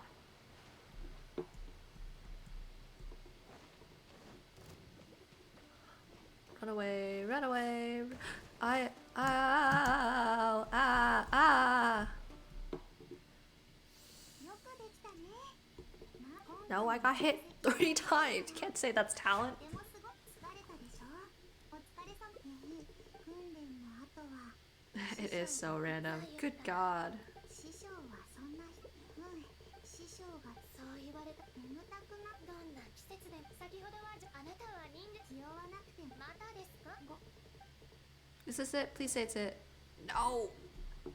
No. It's not. Damn it.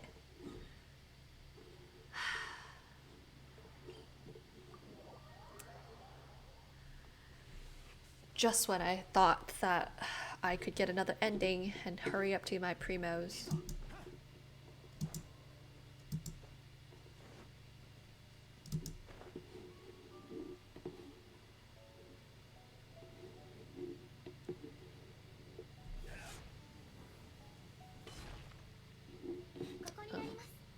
Reminds me,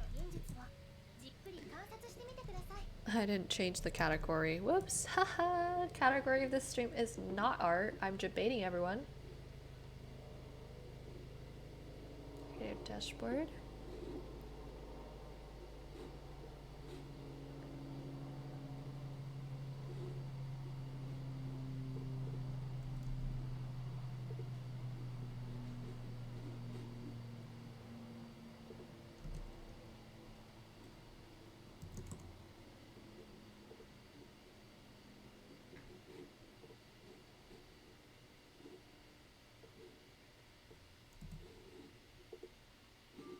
Right.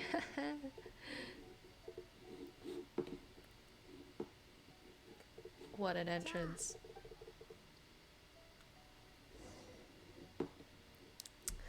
Damn it. No, no. I don't want to play a Sayu. She's not good. I hate to say it. She's not great.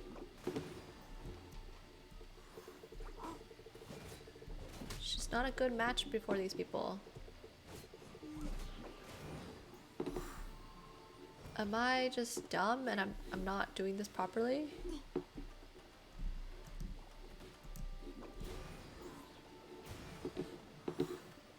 I'm supposed to swirl their elements, right?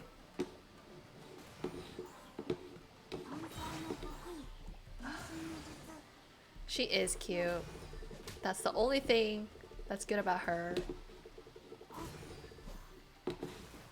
God, where are they? Where are they? Oh my god.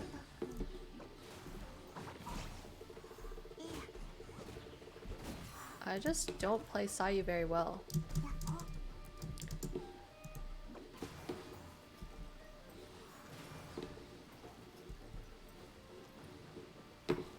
Am I just dumb?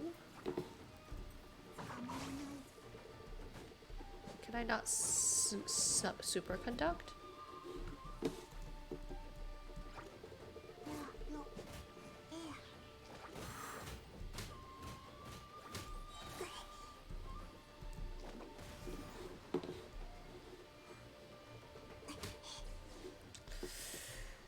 Good lord.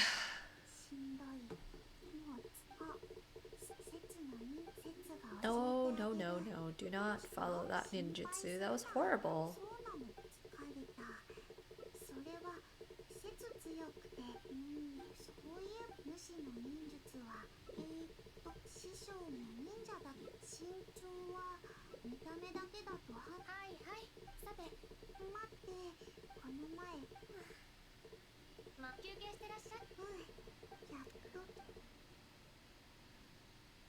Hello, new viewers. We're being absolutely horrendous and skipping through all the dialogue for this Sayu story quest. So if you like her, I'm sorry, but I'm going to absolutely trash on her today.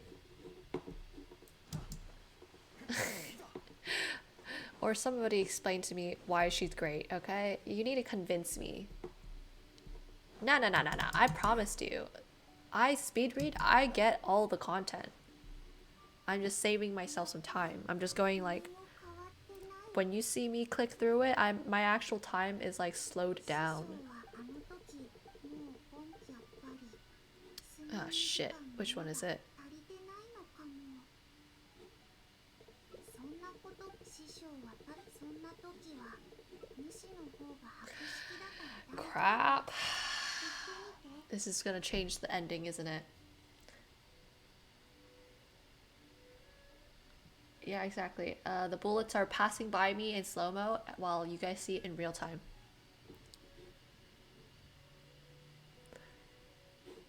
おかげなんと Ugh. か施設の木の下でも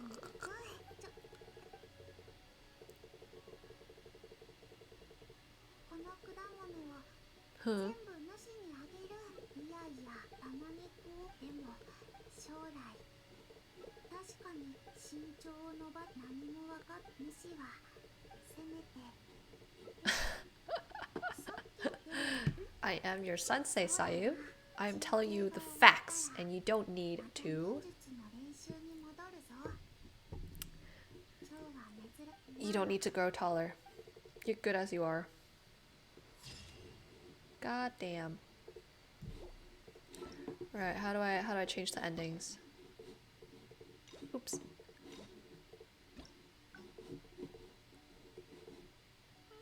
Oh, thank the Lord. Wait, hold my. Do you see that I have 2 more endings? And this branch right here has not been unlocked. I just really thought it was gonna be 1 more ending. So I get my 6 ending reward. I have to click the right dialogue to unlock it, and I don't know the right dialogue. I guess I'll have to trial and error all of them. じゃ主に猫姉さん主が凄腕なのは知って今主の説は The most tedious part of Hangouts is having to do trial and error. 忍者たちは同世代の忍者たち当たり前だ。主もそうだな。ダメダメ。説は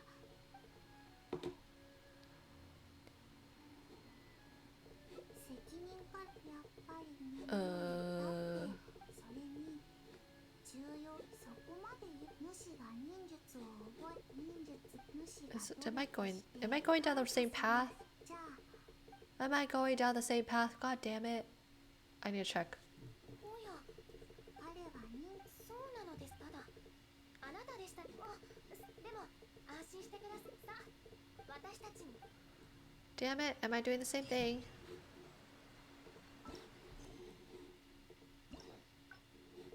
I am! God damn it! How do I get it?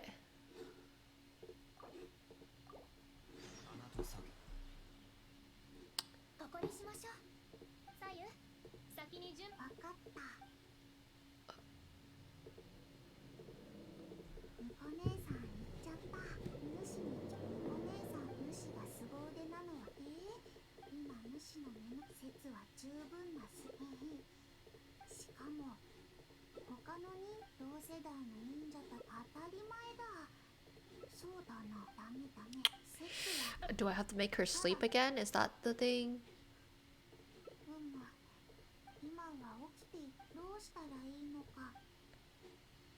起きたら Oh, it is the other option. Okay. Got found it.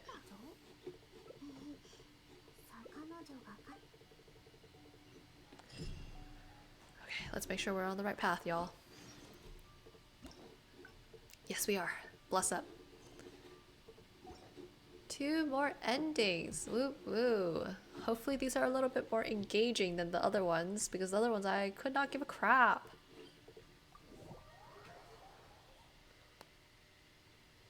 I think for Beto's story quest, there was like one where you had to do a quiz, and it could, depending on how many answers you get correct on the quiz, it gives you a different ending. And I was like, bro, how would I have known the answers to these?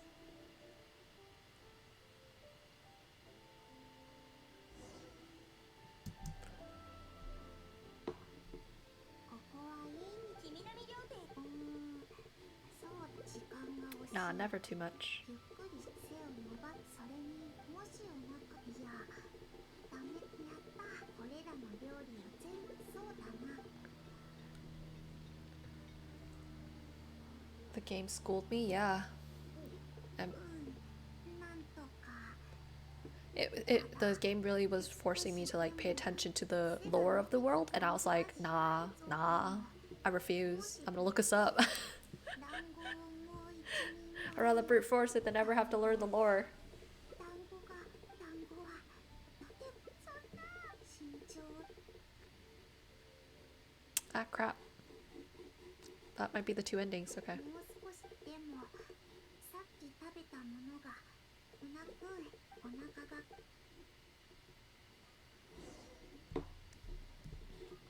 Let's see. Alright, so that's two endings. Okay.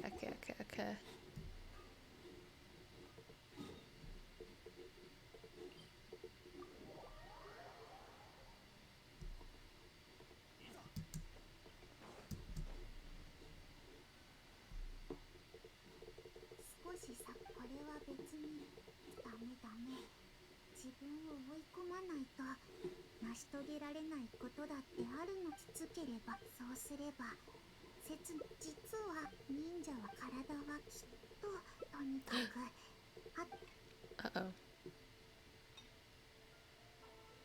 もうダメだ。人参が2つもいややっぱり出ないと。そしてしまったしまった。どうしよう。いや刹那は Alright, there we go. First one done. Last one. Come on, give it to me. Unbearable.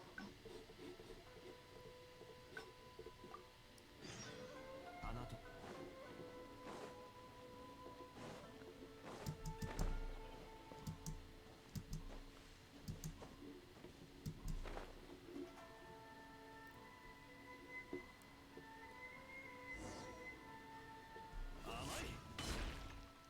ここはいいに君の魅了点時間が惜しい。 Alright, we can do it. What's the last step? Is to force her to finish eating? ダメやったこれらの料理を全部そうだな。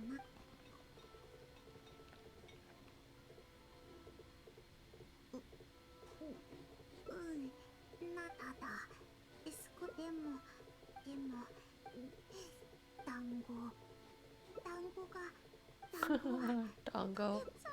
慎重の他に何か方法がなるほどそういえばいやわかった。すみません。 Oh no, this is a long こ one. のままだと悪党がいるならありがとう。 Alright, let's go fight.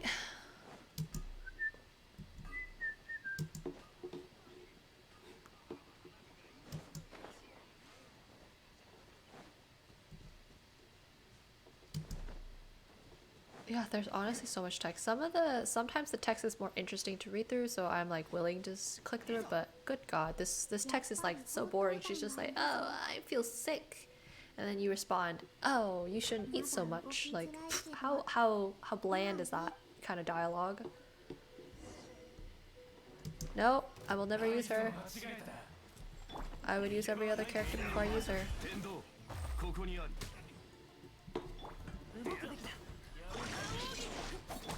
手をつなぎましょう。いざ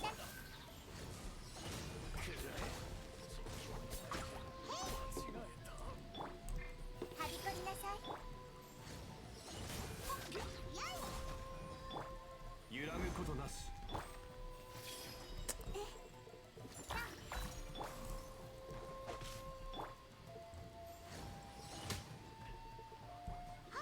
Where?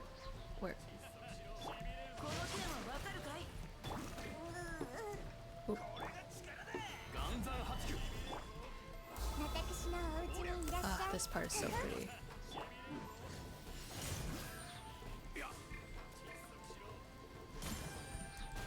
Stop climbing.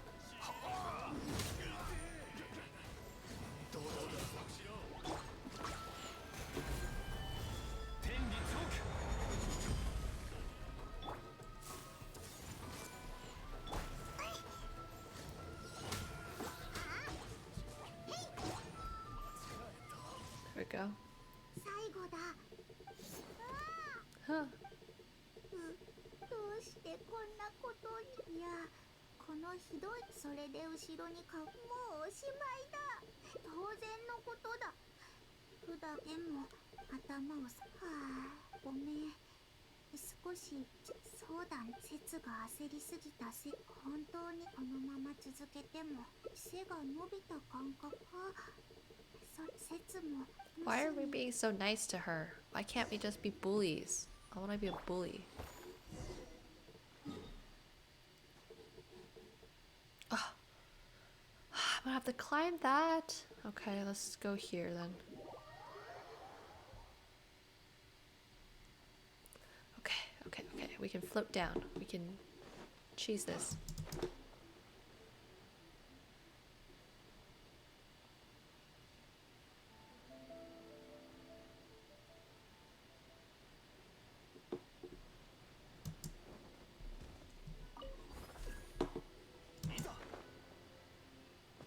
Yeah, I feel like the reason why I wanted to cheese getting to Inazuma was because I knew how pretty it was, and good god is everything so pretty. Like all the flowers and everything. So pretty. Makes me happy. 途中びっくりしたぞ。この場所はこのような高いところ。大したこと。それとあとは、そうすれば。それから。でもそうだ、主はほら背が伸びたら。 I don't think Traveler's that much taller than Sayu, to be fair. So short kings unite.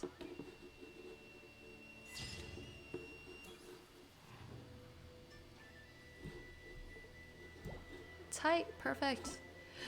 Ah, give me all the rewards. Give me all the rewards. All of them.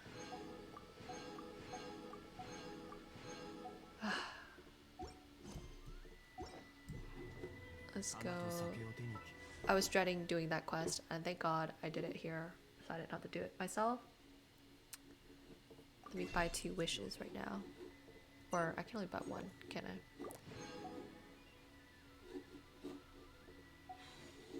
One of these days, right before the 10th day, I'm gonna throw all of my wishes into you, and I better get you. Alright, I'm gonna call it for the stream. It's fun. That was fun. Alright. And hopefully my 50-50, I don't lose it next time. I'm like 12 wishes in, so I need another 40. So it's fun art stream. I will see you guys next time, maybe in like next week or something. I don't know. We'll see how I feel. But in the meantime, I'm gonna go eat something, right? Peace out. Bye. Bye.